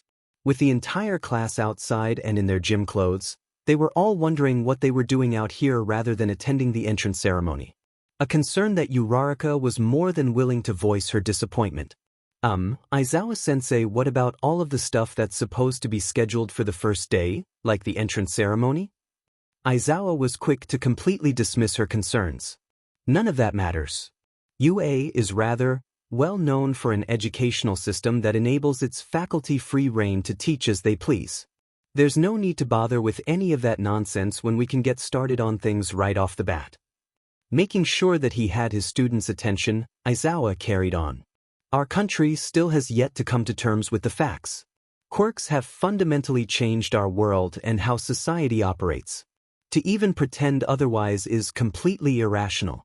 All of you have gone through schools up until now, never having used your quirks to influence any tests you may have taken. Tired eyes closing in on Bakugo, Aizawa called him out. Bakugo, you got the highest villain score out of everyone in the class. How far could you throw in middle school? About 67 meters. Why? Aizawa nodded to the nearby softball throw pitch and the ball sitting at its center. Try using your quirk, anything goes. Just stay in the circle. Bakugo nodded and pet his arm back. Die. The softball rocketed into the sky, disappearing into the clouds. Aizawa meanwhile was glancing at a handheld tablet. It's important to know your limits. It will be the first step in determining what kind of heroes you'll be. The device gave out a beep and Aizawa turned it to face his students, showing the distance the ball had traveled, which served to shock the entire class. 705 meters. Holy crap, that's insane. This is awesome. I can't wait. Using our quirks as much as we want? This is what I'm talking about. Aizawa looked rather unimpressed, if not right out irritated by his class's excitement. Awesome, huh? You've got 3 years to become pros and you think treating this like a game is going to fly? Right. New plan, we're going to assess each of your quirks using the exercises that you would have participated in during middle school. The person who scores the lowest average between the tests will be expelled. Almost the entire class erupted into panic at that announcement. No one wanted to get sent home. Especially not on their first day. But for Aizawa, their panic seemed to be music to his ears as he pulled back his hair with a slightly sadistic look on his face. Quit your whining. You think this is unfair? Neither are natural disasters, madmen that test our borders, nor rampaging villains. You lot are aiming at becoming the shields that protect everyday society from the unfairness of the world. If you thought this was going to be easy, I'll happily run you all through the dirt. Welcome to UA's hero course. Your fate is in my hands. A collective gulp went through the class as their teacher's demeanor became far more menacing than anything his students could have anticipated. So let's see that plus ultra. Triplets. The first test was the 50-meter dash. Ida blew everyone away with his insane speed and topped the charts. But Izuku and Denki put on good showings themselves. When it came time to shine, Izuku and Bakugo stood in their lanes, ready to go. When the shot went off, they both blasted forward. Izuku pushing his mag skates to the max and Bakugo lighting a trail of explosions behind him. Bakugo was the first to pass the finish line, but Izuku was hot on his heels. 4.08 seconds. Barely a moment later and Izuku came through. 4.50 seconds. Bakugo's sheet-eating grin showed as he looked over to Izuku. It looks like I'm in the lead. Better shape up, Deku. When Denki's turn came, he stood across from the girl with the odd earlobes. But of course this meant he was a little distracted. Hey there, I'm Denki Kaminari. What's your name? The cursory glance the girl gave him made it pretty apparent that she wasn't paying him much attention and she was quick to put her eyes back on the prize. Kyoka Jiro, and unless you're interested in going home today, I'd focus on the task at hand. The lights began to flash and Denki grinned. I'm not really worried about this one. Electricity danced across Denki's skin, but went no farther, then it disappeared, seemingly vanishing into his very skin. But his hair stood on end and when the shot fired he moved with insane speed. 3.70 seconds. Kyoka was nowhere near as fast, coming in over 3 seconds later. 7.02 seconds. Catching her breath, Kyoka looked over to the blonde boy nearby. She certainly hadn't expected that. He grinned down at the girl and offered her a hand. She shook her head and waved him off. I'm good. That was nuts though. What kind of quirk do you have? Denki just winked at her, wagging his finger at the girl. It's not so much my quirk as much as it a secret technique Izuku and I've been working on for a while now. Sorry, but that's all I'm gonna say for now. Though if you want to talk later, I'd be happy to trade numbers. Kyoka rolled her eyes at him, smirking all the while. Keep dreaming, Pikachu. Triplets. The rest of the challenges went rather smoothly. Denki and Midoriya never did take a number 1 spot amongst their peers, but they were always in the top 10. There were several tests that they placed in the top 3. With one exception, Izuku was able to take first in the sit-ups given he just used his points to move himself without ever actually having to strain his muscles. Besides that, Izuku did manage to take second place in the long jump and Denki did the same in the side-to-side stepping. When they finally came back to the softball test, Izuku was able to take third place just behind Bakugo with a distance of 621 meters. even if it did give him a nasty headache for his efforts. When the whole class had finished with the tests, Aizawa presented a display showing the results of the test. Neither Izuku nor Denki were worried, but they were eager to see where they stood in regards to their peers. Momo Yaoyorozu, Shoto Todoroki, Izuku Midoriya, Katsuki Bakugo, Tenya Ida, Fumikage Tokoyami, Mizo Shoji, Mashireo Ojiro, Ijiro Kirishima, Denki Kaminari, Mina Ishido, Uchako Uraraka, Koji Koda, Rikido Sato, Tsuyu Azui, Yuga Oyama, Antasiro, Kyokujiro, Toru Hagakure, Minoru Mineta. Denki and Izuku looked to one another, grinning at their results, fist-bumping one another in congratulations. The small great boy, revealed to be Minoru Mineta, was lamenting his fate. Over with Bakugo, his whole frame shook with rage. He knew that Izuku had been holding back all these years, but he'd never known how much. When he'd beaten him in the dash after he'd blown everyone away with the softball toss, Bakugo thought he'd had it in the bag. But that DMN nerd managed to scrape by and beat me out of almost every other test.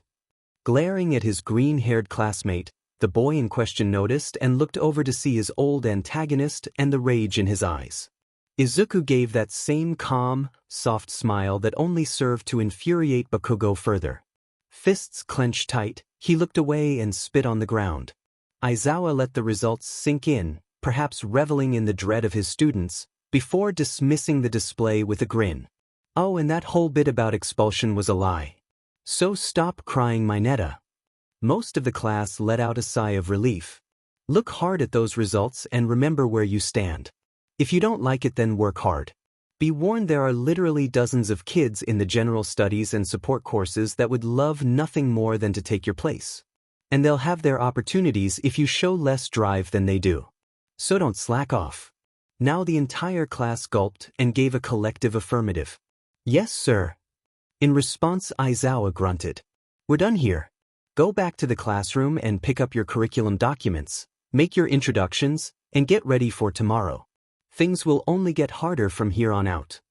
Triplets. As Aizawa rounded the corner, he came face to face with All Might. Glancing up at the larger-than-life hero, Aizawa huffed. Do you need something, All Might? All Might gave one of his hearty laughs.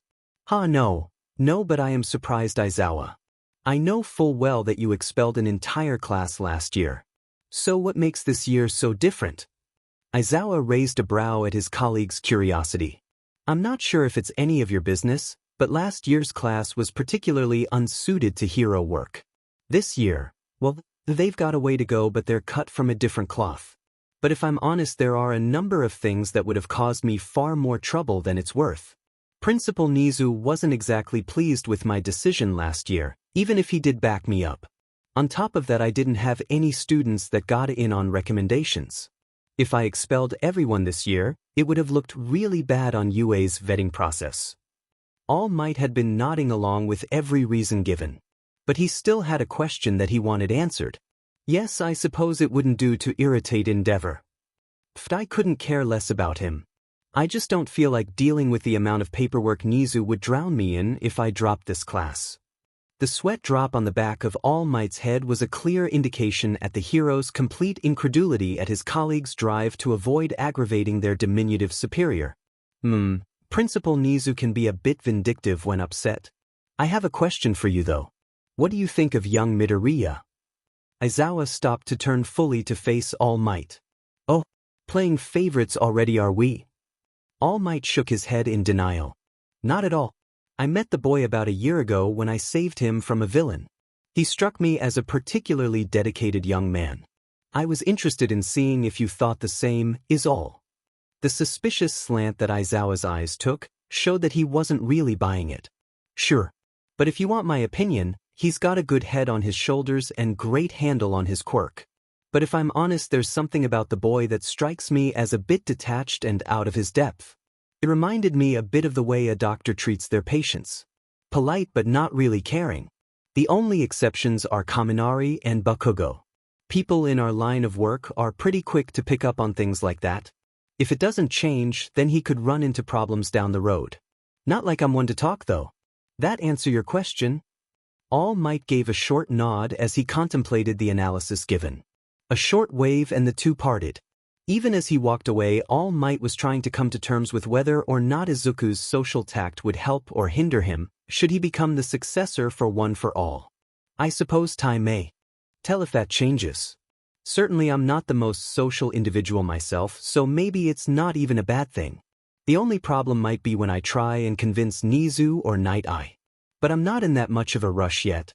Still, grow strong, young Midoriya. The world needs its symbol of peace, and I'm not sure how much longer I can keep this up. Triplets. The following day in class, the students vaguely knew each other's names, if not anything else. Almost everyone had trouble remembering everyone's names, though roll call certainly helped. Speaking of which, a lot of sales had their wind taken when the class was reminded that UA was just as much an academy as every other school. Most seemed to have forgotten that the hero classes were in addition to normal classes rather than straight out replacing them. For Izuku this wasn't a problem, he thrived in an academic setting, but for Denki it was proving to be a bit more of a challenge. His eyes drooping as the day went on into some subjects that he just had no love for. But then the time came and a voice that was so familiar and yet so strange to hear in person filled the homeroom class of 1A. I have come through the door like a normal person. A few people laughed, but most were so starstruck that the number one hero was teaching their class. A few were commenting on his outfit and talking amongst themselves excitedly. Welcome class. This is hero basic training. Now there's no time to mess around, for today we'll be covering battle training. Some of the class was getting even more amped up with that announcement, ready and eager to prove what they were made of. Meanwhile, All Might pointed a remote to the side of the classroom and a series of panels slid out, holding numbered briefcases inside. But to do that you'll need these.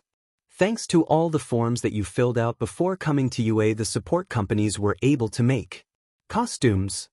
The whole class was stoked now as they started getting out of their seats and heading for their own cases. All right class, after you get changed, meet me at ground beta.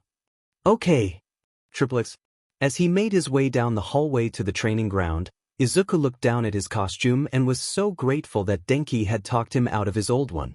His mother had even helped him design this one, and they were really pleased with how it had turned out after they'd given the concept to the support company. Black boots sat beneath white pants, which came up to a black undershirt with white trim up the middle, a brown leather belt holding them. Above those was an open blue tunic with gold outer trim. On his forehead was a blue and gold headband. Finally there was a large cape that was blue on the outside and red on the inside, and a pair of blue fingerless gloves. But what he was really pleased about were the pieces of plate armor that were scattered about his person. His knees, ankles, forearms, shoulders, chest and back all had these pieces of blue armor with gold trim. In total there were 16 on his person. This is great. The color palette is the same as All Might's Silver Age costume, so I still get to pay homage to him, but all the time that Mom and I put into it really make it my own. Looking over to Denki, he could tell his friend was just as pleased with his own costume. A fact that Izuku was just as pleased with since he'd helped Denki come up with some improvements on the initial concept. The costume still evoked an electrical vibe, but it gave Denki some more options in what he could do with his quirk. Sandy-colored boots had almost khaki-colored pants tucked into them. A burnt orange belt wrapped around one of his thighs, where Denki's pair of metal rods lay, before making its way up to his waist where a yellow satchel was secured. A buttoned, high-neck, black jacket covered him from the waist up, and a burnt orange headband sat on his head. Lastly were the pair of thin copper-treated vambraces that covered his forearms and the backs of his hands, and the sleeveless dark red gloves. Denki noticed Izuku looking and gave his buddy a thumbs up as they walked towards their first hero course. Walking out of the tunnel and adjusting his gloves, Bakugo looked over to the only competition he cared about, Deku. The nerd's friends were chatting with him and discussing their costumes. Eyes narrowing, the blonde Pyro scoffed and moved to the front of the class to catch what All Might had to say. He wasn't going to miss something because the nerd was sking up the limelight. If he wants to play buddy-buddy with people and let his skills dull, then so be it. It'll be all that much easier to put him in his place. I'll make him take me seriously, and when I'm at the top, it'll be that much sweeter. A wry upturn at the corner of his lips accompanied his thoughts. Triplets. When they'd come out of the tunnel, Denki had been positively giddy over their new costumes. Almost tackling his buddy, he threw an arm over Izuku's shoulder. Man, isn't this awesome? We look so sick. So what do you think? Sir Izuku? Izuku laughed at his friend, the exuberance infectious. Yeah, I guess we do. I'm really happy with how my costume turned out. Yours looks great too. Are the vambraces sturdy enough? Denki gave a wicked grin and let his quirk flow through one of the pieces of armor. A low hum filled the air and electricity danced across its surface. Yeah, I am so ready to give these babies a try. Especially in front of all the cuties in our class. I know I didn't say anything yesterday, but did we luck out or what? Izuku gave an embarrassed chuckle. Well used to his friend's antics when it came to the Pharisee, he scratched the back of his head with an exasperated look. While that might be true, Denki, maybe don't be so loud. You don't want to give anyone the wrong idea, do you? Denki slapped a hand over his mouth and glanced around to see if anyone had noticed his comment. Luckily for him, everyone seemed pretty enamored with their own costumes. Izuku gave a low laugh at his friend's expense, who was quick to stick his tongue out at Izuku. Their conversation was interrupted though by Aoyama coming over. Midoriya-san. It is excellent to see another student who shares my appreciation for classical beauty. Both Izuku and Denki were completely caught off guard by the remark, and neither was sure what he was talking about until they got a look at Aoyama's own costume. The boy in question carried on, lifting up his cape as he did and twirling, let it wave behind him in grandiose fashion. Indeed there is nothing so noble or elegant as a knight coming to save the day. Perhaps yours is not quite so beautiful as my own, but it is easily more stunning than anyone else here. Izuku was honestly out of his depth and couldn't help but blush at the compliment. Denki had turned his back to the conversation and had shoved his fist in his mouth to keep from laughing. An act that did not go unnoticed if Izuku's glare was anything to go by. Ignoring his doofus of a friend for a moment though, Izuku turned back to Aoyama. Thank you, Aoyama-san. I really appreciate that. This costume of mine will really help out with my quirk. Your costume is really something else too. Aoyama flipped his hair back and shook his head, making it sking sound as he did. Such formality, Midoriya-san. You saved my life. That alone should be enough for you to simply call me Aoyama. But now I also find a kindred spirit? Please, it is simply Aoyama. Even with how over the top the boy in front of him was, Izuku could tell the gesture was heartfelt. Letting his smile relax into one reserved for a precious few, Izuku acknowledged Aoyama. Sure thing, Aoyama. Then just call me Midoriya. An elaborate bow, and Aoyama was sparkling with a grin of his own. Oui, monsieur, it would be my pleasure. Meanwhile, Denki had finally gotten over his giggle fit and was happy to see his buddy making new friends. Deciding that he didn't want to be left out of the conversation, he put his own 2 cents in. Well, just call me Kaminari then. I'm friends with Izuku. I'm not big on formality anyways. Giving Denki a once-over, Aoyama let his nose rise a teensy bit. Well, a proper knight does require a squire to look after his things. Pleasure, I suppose. Your loyalty to Midoriya is commendable, even if your style leaves something to be desired. The tables turned as Izuku was now chortling at his friend's expense, while Denki's eye twitched. A strained grin shook, as Denki did his best to resist throttling the fruitcake in front of him. Esquire? Ahee, I think you've got the wrong idea, man. The snort that followed was indicative that Aoyama knew full well what he'd said. Hey guys. The 3 boys were completely thrown for a loop when Uraraka announced herself. Their preoccupation with their own conversation had allowed the girl to sneak up on them. Oh man, those are some cool costumes. The topic brought up again, the boys puffed up a tad. Even Izuku was feeling a little taller, cheeks warming or not. With attention brought to costumes, the boys looked over to Uraraka's rather snug costume. Catching on, Uraraka gave a bashful look and rubbed the back of her head. Yeah, I know. I wish that I'd been more specific with my costume request form. This one's so tight. I'm not really sure it's my style. Aoyama gave her costume a more scrutinizing glance. It doesn't leave much to the imagination, mademoiselle. But I believe that you make it work for you. It evokes a friendly and approachable demeanor befitting someone so willing to help others. Still, I might put in to have it made a little flashier. Look at my cape for example. Isn't it beautiful? Aoyama swished his sparkling purple cape to and fro in demonstration. Denki shook his head at how full of himself Aoyama was.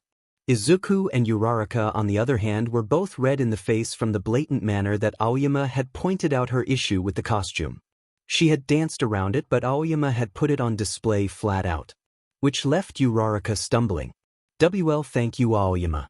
I'll keep the advice in mind if I ever take it to get worked on. Aoyama gave a pert nod and a one-eyed grin. Of course, my lady.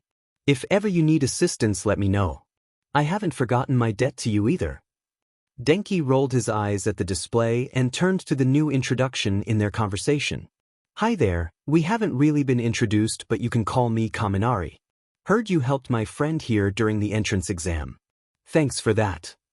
Arm thrown around Izuku's neck again, Denki grinned at Uraraka, despite Izuku's protests at his weight. It was enough to snap Uraraka out of it. She waved her hands rapidly in front of her face. No, it's not like that at all. During the exam Midoriya saved me and then when we passed Aoyama, I just lifted the robot off him. Midoriya was the one to blow up that monster robot.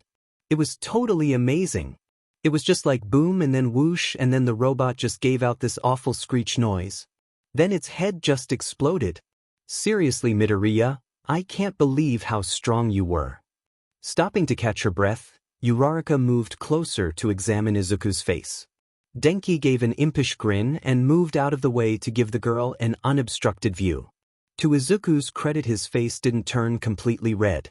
Is there something wrong, Uraraka-san? Just Uraraka, silly. Your face looks a lot better. We didn't really get to talk yesterday before you left. You weren't looking so good when All Might took you to the nurse's office. What? I told Ida-san that what he said yesterday wasn't okay. He said he'd apologize. Touched by her concern, Izuku was able to rein in his blush. Why yeah, all I had was a headache when I woke up. But I'm fine now, promise. And don't worry about Ida-san. Catching something behind Uraraka, he noticed the waggling of Denki's eyebrows which served to bring his blush back in full. Dang it, Denki. Don't mess with me. Denki's smile only widened when he noticed Izuku's flustered aggravation. But then Izuku was thrown for a loop when he noticed Aoyama. The wink and wave to carry on left Izuku flabbergasted. Not you too, Aoyama. Uraraka noticed Izuku's face and glanced over her shoulder, but the two boys were quick to cover their tracks, looking in opposite directions and whistling. Izuku took her moment of distraction to subtly shake a fist at the boys. But All Might spoke up, initiating his lesson and the group moved to listen to what they would be doing today. Triplets. Alright newbies. Gather round, it's time for battle training. All Might stood in front of the class and waved them forwards. With the whole group gathered, he could start the class. Now then, who's ready to show me what you're made of? A round of cheers broke out from the students. A few had further questions though, given what they'd had to deal with from Aizawa the previous day. Ida was the first to speak up. Sir, will we be fighting robots again, like in the entrance exam? Turning to the fully clad speedster, the memory of yesterday's introductions replayed in Izuku's mind. Triplets. Standing at the front of the class, Ida was finishing his introduction. Turning to his classmates, Ida began to share his thoughts on how introductions should be handled. Firstly, everyone should provide their name and the school they came here from. If there is any other information you wish to share, you should keep it short so as to not inconvenience classmates that have obligations outside of school. For the purposes of speed, we should go by row and... Oh, for F's sake, shut up. Seriously, let's get this over with already. I don't feel like sitting here and listening to some elitist, wannabe extra keep yapping on like he's in charge. So move on, and let someone else up there already. Bakugo obviously wasn't in the mood for this. Ida himself looked astounded. Such vulgar language. How on earth did someone like you get into you? Surely everyone else here can see that I am just trying to move things along in a quick and orderly manner. Turning to the rest of the class, he was met with crickets for the most part as no one really wanted to get involved, but a few were certainly giving him impatient stares. Reading the mood, Ida's shoulders drooped as he slunk along back to his desk. Standing up from his seat, Bakugo surprised everyone by going first. A number of them had been certain that he wasn't even going to contribute. "My name is Bakugo Katsuki. I'm from Arudara. All you extras need to know is that by the time we graduate, I'll be number one." Without another word and amidst some booing, Bakugo left the class. When the door shut, Ida spoke up. Disdain evident in his voice. "It figures that someone so uncouth would come from such a breeding ground for delinquents." A few classmates nodded in agreement, while others were put off by his words. Arudara was rather infamous. While it was certainly not the worst school around, it was almost always in the top 10 worst in terms of academic averages. To top it off, in the near 100 years since UA's founding, not a single student had been accepted into it from Arudara. Meanwhile, Denki's eyes went a little wide as he looked over to Izuku. For his part, Izuku took the comment without balking. A slight narrowing of the eyes was his only immediate reaction. Taking a breath, he let his face slacken before standing up and moving to the front. Allowing his tried and true soft smile to leak over his features, he introduced himself. "Good evening, everyone. My name is Midoriya Izuku and I'm also from Arudara. It's a pleasure to meet you all." Ida and those that had agreed with his earlier comment froze. It was to complete silence that Izuku made his quiet departure. Denki glared at the perpetrators and walked up next. "My name's Kaminari Denki and I'm from Saitama. As for my fun fact, Izuku is my best friend. Oh, and it might interest you to know that one of those delinquents took first place in the entrance exam." Later, Denki rushed out to catch up with his friend, only to find him waiting just outside, a thoughtful look on his face. "You didn't have to do that, you know." Denki gave Izuku a melancholy smile, looped his arm over Izuku's shoulder, and started walking them towards the exit. "Of course I did. Wingmen watch each other's backs." Triplets. Izuku knew objectively that Ida wasn't a bad person, and that there was some truth to his comment. But he couldn't help but get defensive. Sure, a number of his classmates from Arudara were a rougher bunch, but none of them had been really bad people. At least not to him. In fact, they were very careful to keep any unseemly habits or actions out of his sight. While he wasn't actually very close with any of them, Izuku's grades and amiable nature had made him an approachable option for his peers in need of assistance. As a side effect, they would often share their thoughts and feelings with him. They might not have known Izuku, but it would be untrue to say he did not have a good judge of many of their own character. To Izuku, Ida's words had been a strike against all their memories, unknowing or not. Lost in thought, Izuku missed much of the conversation between All Might and the rest of the class. He was broken from his reverie by a jab to the ribs from Denki. His friend's concerned look was waved off and Izuku focused back on the lesson. It was still so amazing to Izuku that it was All Might teaching them. Sure, he'd met the man before, but it didn't in any way cheapen the experience. All Might was a mountain, towering over the entire class. He didn't just seem larger than life, he actually was. Standing in the man's presence was like taking a deep breath of fresh air without ever having known you were drowning in the first place. And it dawned on Izuku just what he was actually aiming for. How does he do it? How am I supposed to get to there, from here? It's like looking at the ocean and thinking, sure, I'll swim that. Doubts swirling in his head, he only barely heard the lesson's description. The class would be divided into teams of 2 at random. The urban grounds behind them held a number of buildings with fake missiles in them. For the lesson, 2 teams would go against one another in 15-minute-long matches with one team representing the heroes and the other villains. The heroes needed to either secure the weapon or capture the villains within 15 minutes, and likewise the villains had to either protect the missile or capture the villains. Obviously, the setup was designed to put pressure on the heroes, placing them in a disadvantageous position. Each team would be provided with a roll of capture tape, in order to capture other players, and a set of earpieces to communicate with their teammates and All Might. Now then, let's get to it. All Might's exclamation was followed up with cheers, as the students moved forward one at a time, take a random letter from a box to see who their partners would be. When all was said and done, the classmates got together with their partners. Team A, Sato and Hagakure. Team B, Koda and Kirishima. Team C, Tokoyami and Aoyama. Team D, Shoji and Mineta. Team E, Ida and Todoroki. Team F, Kaminari and Ishido. Team G, Uraraka and Yaoyorozu. Team H, Bakugo and Midoriya. Team I, Jiro and Ojiro. Team J, Azui and Siro. When Izuku saw who his partner was to be, his eyes snapped to his old elementary school antagonist. Likewise, Bakugo's eyes had flashed with rage and maybe disappointment, before looking the other way and all but literally spat fire to the side. Izuku took a deep breath and just did his best to contain his own irritation. There's no doubt that Bakugo is one of the best here. But he's not going to be easy to work with.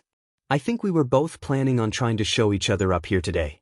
But now, putting those thoughts aside for now, he waited with the rest of the class for All Might to pull out the first teams to participate. A box stood to either side of him, one black and one white. The white for the hero team and the black for the villain team. Reaching into each, he withdrew an orb in each hand. Facing them towards his students, he revealed Team C for the heroes and Team F for the villains. Meaning that Denki and Aoyama would be going up against each other first. The two gave each other discerning looks, each doing their best to shake the other down, but of the two Izuku knew who he'd be putting his money on. Aoyama's quirk wasn't weak, but Denki had been training with him for years now.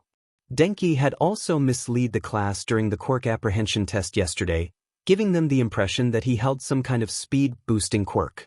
Which was why when an impish grin sported itself on Denki's face as he was headed out the door to the testing ground, Izuku gave him a disapproving look. Keeping his voice low, he called after the walking taser. "Denki, don't overdo it." For his part, Denki slapped his hand over his heart, faking pain and anguish. "Oh, Izuku, you got me right here, man. Do you have so little faith in me, best friend of mine?" When he was answered with a deadpan stare, Denki let out a toned-down cackle.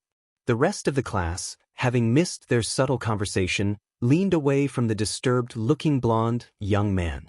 Ishido, following after him, looked very uncertain as to what she'd gotten herself into. But as Denki moved further ahead, she walked faster in order to catch up with him. As the two entered the building, Denki's amusement with Izuku wore off just enough to where he remembered he was walking with a cute girl his age. As they climbed the stairs to get to the top floor, he spoke up. "So, Ishido, right? Sorry I didn't really get anyone's names yesterday since I bolted and all that." He cringed towards the end.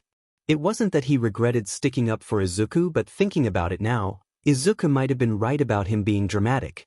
Ishido looked up to the boy as they made their way up the stairs. Recalling the incident in class yesterday, her expression sobered. "Yeah, Ishido Mina. And don't worry about it. What Ida said wasn't cool." Denki looked thoughtful for a moment before shaking his head and slapping his cheeks. Now at the top of the stairs, he turned back to Ishido with his game face on. "Anyways, we've got bigger fish to fry." A grin returned to the pink hero in training, and she skipped up to beside Denki. "Right. We've got to beat Sparkles and Mr. Crow." Denki stopped mid-step to crack up laughing, though Ishido wasn't quite sure why he was laughing. "Ah, Sparkles. You're all right, Ishido. But I was actually talking about something even more serious."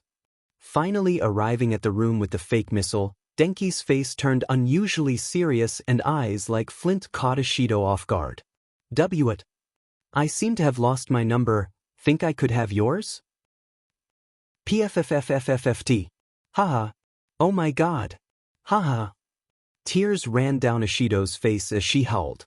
Gripping her sides, she bent while gasping for air. All the while a depressing cloud built over Denki's head as he sunk lower and lower. When Ishido was able to get her laughter under control, she forced her head away from him. Just looking at him was proving to be too much for her. "Ooh, that was too good. Seriously, that was so bad. And your face, piff, it made it even better." Finally back up on her feet, she spotted a now pitiful Denki, drawing circles on the ground in the corner. Rolling her eyes to herself, her almost ever-present smile resumed itself. Coming up behind him, she patted him on the head. "Don't get down, who knows, maybe that'll actually work on someone one day. You know, someone desperate." The cloud of depression collapsed on Denki's head like an anvil, the ground coming to his face. Ashido chuckled to herself at her partner's dismay. Any further teasing was postponed when All Might's voice spoke up from the comm pieces in their ears. Team F, are you in position? Ashido put her hand to the comm piece and responded, while Denki picked himself up. Yes, Sensei, we're both here. Good. You'll have 15 minutes to set up and strategize before the other team is allowed to enter. Use it wisely. Yes, Sensei. Both students responded into their earpieces. Triplets. Back in the observation room, the other students watched with all might. Ashido and Denki looked to be in discussion, but they weren't actually doing anything. Meanwhile, outside the building, Tokoyami was trying to engage Aoyama in conversation without much success. Uraraka had sidled up to Izuku to watch the bout. So, Midoriya, who do you think is going to win? Izuku looked over to acknowledge the girl before turning his eyes back to the fight. I don't really know enough about Tokoyami's or Ashido's quirks to make a definitive call. But based on what I've seen of Aoyama's quirk, I'm leaning more towards Denki. In an enclosed space like that building, there just isn't enough room to avoid his quirk. Uraraka looked in puzzlement to her classmate. I thought that he had some kind of speed quirk? Izuku shook his head. I know that he showed off yesterday, but it's actually really dangerous for him to do that too much. If he pulls that stunt here, he might lose. Uraraka hummed over his answer, a finger to her chin in ponder. But if his quirk isn't super speed, then what is it? Izuku answered with that patented grin of his. You'll just have to wait and see. I can't give out all of my friend's secrets. Uraraka dropped the line of questioning, though her cheeks puffed out in childish disappointment. As they were going back to look at the screen, the class as a whole was distracted by the opening of the doors behind them. Glancing backwards, Izuku was caught completely off guard by an unexpected guest sauntering up to him. Ichi? What are you doing here? The black cat rubbed up against Izuku's leg and purred in satisfaction. Izuku and the rest of the class looked down at Ichi in puzzlement, and some cooing from a few. But further pondering was stopped when another individual came through the doors. One that drew a much more pronounced response from All Might of all. People. Principal Nizu, sir. A rapid bow to the well-dressed, small, white-furred, mouse dog bear caused the rest of the class to go wide-eyed and follow the pro-hero's example. Nizu merely waved them off, smiling as always. That's me. No need for all that now. I was merely on a walk with my new friend Ichi here. Yesterday he seemed content enough to lounge in my office with me, but it seems he wanted to visit Midoriya-san today. Izuku and Uraraka had crouched down to give Ichi the attention he had been seeking, but when he heard his pet had been disturbing the principal, he became mortified. I am so sorry, Nizu-sensei. If I had known, I of course would have stopped him. He just has a tendency to go wherever he wants, and Nizu raised his hand to stop the tirade coming from the young man. Now, he has been no trouble at all. Indeed, it's been a rare treat to spend time with someone like myself. It is, after all, so rare to meet another animal with a quirk. Ichi has been very pleasant company. Ichi, who had been irritated with the momentary lack of attention, looked up at Izuku, appearing all too pleased with the endorsement from the principal. Izuku could only sigh in exasperation at the feline's demeanor. Uraraka stood to the side, covering her mouth to try and stifle her giggles at the whole thing. Ichi noticed her though, and upon spying a potential new two-leg to acquire, decided to work his magic. Walking idly over to the girl, he purred and rubbed around her legs, being sure to let his eyes shine big and wide up at her as he did so. Unprepared for the cat's manipulations, Uraraka fell right into the trap.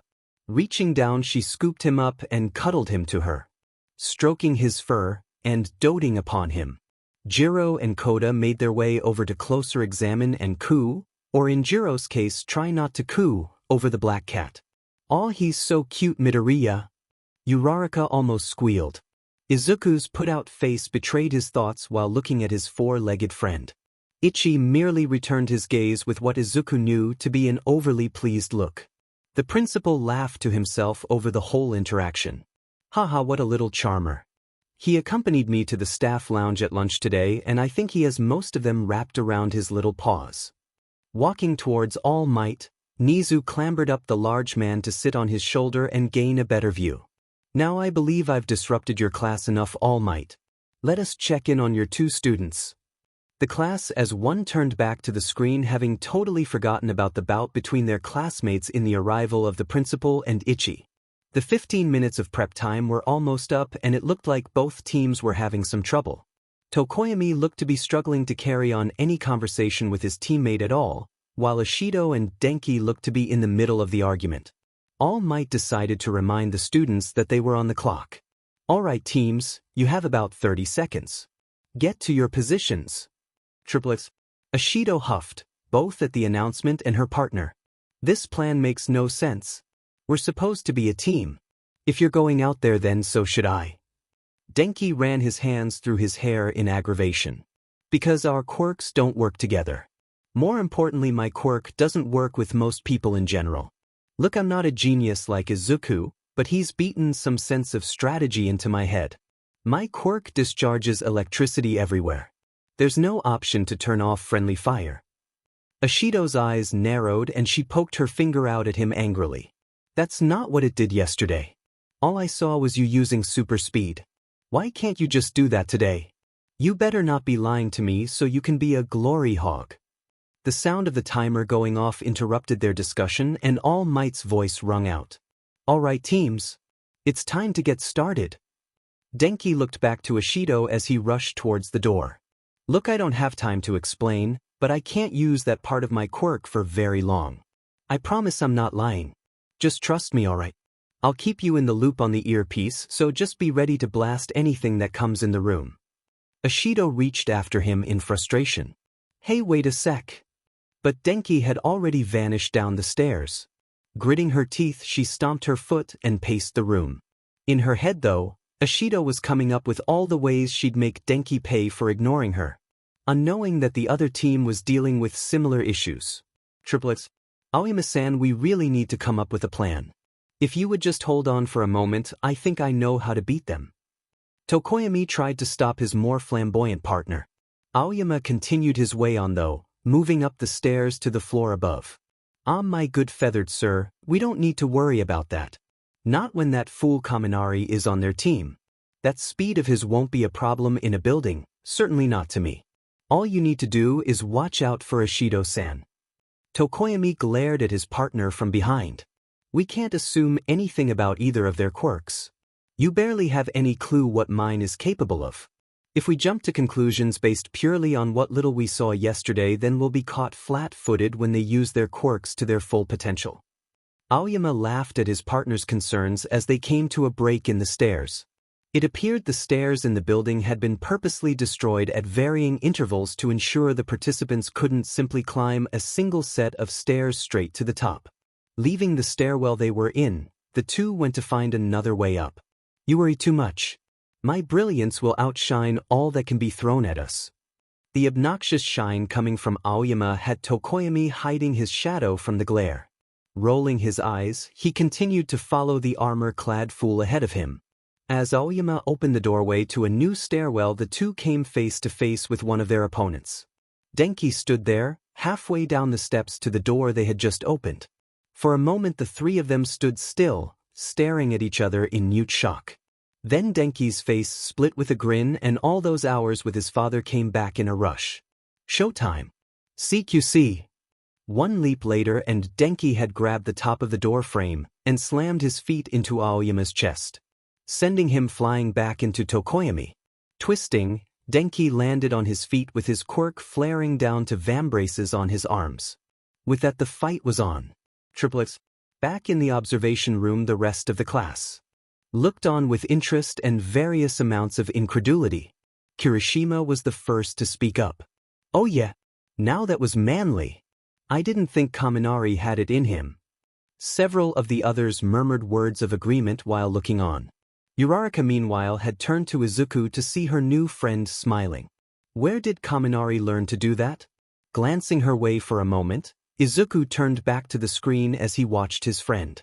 His dad is a police officer and a former SAT operator. He's given Denki some lessons here and there.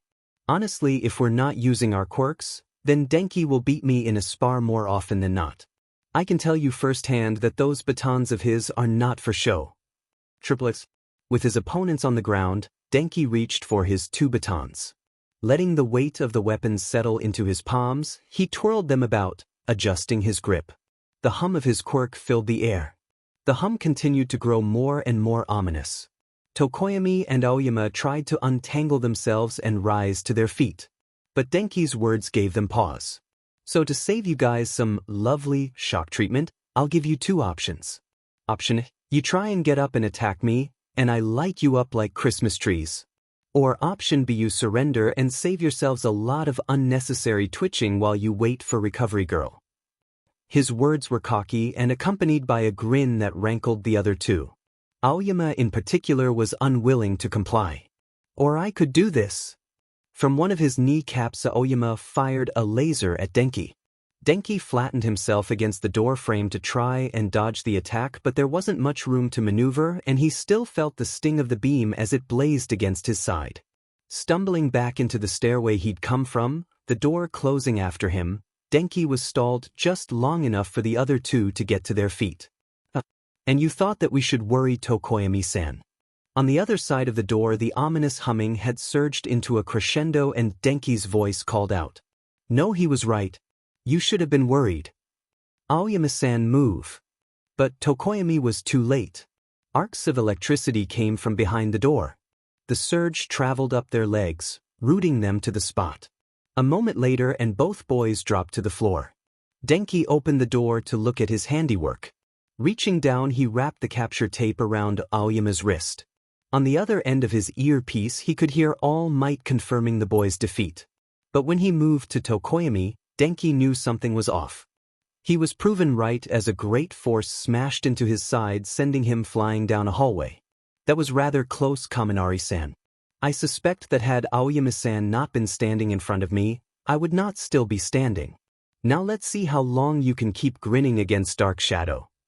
Looking back to the now standing Tokoyami, he could see the boy's shadow quirk looming over his shoulder.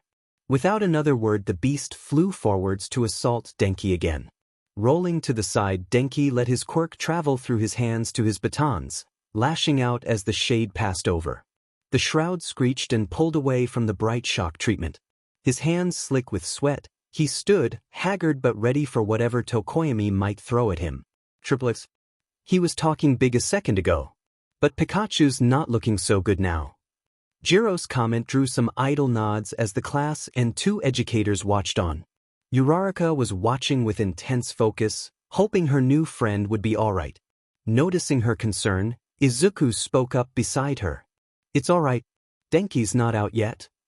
Snapping out of her concentration, Uraraka looked in askance to the curly-haired boy. But after that one attack, he looks ready to drop. I thought you said if he didn't go all out he wouldn't beat them. Izuku shook his head. I said that if he did what he did yesterday then he'd lose. What he did yesterday was essentially improve and speed up the electrical signals the body uses for motor functions. But it's dangerous for him to use his quirk like that. If he uses it too long it could burn him from the inside out. For the longest time his go-to tactic was to just let loose and fry anything in range. But it leaves him open if he uses it too much. Pushing out that kind force is rather taxing. But just generating a current across his skin or those batons of his. He can do that for hours. Pondering his words for a moment, Uraraka looked back to the screen. So do you think he'll win here? Izuku narrowed his eyes at the image of the 2 boys facing off, but movement on one of the other screens caught his eye. A smile crossed his lips when he noticed its intentions. He didn't take into account that armor of Aoyama's. It basically turned Aoyama into a lightning rod and spared Tokoyami the full force. So I think that Denki might have trouble here. But his team will still win, he is only half the team after all. Following his line of sight, Uraraka spotted what he was looking at and grew a rather bewildered if impressed expression. Triplets. Tokoyami's dark shadow rushed forwards, intent on either causing as much damage as it could or capturing Denki. Forcing Denki back time and again. It was all Denki could do to just keep dodging. While he'd certainly spent a lot of time training his quirk, he was still left sluggish after using it. But at least he was still cognizant. Which was the only reason he hadn't been captured yet. Smacking another swipe from the shadow to the side, Denki let his baton slam into the beast's head. Electricity dancing from the weapon to the shadow caused the creature to shriek in pain. But even as it screamed in pain, it managed to bring a fist into solid contact with Denki's chin, knocking the boy straight back towards an empty window. His back slammed into its edge, head leaning out for a second before Denki orientated himself and dived to the side, dodging a follow-up swipe from Dark Shadow.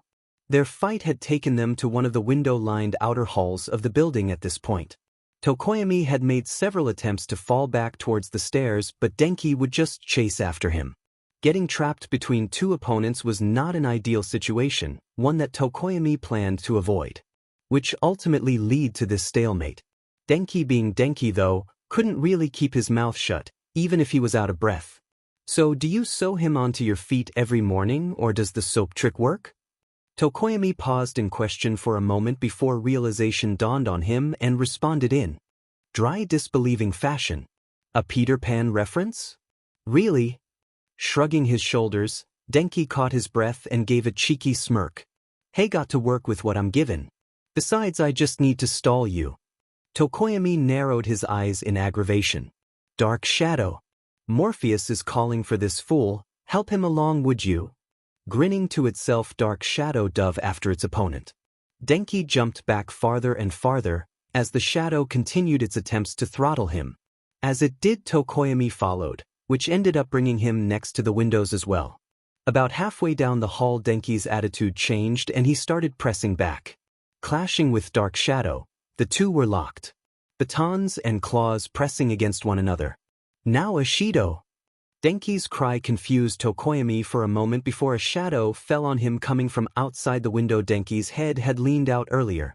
Surprise sucker! Ashido's form fell from above Tokoyami, strong legs sending the feather-headed boy to the ground. It was over in an instant. Pinning Tokoyami to the floor, Ashido whipped out her capture tape and slung it around one of Tokoyami's wrists. A moment later, and All Might's voice called out. Tokoyami has been captured. Team F wins. Horns sounded outside the building as Denki let himself sit down with a smile on his face, and Ashido jumped to her feet cheering to herself. Triplets. Holy crap. That girl has got guts. I mean, seriously, melting handholds into the side of the building to work her way down? Shiro spoke up in incredulity at Ashido's feet. He wasn't alone in his appraisal either. Kirishima too weighed in with his 2 cents. Oh hells yeah. Ashido has always been super manly. A number of ped brows met the redhead's particular choice of vocabulary. Minetta's face actually looked ashen. What? There's no way Ashido is a dude, not with those big freaking boudash. A swift swipe to the side of his head from Ajui's flail-like tongue cut off the grape-headed boy. Kirishima wasn't sure what Minetta was talking about. What? No, Ashido's a girl. But there's nothing that says girls can't be manly too. A floating hand placed itself on his shoulder and a disembodied voice from Hagakure spoke up beside him. And that's totally awesome that you feel that way, Kirishima. But maybe be careful about who and where you say it to. You might make someone upset. Just a thought. The blinking of his eyes and the tilt of his head indicated that the suggestion's intentions may have been lost on him. Both teams, minus Aoyama, returned to the observation room to the congratulations and applause of their fellows and teachers. Aoyama, for his part, was being sent to see Recovery Girl, carried by a pair of robots on a stretcher between them. Denki walked over to join Izuku while Ashido was engaged by Hagakure's praises. Izuku smiled at his friend and bumped his fist in congratulations. You did better than I thought you would, Denki. Congratulations. Izuku's smile was genuine and Denki appreciated it. To the side, though, Uraraka wondered at the change in his smile from those he had displayed earlier. Hey, come on, how could you ever doubt me? Izuku put a finger to his chin in faux contemplation before answering in a teasing fashion while counting off his fingers at his friend's expense.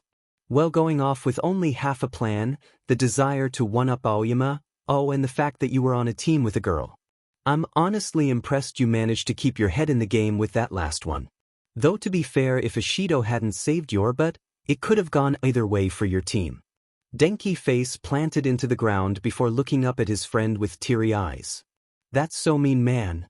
Uraraka stood nearby giggling to herself with Ichi in her arms. The feline, having spotted his blonde two-leg, hopped down. Coming over to Denki, he rubbed up against the distraught boy. Picking Ichi up, Denki rubbed his cheek against Ichi's own in exaggerated gratitude. Only Ichi believes in me. Izuku rolled his eyes at his friend's dramatic antics. Uraraka spoke up through her giggles.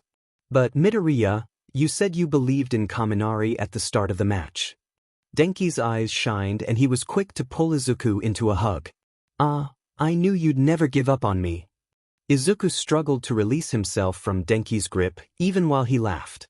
Get off, Denki. Their celebrating was interrupted when All Might called out to the class. Their teacher stood there grinning proudly. Principal Nizu had moved to his shoulder at some point and was smiling at the lot of them as well. Well now, that was a good showing for the first match. But we have 4 more to get to, so without further ado, would teams B and J head to their building please? A hand raised in askance. Yes, Yaoyorozu? What can I help you with? Taking her hand down, Yaoyorozu stepped forward. Sensei, shouldn't we discuss the previous match before moving on to the next? So as to keep the events fresh in mind and better form accurate criticisms, I mean. No disrespect was evident in her tone, only sincere curiosity. Surprisingly, it was Nizu and not All Might that answered. An excellent question, dear. But sadly there are only so many hours in the day. Between the 15 minutes for the villains to set up and 15 minutes for the match itself, they will take 2.5 hours to complete. Adding to that is the short time it takes for those teams to get to and from the observation room. Allowing his words to sink in for a moment, Nizu subtly tapped All Might to let him know to take over. Coughing into his hand, All Might took the hint. Alright. Each of these matches is being recorded so that we can hand you all copies at the end. All of you will need to analyze what you see, then write a small report on each match detailing what could have been done better by each team. Those will be due next week. Taking in her teacher's words, Yaoyorozu gave a short bow. Thank you for your explanation, senseis. I will look forward to the assignment. Giving the girl a thumbs up and a smile, All Might was sure to keep his own thoughts to himself. Good thing Principal Nizu was here, or else I would have totally forgotten about that. I can't help getting caught up in the moment sometimes. These kids have so much potential. Letting his eyes slide over to a particular moss-headed student, All Might's eyes shined in contemplation. Both of your opponents were raised amongst pros. I'm eager to see how you do against 2 adversaries of such caliber, young Midoriya.